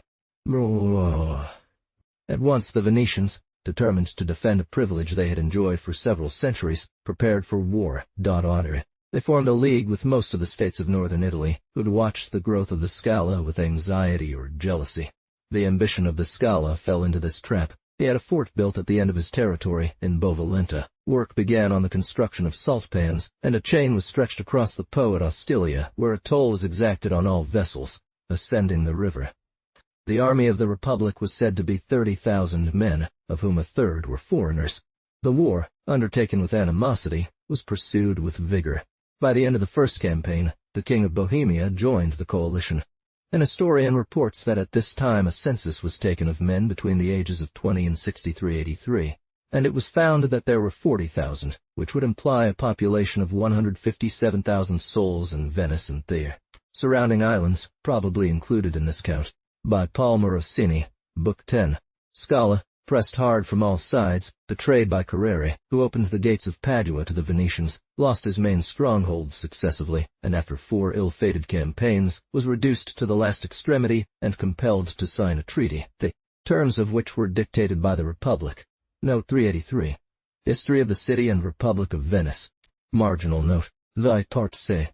The people of Venice, aged from 20 to 60 years, numbered 40,100. Historia Venetiana by Andrea Navagero.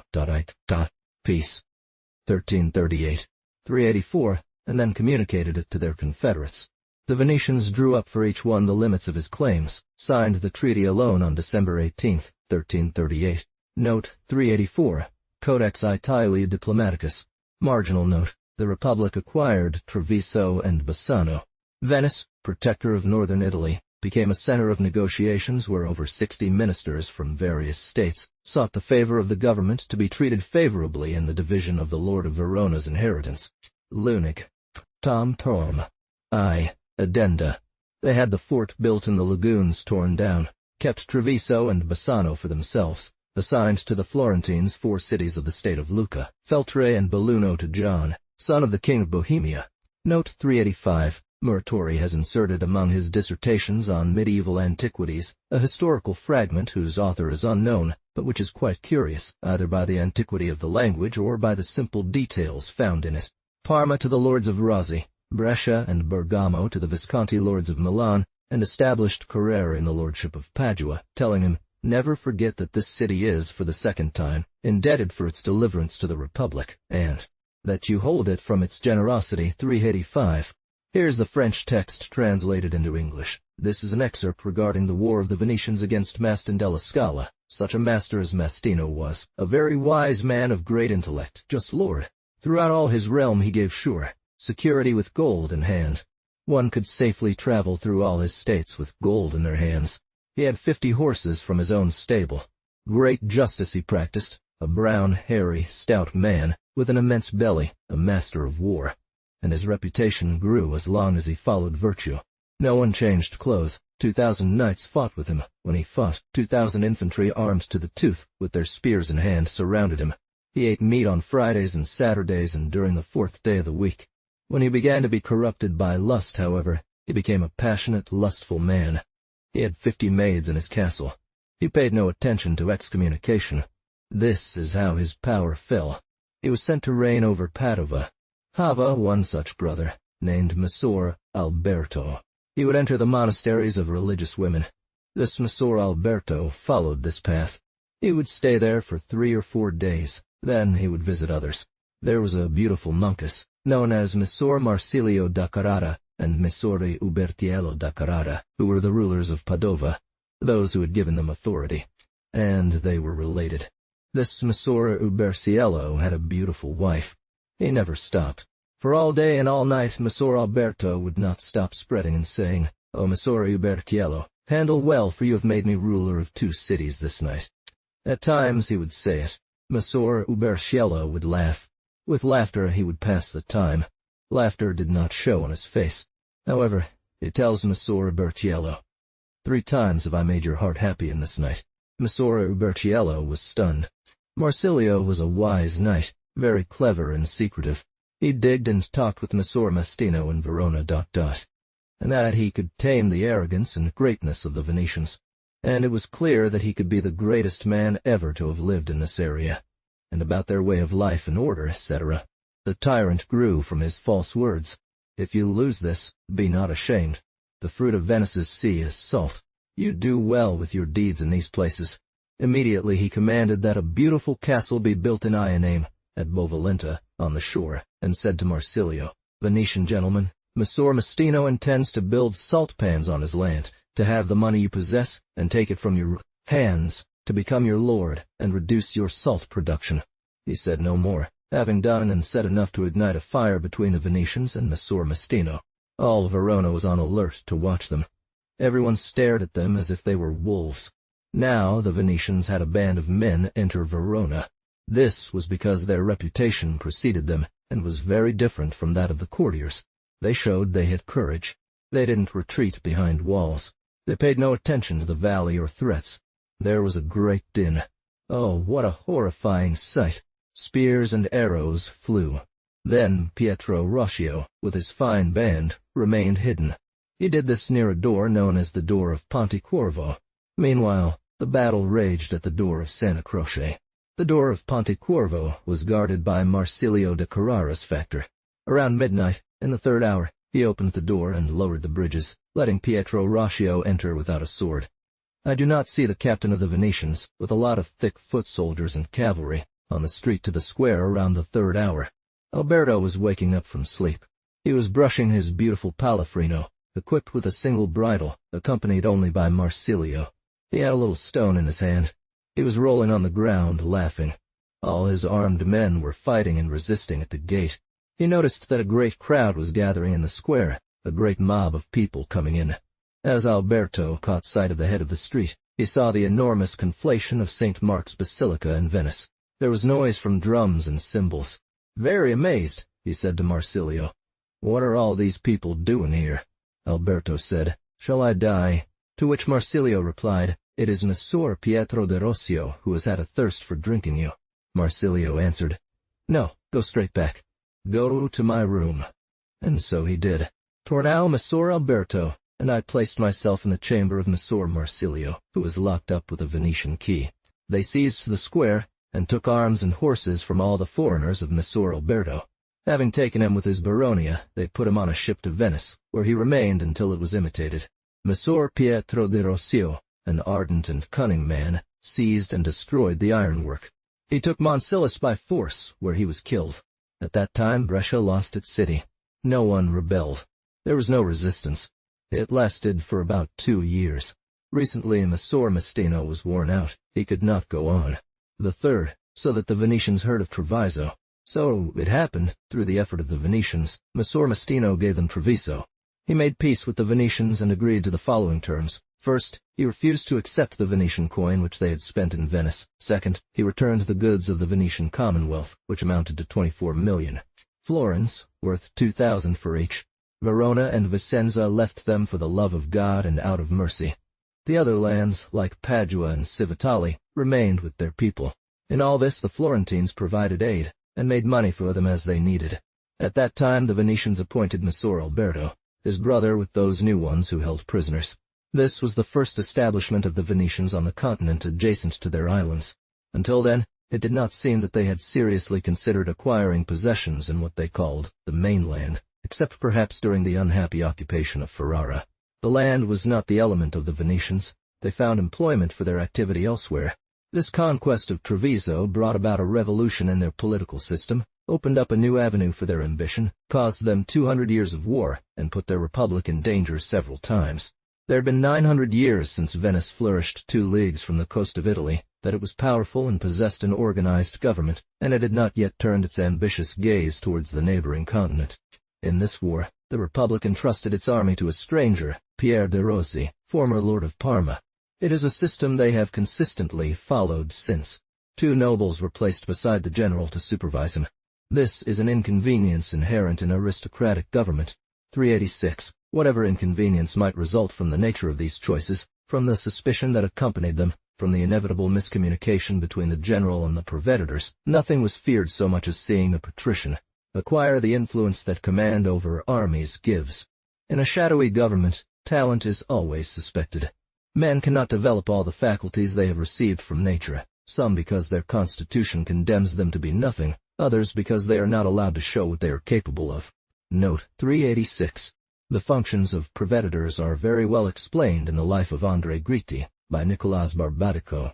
This same war gives me an opportunity to note another innovation. Manage the public moneys intended for the pay of the troops, to supply grain, and to know all about those matters, and make report thereof. When the prince has any use for them in military affairs, they often conduct them, especially in the absence of the emperor. However, there are 2 men, legate among the Venetians and of patrician rank, chosen from among the imperial troops, who are always selected to administer what concerns war, as if they were to be considered advisers. They cannot be compelled, without their consent, to do anything that might be of moment to the emperor. Their principal duty is to The Prince of Verona, in reconciling himself with Venice, demanded to be enrolled on the register of nobles of that republic, which had just stripped him. This is a second example of the admission of a stranger among the Venetian nobles. The house of Carrere obtained the same honor a few years later. 387. We will see in due course the Golden Book honored with the names of the greatest princes of Europe. 388. Hence afterwards, both privately and publicly, love and faith between them were celebrated. Note 387. Jacobus Minor de Carrara, Nicolai Filius, a friend and benevolent Venetian always, cultivated their friendship with utmost diligence, for, as he devoted himself to preserving peace and fostering friendships among all, he received in return, from Nicolaus, his father who had lived in Venice for many years, much public and private benevoly. For this reason, James, accompanied by his reading of the laws, set out to pay homage and was received with great honor and joy by them, and later they granted him a large palace in their city as a reward for his merits as a citizen.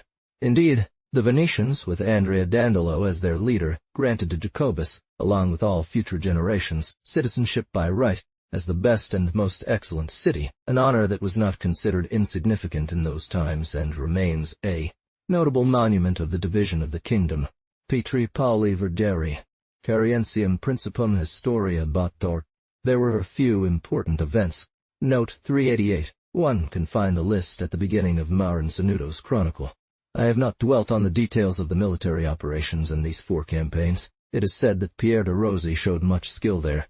It was a war of positions, and to tell its story usefully would require an extent beyond the scope of this work. These details would belong less to the history of Venice than to the history of military art. I also intend to relate only summarily the means by which the Republic became mistress of several provinces on the Italian peninsula. It would be necessary to follow and retrace in turn the course of events related to all the cities that eventually remained within the domain of the Republic. It is presumed that from the moment Venice coveted these provinces, It took part in all the quarrels of the small states, sowed division, protected some, fought against others, equally dangerous as a protector and as an enemy, and finally enjoyed peacefully all these possessions only after acquiring and losing them more than once. Each has a long history. Marginal note, 7th. François Dandolo occupied the throne for 11 years. Bartholomew Grednego, Doge. 1339. The choice made of Bartholomew Grednego to succeed him indicates enough of what favor the name of the founder of aristocracy enjoyed in the Great Council. This new reign, which lasted 3 years, was disturbed by a revolt in Candia, which gave rise to terrible battles and even more terrible executions. This proves how much this crown had lost what could excite ambition and envy. According to the year of the death of François Dandolo in 1339, the decree that forbade the doges the faculty of abdicating their dignity unless they had received permission from the Grand Council. Marginal note, André Dandolo, Doge. One had already stripped the sons of the doges of the right to make any proposals in the council. A few years later, they were declared excluded from all magistracies during their father's reign. 1343. André Dandolo, who was elected to succeed Barthélemy Grednego, had not limited his glory to bearing a name already illustrious.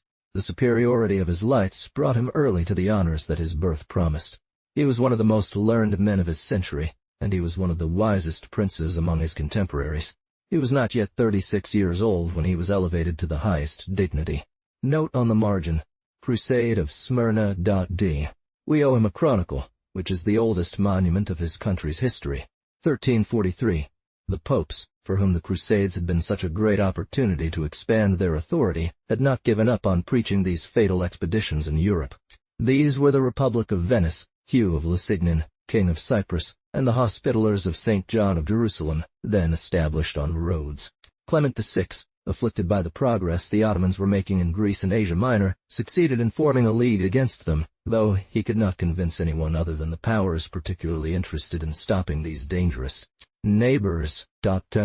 This league was not expected to be very formidable, for the Pope, in his letter to the Grand Master of Rhodes 389, stated that the Apostolic Chamber was arming 4 galleys, that the King of Cyprus would provide an equal number, and that the contingent from the Republic of Venice was set at 5.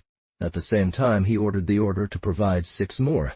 Thus, in all, there was a fleet of 19 galleys. Note 389, History of Malta, by Abbé de Vertot, Vol. 5. The meeting point for this fleet was at Negropont, at the end of the year 1343, which seems quite strange since the Turks were then besieging this place. It is true that Venetian historians assure that the mere appearance of the Republic's fleet determined the besiegers to re-embark and flee precipitately without fighting. Iril, Peter Zeno, but to the Genoese Martin Zachary, who commanded the 4 galleys of the Pope.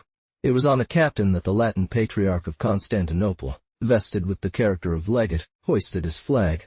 It is not very credible that the sight of 5 galleys could have produced such an effect. The historians who anticipated this objection estimate the number of these galleys at 20, but in any case, the Venetians' armament was not considerable, and this is proven by the fact that the command of the combined fleet was not entrusted to their ADM. Adolphe, nephew of the King of Cyprus, John of Biadra, prior of Lombardy, who led the galleys of the religion, and the Venetian general, under Zachary's orders, conducted the first campaign begun at the end of 1343, which consisted mainly of raids on Turkish ships, proving very profitable for the Genoese admiral and even for the Patriarch. The knights, though they were reproached at that time for the thirst of riches, were indignant at this commercial spirit, which mixed with the concerns of war, and also dishonored the prelate and the general. They demanded command for the Admiral of Rhodes, who proposed to the allies to go attack the city of Smyrna. This city, which its favorable situation and the beauty of its harbor have designated in all ages as having the greatest share in the trade of the East, had been frequented by the Genoese and Venetians, who lamented being excluded from it by the infidels. Note on the margin, story. Capture of Smyrna, 1344. Not Tarbet. It was at the end of September 1344 that the fleet appeared before the harbor. The entire Muslim population was brutally slaughtered. The initial attempts were repelled, but they multiplied the assaults, and on October 28 they took the place with swords in hand. Attacks were distributed. The Venetians were tasked with breaking the pier which closed the port. The knights besieged the city from land, in concert with the troops of the Pope and those of the King of Cyprus. Hey! Are said to still be seen. The victors, after this success, should have thought about putting themselves in a state of defense. Much work was done around the square. The fanatical zeal of the Crusaders reached such a level that they massacred children, the elderly, and women. And after these horrors had tainted their weapons for several days, the legate concerned himself with purifying the temples that had been converted into mosques, and had the 2 keys of the church carved on the doors of the castle, where ships arrived from various ports of the Mediterranean, bringing reinforcements and ammunition. And while preparations were being made in Smyrna, the papal fleet and that of Venice went to devastate the neighboring coasts and disrupt the Ottoman trade. Note on the margin, X. The Crusaders are besieged there, 1345. Hardly had the Crusaders gained possession of this conquest when they saw an army deployed around their walls, led by Morbassan, one of the lieutenants of the Emir of Asia Minor. It is difficult to reconcile the capture of Smyrna by 19 galleys with the account given by historians of the power of this prince. According to some 390, this emir had left the same city shortly before the attack of the Christians, on a fleet of 300 sails and with an army of 29,000 men. Others assert that Morbassan commanded an innumerable infantry and 30,000 horses. It is even said that the emir, who had come personally to direct them, was killed in one of these battles. Certainly, much can be deducted from all these exaggerations. And this is necessary since the Turkish troops consumed themselves for 3 months in fruitless efforts against this fortress. 14.19 Livrari. Note 390. Nassif, Greg. L. 12.7, Liv 13. 4.10, Liv. The patriarch, casting off his papal garments, took up the helmet and sword. But Morbassan was not far away, and the imprudence of the Christians was extreme. For while the holy sacrifice was being performed, the entire Ottoman army descended upon the Christians and surrounded them. 16.6, and Cantacuzene, Book 3. Morbassan, whether he needed to expand his army to sustain it, or whether he deemed these brave besiegers capable of imprudence, left only a small force around the city to block it, and withdrew most of his army at a distance. The Crusaders, seeing an opportune moment to lift the siege entirely, made a fierce sortie on January 17, 1345, rushed the Ottoman lines, killing all who dared resist, pillaged the camp, and the legate, giving thanks to God for this victory, began celebrating Mass amidst the tents and among the ruins of the infidel army. Note 391. C. On this crusade, the historical fragments that Muratori has inserted in Val d'I.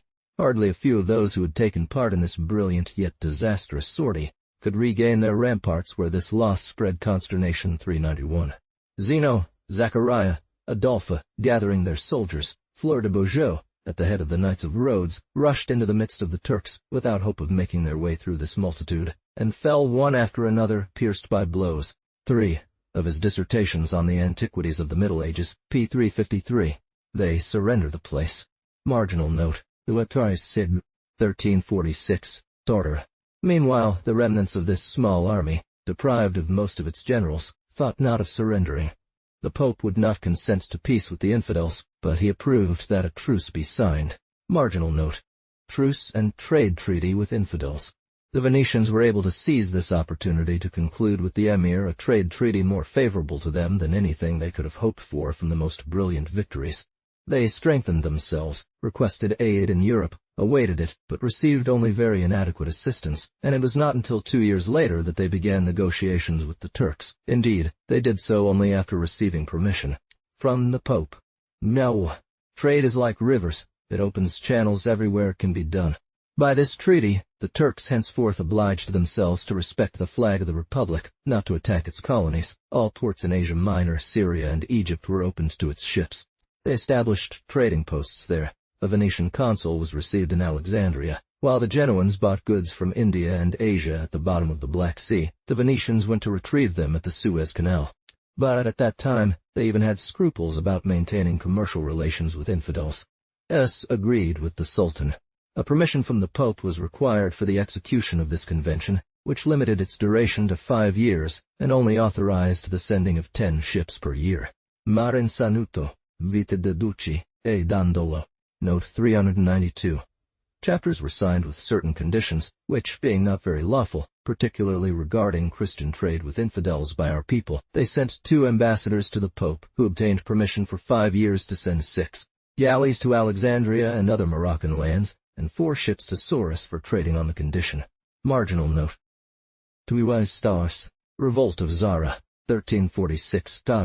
While the Zaratins sailed their own ships into the harbor, making it inaccessible to enemy galleys. Mark Justiniani, who was sent with 27,000 men 394 to subjugate them, first laid siege to them without success. The Venetians made such efforts that would seem today incredible.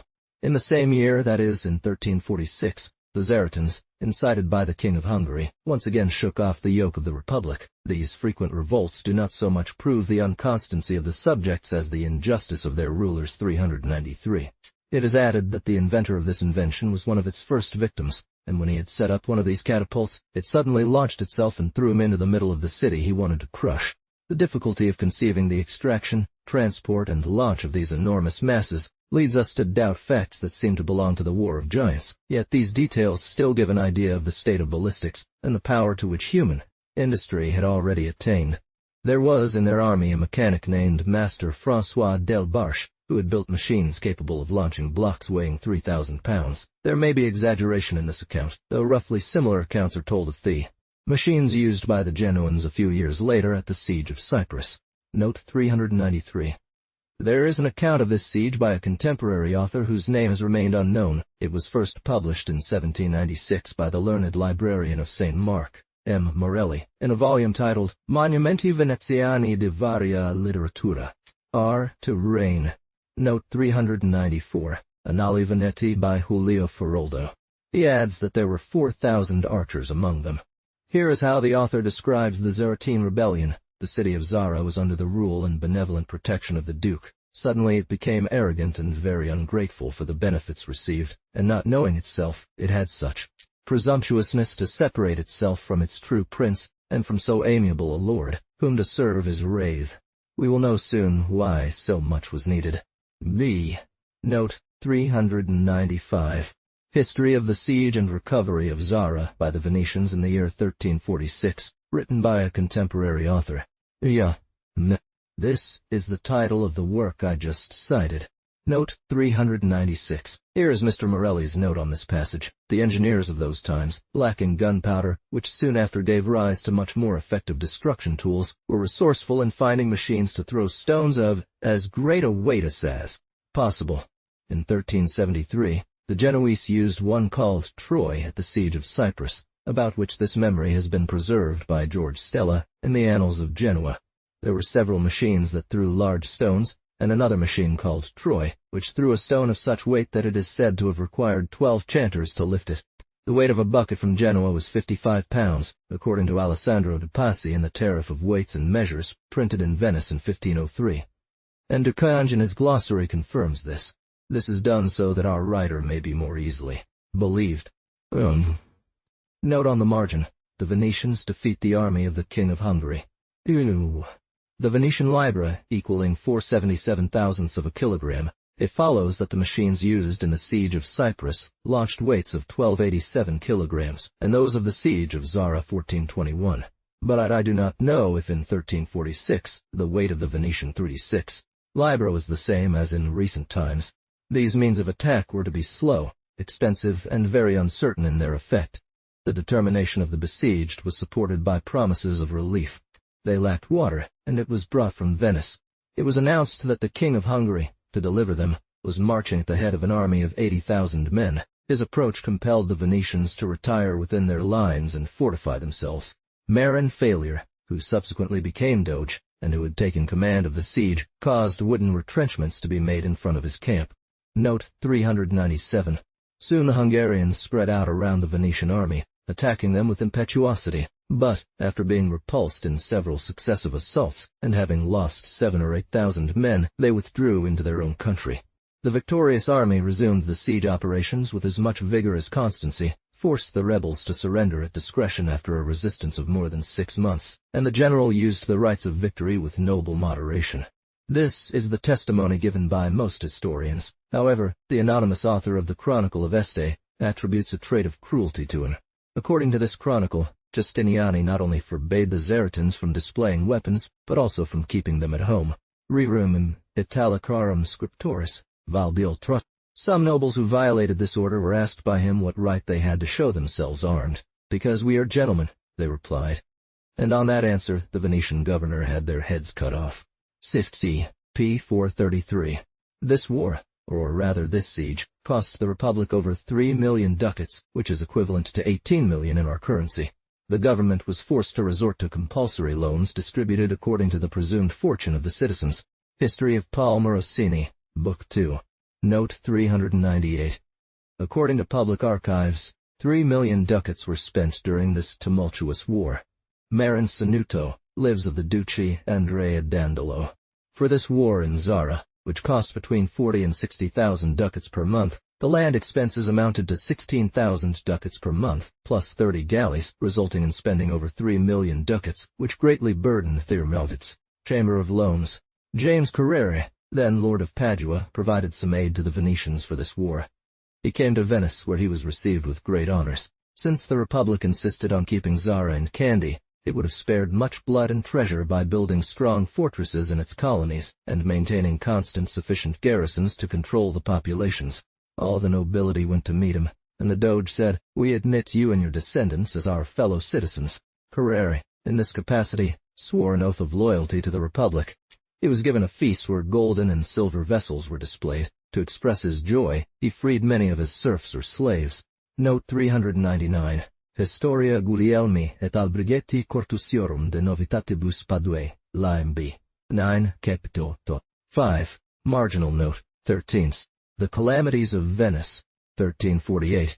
Marginal note, earthquake. It is said that an earthquake occurred around the same time in the kingdom of Cassan.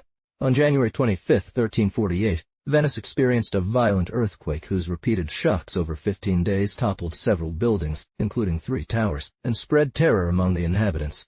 Following this calamity was another more severe one. The Genoese brought a contagious disease from the shores of the Black Sea to Sicily, perhaps the first fruit of trade with the Turks. Afterwards, its fury seemed to abate and eventually faded away little by little. It began to be noticed in Venice during the first days of spring. The intensity of the malady increased until the end of April, maintaining its peak during May and June. The plague, which was this terrible scourge, spread to Tuscany and then to northern Italy, reaching Venice where it wreaked havoc. It crossed the Alps and covered all of Europe, depopulating Iceland. This is the very same plague that Bocchus described. He claimed it took no fewer than 100,000 lives in Florence. It is very difficult to assess with any precision the loss suffered by Venice's population over these 6 months of calamity. Venetian historians merely tell us that the number of members in the Great Council was reduced from 1250 to 380. Naples lost 60,000 inhabitants, Siena 80, Genoa 40. It was said that this plague had claimed 3/5 of Europe's population. This seems like an exaggeration, as the Great Council was not so numerous at that time. Marginal note. 14th. Genoese power in the East. The throne of Constantinople had been successively occupied by several emperors of the name of Palaiologos. The Genoese gave their assistance to the son of the Palaiologoi. A lord who had reached the highest favor of the prince advanced from the office of Grand Domestic to that of General, Minister, then tutor to an emperor of minority age, and finally became his colleague and rival. The name of this ambitious man, Wasla. John Cantacuzzinos. This aid had all the characteristics of protection, and they made them pay with new concessions that consolidated their holdings on all the coasts of the Eastern Empire. Theodosius had braved for 2 years all the attacks of the Khan of the Tartars. Pera had become a true fortress. It was said that they withdrew 4 million of our currency annually from their customs, and barely a tenth of it to the emperor. Their right was recognized by the Sultan of Egypt, to whom they granted permission to send a ship each year along the Circassian coast for the purchase of slaves.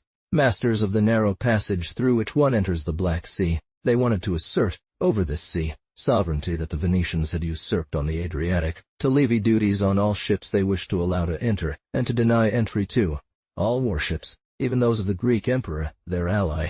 This product of the tax can give an idea of what this trade was like.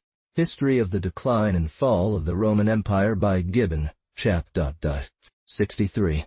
Note 400. These bold republicans sank a ship from Constantinople that had dared to fish at the entrance to the port. They massacred the crew and went so far as to demand satisfaction, when they should have asked for forgiveness for this piracy. Note 401. Nicephorus Gregoros lib. 17, in the History of Byzantium, ch. 1, mentions 300,000 gold pieces. Historians report a fact that seems linked to the events that followed.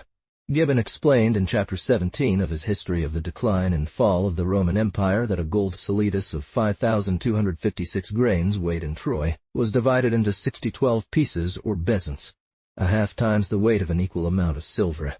They say that one of the Genoese or Venetian merchants, settled in Tanna, had a quarrel with a Tartar and received a blow, which he avenged immediately by piercing the assailant with his sword.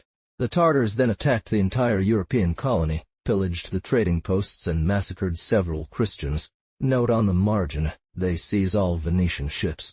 1348. The Venetians and Genoese agreed to cease all communication with this barbaric coast, in order to make their enemies repent of this breach by stopping all trade, but the Venetians, who found the Tartars less abhorrent than the Genoese, secretly renewed their relations with the former, while the others wanted to take vengeance for this infidelity. We learned in Venice at the end of 1348 that all the ships leaving this port or various colonies to trade in the Black Sea had been seized by the Genoese. Marginal note. Despite the deplorable state to which the plague had recently reduced the Republic, this insult was not left unpunished. The Genoese fleet surprised at Caristo, 1349. Off Negropont, a storm that assailed the Venetian fleet forced it to anchor at Caristo. A fleet of 35 galleys, under the command of Mark Rucinio and Mark Morosini, set sail to intercept, in the archipelago, a Genoese squadron whose departure had been learned. It sought shelter in this bay, and upon presenting itself, it saw 14 Genoese ships laden with troops anchored there, destined to reinforce the garrison of Pera. Rucinio, seizing the opportunity fortune presented, deployed his army in line across the entire opening of the raid, from one of the caps that formed it to the reefs surrounding the opposite promontory. He quickly landed troops to take positions behind the enemy fleet, cut off any retreat for the crews, and attack shore-based ships within range of his artillery. The tide was rising at this moment, for it is not indifferent in this sea. The Genoese, surprised by this disadvantageous situation against such superior forces, prepared valiantly for battle. Philip Doria noted that the Venetians had not dared occupy the interval filled with reefs. He could not boast of resisting them, and conceived the hope of escaping.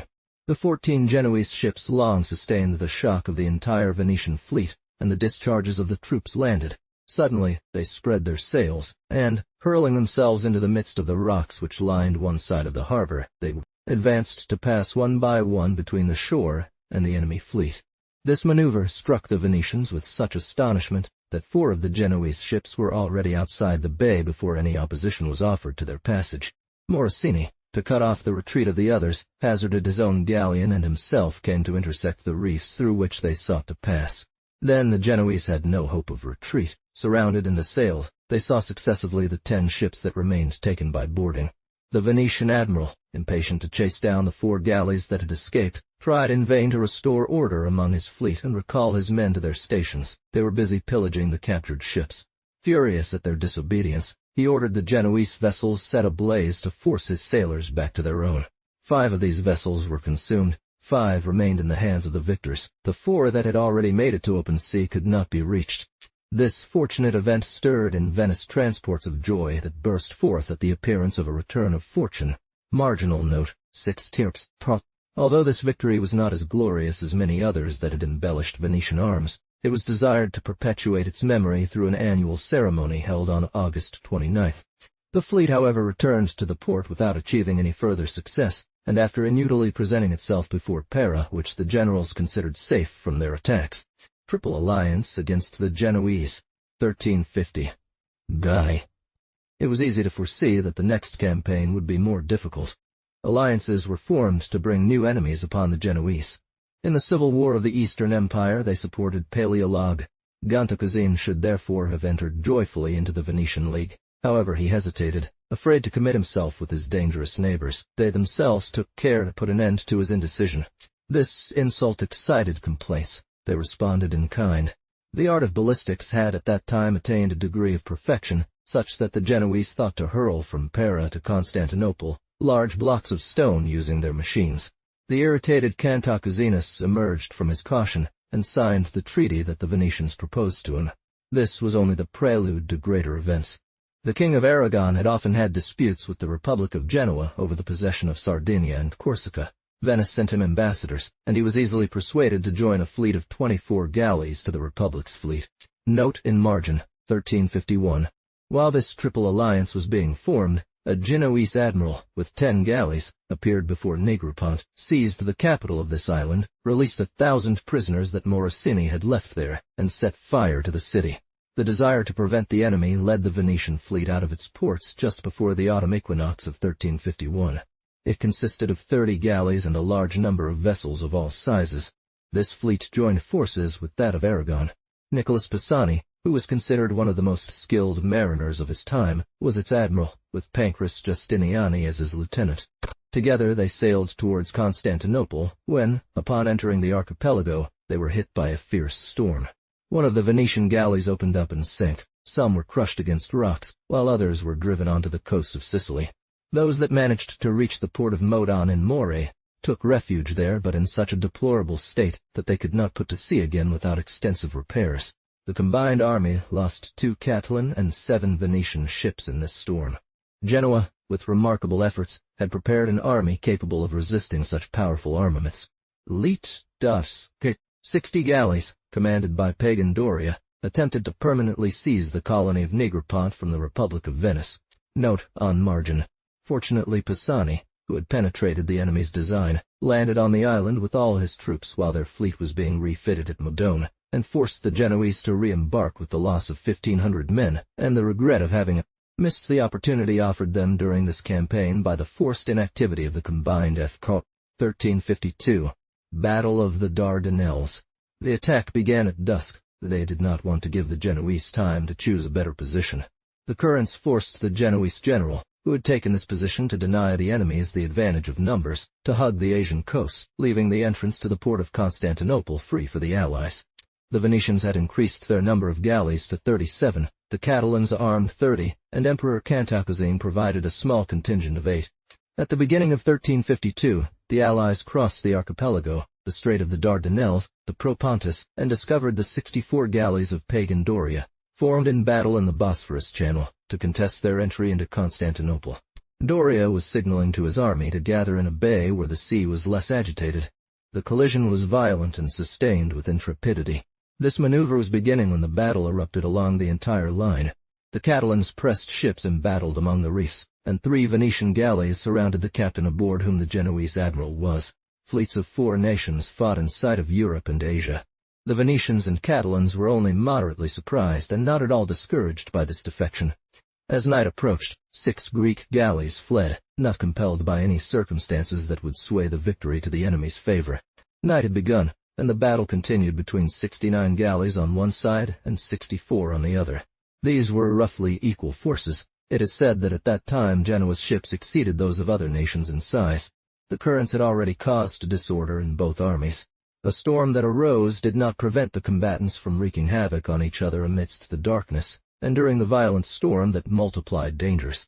In this deep darkness, their fury had no guide but the fires of the ships, but one could recognize each other only after the battle, and there was no way to avoid the reefs in such a boisterous and confined sea. Finally, after a long winter night, for it was February 13th, the day came to illuminate this scene of carnage. Each of the 2 sides learned that several of its galleys had fallen into the enemy's power, recognizing them in the opposite line. The sea was covered with debris, almost all the galleys disabled, 13 Genoese ships stranded on the neighboring coasts, 6 had been dragged towards the Black Sea. Others, abandoned by their crews, were drifting on the still roaring waves. There were some that one searched in vain with the eyes. They had been swallowed up. The Genoese fleet found itself diminished by 13 galleys. The Aragonese had performed marvels of valor. The Allies had lost twice as many. 14 Venetian ships, 10 Aragonese and the 2 Greeks who did not flee, had been captured, burned, or sunk. Poncio de Santa Paz, their general, was among the dead, and among the Venetians, Pancras Justiniani, Thomas Gradenigo, Stefano Contarini, Giovanni Steno, and Benedetto Bembo were regretted. The Genoans had bought victory with torrents of patrician blood, for it is said that they lost 700 nobles in this terrible battle. Separated after a bloody battle, the fleets of both nations turned their forces against the isolated ships that had ventured onto the seas.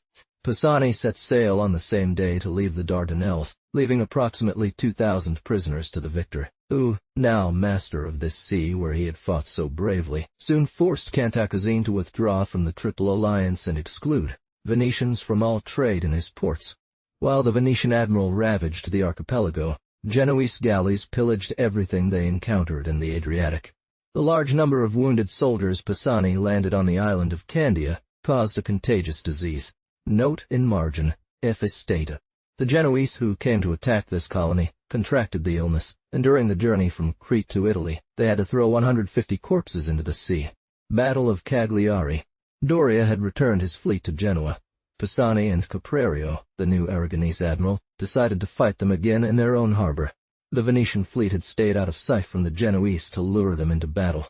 The Genoese, who did not believe they were so close, set sail under the command of Grimaldi, who had 52 galleys under his orders. They caught sight of 22 sails heading towards Cape Cagliari. It was the Aragonese fleet, consisting of 3 large ships carrying 400 men each. Grimaldi launched an attack on the Spaniards, believing they had been surprised.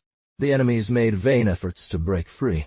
The Venetians boarded the ships, capturing 31 galleys with 4,500 prisoners. Several others were destroyed. The Spaniards received the battle without hesitation, and barely had it begun when around 40 Venetian ships turned the Cape, showed themselves, and attacked the Genoese army engaged with the Catalans.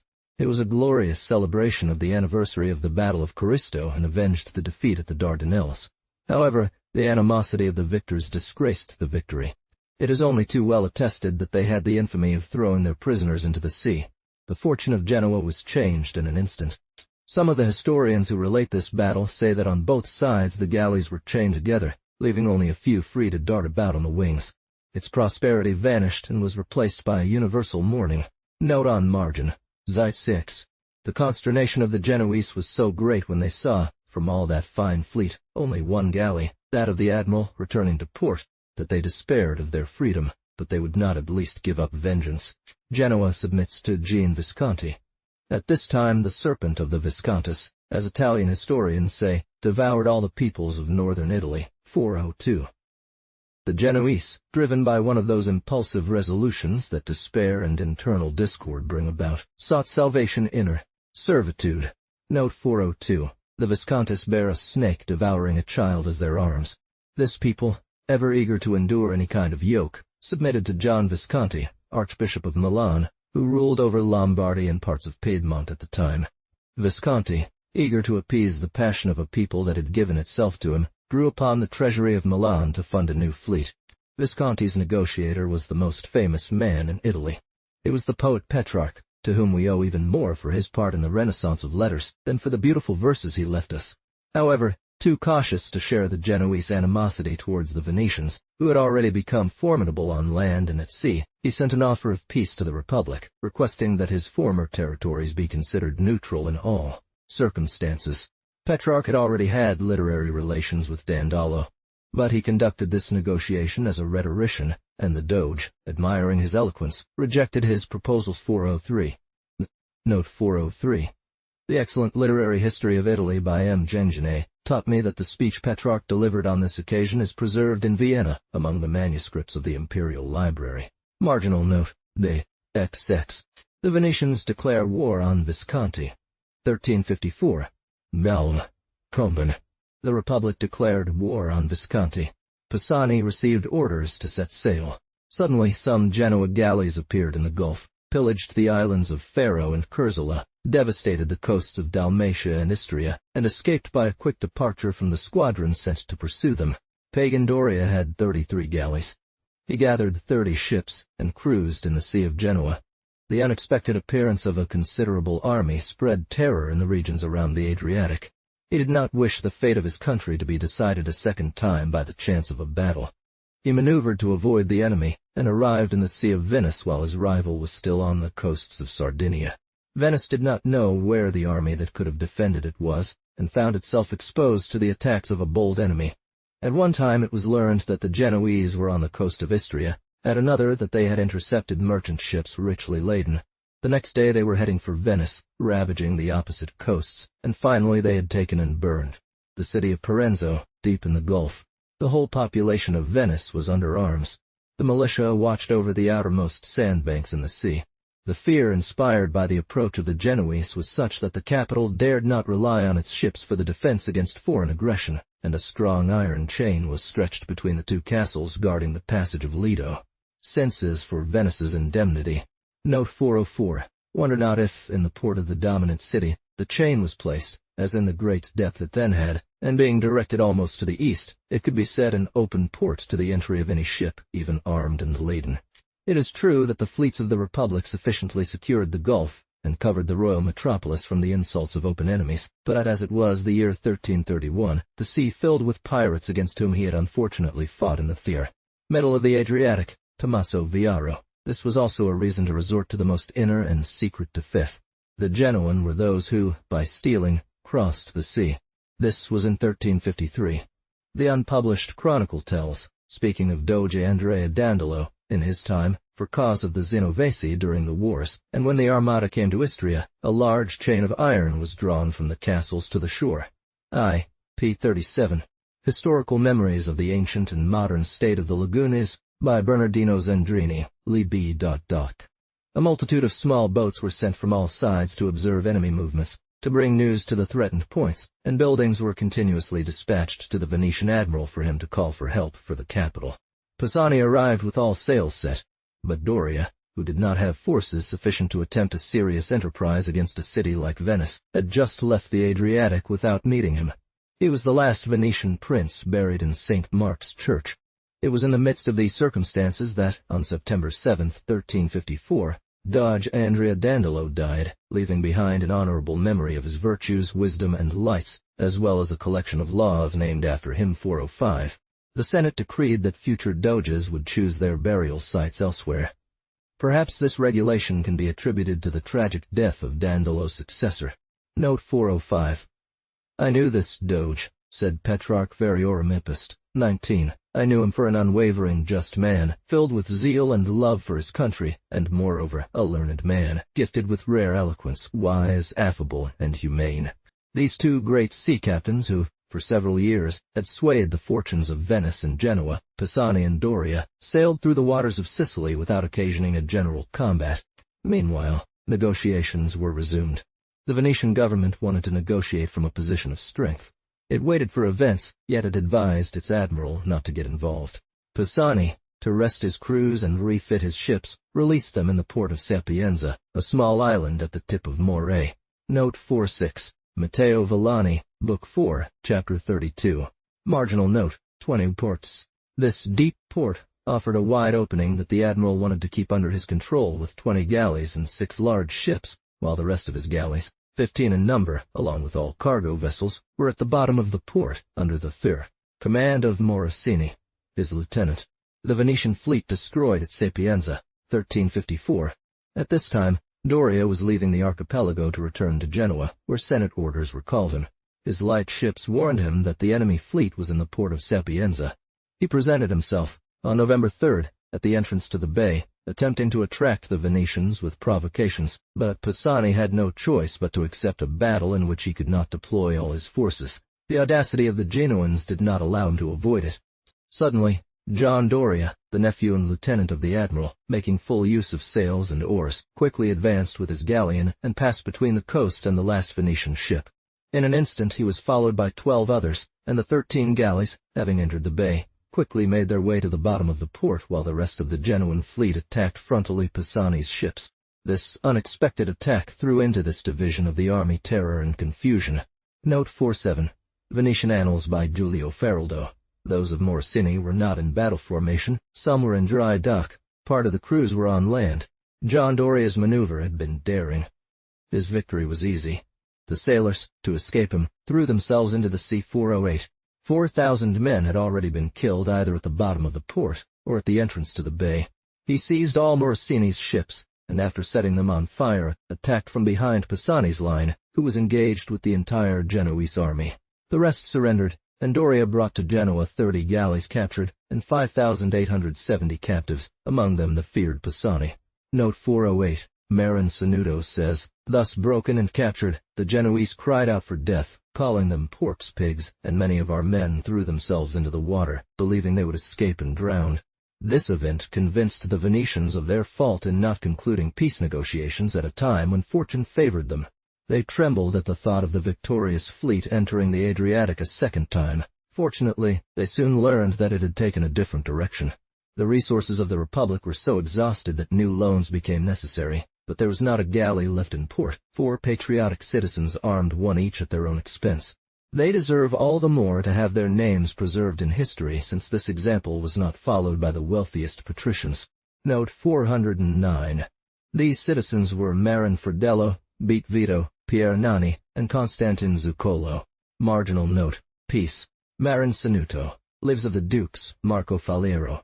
It should be known that up to the day the fleet was destroyed at Porto Lungo, during the Genoese War, a tax of 37 was imposed on the Chamber of Loans, and after that, loans were made at 6. Such armament could at most repel a few vessels armed in pursuit, and was too inadequate to inspire security. It was converted, in the following month of May, into a peace on terms which the Venetians were not slow to accept. There was a prompt resumption of negotiations at the court of Visconti, and with such impatience to see hostilities cease that a truce for 4 months was signed on January 5, 1355. They agreed to pay Genoa 200,000 florins as war expenses, and to close their merchants from all ports of the Black Sea except that of Theodosius, where they permitted the Genoese to establish a trading post. Hardly had the Genoese concluded this glorious war for them, when they showed themselves equally unable to bear the yoke of a master as the triumph of a victor. They revolted, elected a doge, and drove out the Milan governor that Visconti had given them. Margin note. New organization of the Council of the Doge, 1354. Margin note. Attributions of the councillors. In the interval between the death of Doge Andrea Dandolo and the installation of his successor, the rectors established for the reform of the laws introduced certain changes in the organization of the prince's council. It has been seen that originally it was the Doge who chose his councillors, then it became the Senate to assign them to him, and finally they had to be proposed by this body and confirmed by the Great Council. We see that this intimate council was the supreme director of political affairs, the moderator of the deliberations of general assemblies, and the chief agent of administration, or generals of the Republic, to preside, under the Doge or in his absence, over the Senate and the Grand Council, to bring forward proposals for consideration.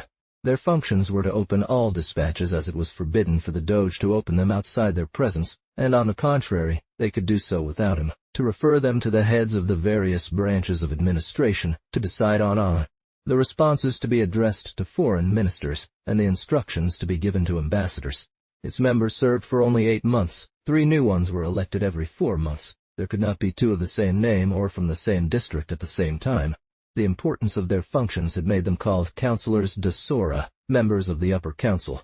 It was the meeting of these 6 councillors, with the Doge, who formed the government, what was called the most serene lord. Note 410. The use of this designation apparently began in 1,360,410. Tome. Memory storico-civili sopra le successive form del governo de Veneziani, da Sebastiano Crota Tontabash. Marginal note. The presidents of the criminal 40 enter the council. Such a council sufficiently limited the authority of the prince, since the prince had only 1 vote like the other councillors, and could do nothing validly without them. But it was deemed useful to introduce a sort of rival body, which had for object the exercise of surveillance over this very council. The prince's council consisted of the 6 high councillors and the 3 presidents from the quarantine. As a result, it was decided that the 3 presidents of the criminal court of the 40 would sit with the 6 councillors of the Doge and perform their duties, with only a few minor changes. Such was the composition of the inner council from that time onwards. Margin note. Wise men. It was a clever way of giving the magistracy oversight of the administration by introducing and involving them, but at the same time, they could not dominate it, as they were in the minority there, and its members sat for only 2 months each. These magistrates served for only 2 months, gradually allowing all significant members of the First Republic Tribunal to join the council, gain knowledge of important state affairs, and contribute their legal expertise and respect for procedure, qualities that define a magistrate. The nature of things necessarily establishes relations between those who have to deliberate on affairs and those who are charged with executing them. Deliberation is usually subordinate to facts, and those who execute are supposed to have a more special knowledge of them. It was required that they should have reached the age of 38. The first agents of execution, the ministers, were 6 nobles decorated with the name of council sages, or more commonly grand sages. The importance of certain branches of administration subsequently granted the same privilege to those in charge of them. Note 411. François Donato and Jean Pizarro. These 6 ministers, specifically charged with foreign policy, were frequently called to the Council of the Lordship. They eventually became habitual attendees. Their terms of office lasted only 6 months. They could be re-elected only after an interval of a semester, but as experience and ability necessarily confer rights to positions requiring positive knowledge, some were re-elected up to 24 times 411. Thus, while the sea war was the main concern of the Venetian government, officials specifically tasked with everything related to the navy, known as the sages de la mer, sages of the sea, took seats in the council. Thus the government's actions were concentrated in the lordship, that is, in the Doge, assisted by his 6 councillors and the 3 heads of the criminal 40. This assembly met daily. This was the council, which took the name of college when it was reinforced by the 6 grand sages, the 5 mainland sages, and the sages of the orders, equally numbering 5. As their importance waned, they were replaced in 1420 by wise men entrusted with the administration of the provinces, who were henceforth known as mainland sages, and finally, young nobles were admitted into the council to gain knowledge of affairs, bearing the title of sages of the orders, the origin of which is unknown. Note on side, 23. Marin failure, Doge, 1354. Gradually, political affairs became the exclusive domain of the grand sages, while the details of execution or ministries were left to the mainland sages.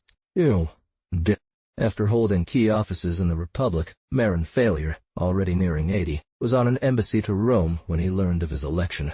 Faliere's elevation to the ducal throne seemed to conclude gloriously a long career. Dandolo was succeeded by Marin Failure from one of the oldest families in Venice, which had already produced 2 doges for the Republic, Vital Falier in 1082, and Ordilov, who died fighting against the Hungarians in 1117. The change in the council's organization did not pose any new threat to the doge's personal authority, which was already greatly limited by previous regulations. Venice should not have expected its prince to head a conspiracy. They are prepared by long plots, agreed upon by men with common interests. Typically born from frustrated ambition, conspiracies are directed against those in power by those excluded from it. There are hardly any old people, because they are cautious and timid, nor young people, because they are not good at dissimulation. The story I have to tell deviates from all these characteristics. Another doge, 30 years earlier, made it his honor to strip the people of the little power they had left. This one conspired with men from the lowest class against prominent citizens, but without interest, without a plan, without means. For passion is blind and unpredictable in its endeavors. It was undertaken by a man who, having reached the highest dignity of his country, and being 80 years old, had nothing to regret in the past or to expect from the future, and this old man was moved by a trivial issue, allying himself, to exterminate the nobility with strangers on the first discontent that chance presented to him. Marginal note, 24th Battery. The negotiations that followed the disaster of Pisani's fleet had filled the initial moments of the new doge's administration, and he had at least found consolation in signing the truce that brought rest to his homeland. He receives an insult from a young patrician, 1355. Failure had a naturally violent character, 413. The doge, whether he was more jealous than is permitted to an old man, or offended by this lack of respect for his court, ordered the insolent one removed from his presence. He gave a ball on Shrove Thursday to mark a solemnity 412. A young patrician named Michael Steno, a member of the criminal 40, allowed himself some liberties near one of the ladies accompanying the dogeress, that perhaps the joy of the ball and the mystery of the mask made excusable. Note 412. Here I follow the most generally accepted version, which is also that of Marin Sanudo, the ground. But he does not say that he was punished for having hit the bishop. On this occasion of violence, the historian Marin Sanudo adds that God allowed Falier to lose his mind later, entering into a conspiracy that deserved his death. Note 413. I do not want to remain silent about what I read in a chronicle, that Marino Faliero, having become podesta and captain in Treviso, and needing to organize a procession, the bishop took too long to bring the body of Christ. Faliero was so proud and arrogant that he gave a slap to the aforementioned bishop, almost causing him to fall too. The young man, as he retreated, with a heart wounded by this insult, passed through the council chamber and wrote on the seat of the doge these injurious words about the dogeress and her husband. Marino Falier has a beautiful wife, but she is not for him. Note 414. Marin Falieri has a beautiful wife. Others enjoy her, and he keeps her. The next day, the poster became a major source of scandal. Complaints were filed against the author, and it was not difficult to identify him. Falier forgot himself to the point of expressing resentment that was inappropriate for his gravity, his rank, and his age. Steno, when arrested, admitted his fault with such naivety that it did not deter the prince, or especially the offended husband. Margin note: a worker at the arsenal filed a complaint against one of his supervisors. He demanded nothing less than for the case to be referred back to the Council of Ten as a state crime. However, they judged his importance differently. They considered the guilty party's age, the mitigating circumstances, and sentenced him to 2 months in prison followed by 1 year of exile. The Doge fuels his resentment. A satisfaction so carefully avoided seemed to the Doge a new insult. He burst into complaints that were useless. Unfortunately, on the very same day, he saw the chief of the arsenal masters come to his audience, who, furious and with a bloody face, came to demand justice from a patrician who had forgotten himself to strike him. "How can I do you justice?" answered the Doge. "I cannot get it for myself." "Ah!" said the master in his anger. "It would only be up to us to punish these insolents." The Doge, far from rebuking the plebeian who allowed such a threat, questioned him apart, testified to his interest, even his benevolence, and finally encouraged him so much that this man, gathering some of his sailors, appeared in the streets with their weapons, loudly announcing his resolution to avenge himself on the noble who had offended him. The latter retired within his home and wrote to the Doge to claim the safety due to him. Marginal note: taxi fee. The boss was summoned before the lord. The prince rebuked him severely, threatened to have him hanged if he incited the crowd or allowed himself to insult a patrician, and sent him away with orders, should he have any complaints, to present them before the tribunals. The Doge conspires with commoners. That night, an emissary went to find this man, who called himself Israel Bertuccio, brought him to the palace, and secretly introduced him into a cabinet where the prince was with his nephew Bertus Falier. There, the irascible old man listened with pleasure to all the boss's outbursts and plans for vengeance, asking him what he thought of the dispositions of men from his class, how much influence he had over them, how many he could incite, and which ones were most useful to serve. Bertuccio indicated a sculptor, others say a workshop worker named Philippe Calandaro. He was brought immediately, proving to what extent anger can lead to imprudence. A Doge of 80 years spent part of the night in conference with 2 men from the people, whom he did not know the previous day, discussing ways to exterminate Venetian nobility. It was difficult for such a plot to be suspected, as conferences could multiply without being noticed. However, there were not many, as the conspirators judged after a few days that they were in a position to carry out this great enterprise. Thus, it was 1,000 men who were to overturn the government of such a powerful city. This proves that there were no military forces in Venice at that time. It was agreed that 16 leaders would be chosen from the most credible and popular, that they would be engaged to lend a strong hand for a coup d'etat on which depended the salvation of the Republic, that they would distribute themselves among the various districts of the city, and each secure 60 intrepid and well-armed men.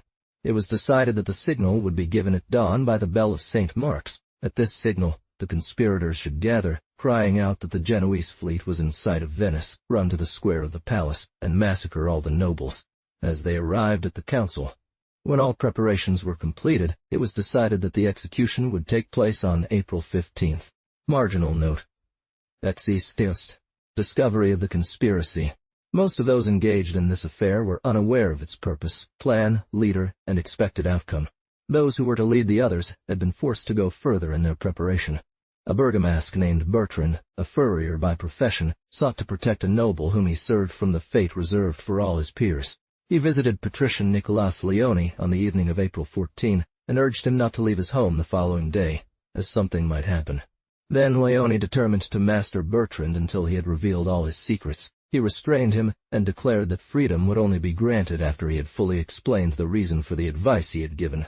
This gentleman, warned by this kind of revelation about a danger that was to threaten many others, pressed the conjured with questions, but only received mysterious answers accompanied by the request to maintain the utmost silence. The conspirator, who had been led to the patrician by a good intention, realized he had already said too much, and that he needed to make merit of a complete revelation. He probably did not know everything, but what he revealed was enough to show Leone that there was no time to lose. He ran to the Doge's house to share his discovery and fears.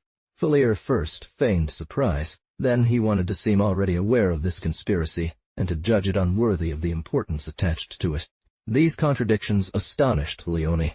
He went to consult another patrician, John Gradenigo. Both then went to Mark Cornero's, and finally They came together to question Bertrand, who was still held in Leone's house. Bertrand could not say how far the conspirators' connections and plans extended, but he could not ignore that Bertuccio and Philippe Calandaro had a considerable part in it, as it was through them that he had been drawn into the plot.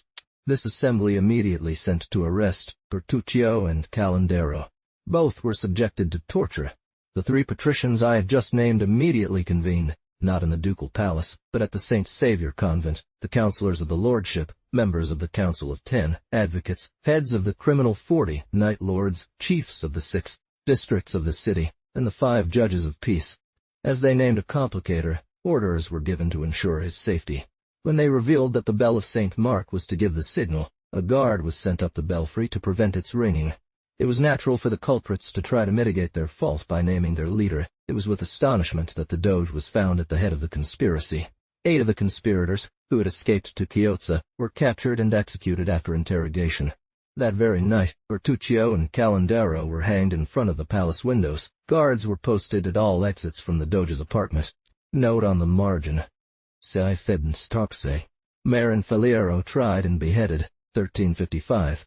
The day of the 15th was devoted to the trial of the Doge. The Council of 10, which regarded a case of this magnitude as of such importance, demanded that 20 patricians be added to it for the judgment of so great a criminal. He confessed to all charges. On the 16th, his trial took place. Every voice concurred for his punishment. This assembly, known as the Giunta, summoned the Doge, who, dressed in the insignia of his dignity, arrived on the night of April 15th to 16th to face his interrogation and confrontation. At dawn on the 17th, the palace doors were shut. Marin Failure was led up the staircase of giants, where Doges received their crown. His ducal cap was removed in front of the Council of 10. A moment later, the head of this council appeared on the grand balcony of the palace, holding a bloody sword in hand, and cried out, "Justice has been done to the traitor!" The doors were opened, and the crowd, rushing into the palace, found the prince's head rolling down the steps. In the hall of the Grand Council, where all the portraits of the Doges are hung, a framed veil of crape was placed at the spot that should have held his portrait, with this inscription, "Place of Marin Failure, beheaded." For a while, the search continued against those involved in the conspiracy. Over 400 were condemned to death, prison, or exile. Patricians. The leather worker Bertrand demanded the reward he believed was owed to him for his revelation. He had the audacity to request a palace and a county that Marin Failure owned, a pension of 1,200 ducats, and finally, entry into the Grand Council, meaning patriciate status for himself and his descendants. Note 415. Of all this, they only granted him a reversible pension of 1,000 ducats for his children, and he expressed such high displeasure that he was ultimately exiled. But such was the perception of this kind of service, and such the government's policy to encourage it, that the council was on the point of admitting this denunciator into the number U. In another chronicle I have seen that they wanted to do so in the Grand Council. Marin Sanuto. Vite deducimar, Faliero. André Navagier states formally that all of Bertrand's requests were granted. Noi Uara. Beltrame, by the council's decision, was provided with 1,000 ducats in provisions annually, and a house worth 2,000 ducats was donated to him and his heirs, and he was made a member of the Major Council. End of Volume I. Table of contents contained in this volume. Not content with this, he demanded that the Countship of Val di Marino, confiscated from the decapitated Doge, be given to him, using foul language against the lordship. For these offenses he was brought before the same council, having been released. From grace after being spared the gallows, he was banished to Ragusa for 10 years. Book 1. Page. Joyce. Origin of the Venetians. On the state of the Venetes under the Romans. The foundation of Venice in 421. The invasion of the Goths, Huns, Herules, and Ostrogoths. The expulsion of the Ostrogoths. 8 Doges deposed. The establishment of the Lombards in Italy in 553. Creation, abolition, and establishment of the Dogeship in Venice, 697-742. Pepin's War against Venice, 743-89. Early Doges from the Participatio family. Arrival of St. Mark's body to Venice, 810-829. 1 Book 2. Internal divisions. John Participatio's ventures against the county of Camacchio. The Venetian fleet defeated by the Saracens at Crotone and by the Narentines at Mycolo. The Hungarian invasion. They attack Venice. Their defeat, 83900. Doges from the Candiano family. Peter Candiano IV murdered. Abdication of 4 doges 9191. Reign of Peter Ursialo II. The Dalmatian region joins Venice, 991,006 datos. Sedition. Usurpation of the dogeship by Dominic Ursiolo. Expulsion of the Ursialo family. Revolt in Zara. War against the Normans, 1006 to 1096. The First Crusade. Expedition to Calabria. War against the Paduans. Fire in Venice. War against the Hungarians, 1096 to 1117. Reign of Dominic Micheli. New expedition to Syria, or Second Crusade. Capture of Tyre, 1117 to 1130. Capture of Corfu. Expedition to Sicily. Singular tribute imposed to the Patriarch of Aquileia. Dog-eat of Micheli II party. War against Emperor Comnene. Disaster for the army. Plague in Venice. Change in the state's constitution. The Doge assassinated, 1131,073. Election of Sebastian Ziani, 1173. 89 Book 3. Reign of Sebastian Ziani. Outrages committed by the Greek emperor against Venetians. Lombard League. Strife between Pope Alexander III and Emperor Frederick Barbarossa. Alexander III in Venice 1173 to 1178. Reign of Orio Malipir. New Crusade. 200 Book 4th Orbit. Reign of Henry Dandolo. Third Venetian Crusade 1179 to 1191. Capture of Zara. Conquest of Constantinople. Excommunication of Venetians 1192 to 1203. Sharing of the Greek Empire 1203-1205. Occupation of Corfu and Candia. 263 Book V. Peter Ziani, Doge. War against Genoa. Candia revolts 1205 to 1228. Dao. Affair of Constantinople. Dogate of James Theopolo. Followed the Latin Empire in the East, 1228 to 1261. New Candia revolt. Rivalry between Pope and Emperor Frederick II. Court. Venice's war against Ursuline, tyrant of Padua, 1228 to 1252. War against Genoa, 1252 to 1269. Venetian people's revolt. Change in the form of elections. Creation of the Grand Chancellor's office. Famine. Establishing naval law in the Adriatic. Subsequent wars. Dogody of Laurent Theopolo, James Contarini, and John Dandolo Dotti. Establishment of the inquest in Venice, 1269 to 1289. 350 Book 6. Election of Peter Gradenigo. Disasters in the East. War against Genoa, 1289 to 1299. Considerations on the governments of Italy in the 14th century. Revolution in Venice's government. Closure of the Great Council. Establishment of aristocracy. 1289 to 1319. 468. Book 7. Marin Bacconio's conspiracy. Affairs of Ferrara. The Republic usurps this city. Excommunication of Venetians. 1302 to 1309. Theopolo's conspiracy. Establishment of the Council of Ten. 1309. 525. Book V8. Lifting of the interdict. Expedition against Genoa. Rebellion in Candia. War against the Lord of Verona. Acquisition of Treviso and Bassano, 1310-1343. Crusade of Smyrna. Seventh Rebellion of Zara. Plague in Venice, 1343-1348. Changes in the organization of the Doge's Council. New war against Genoa, 1348-1354. Election and conspiracy of Marin failure, 1354-1355. 577. End of the table of contents of Volume 1.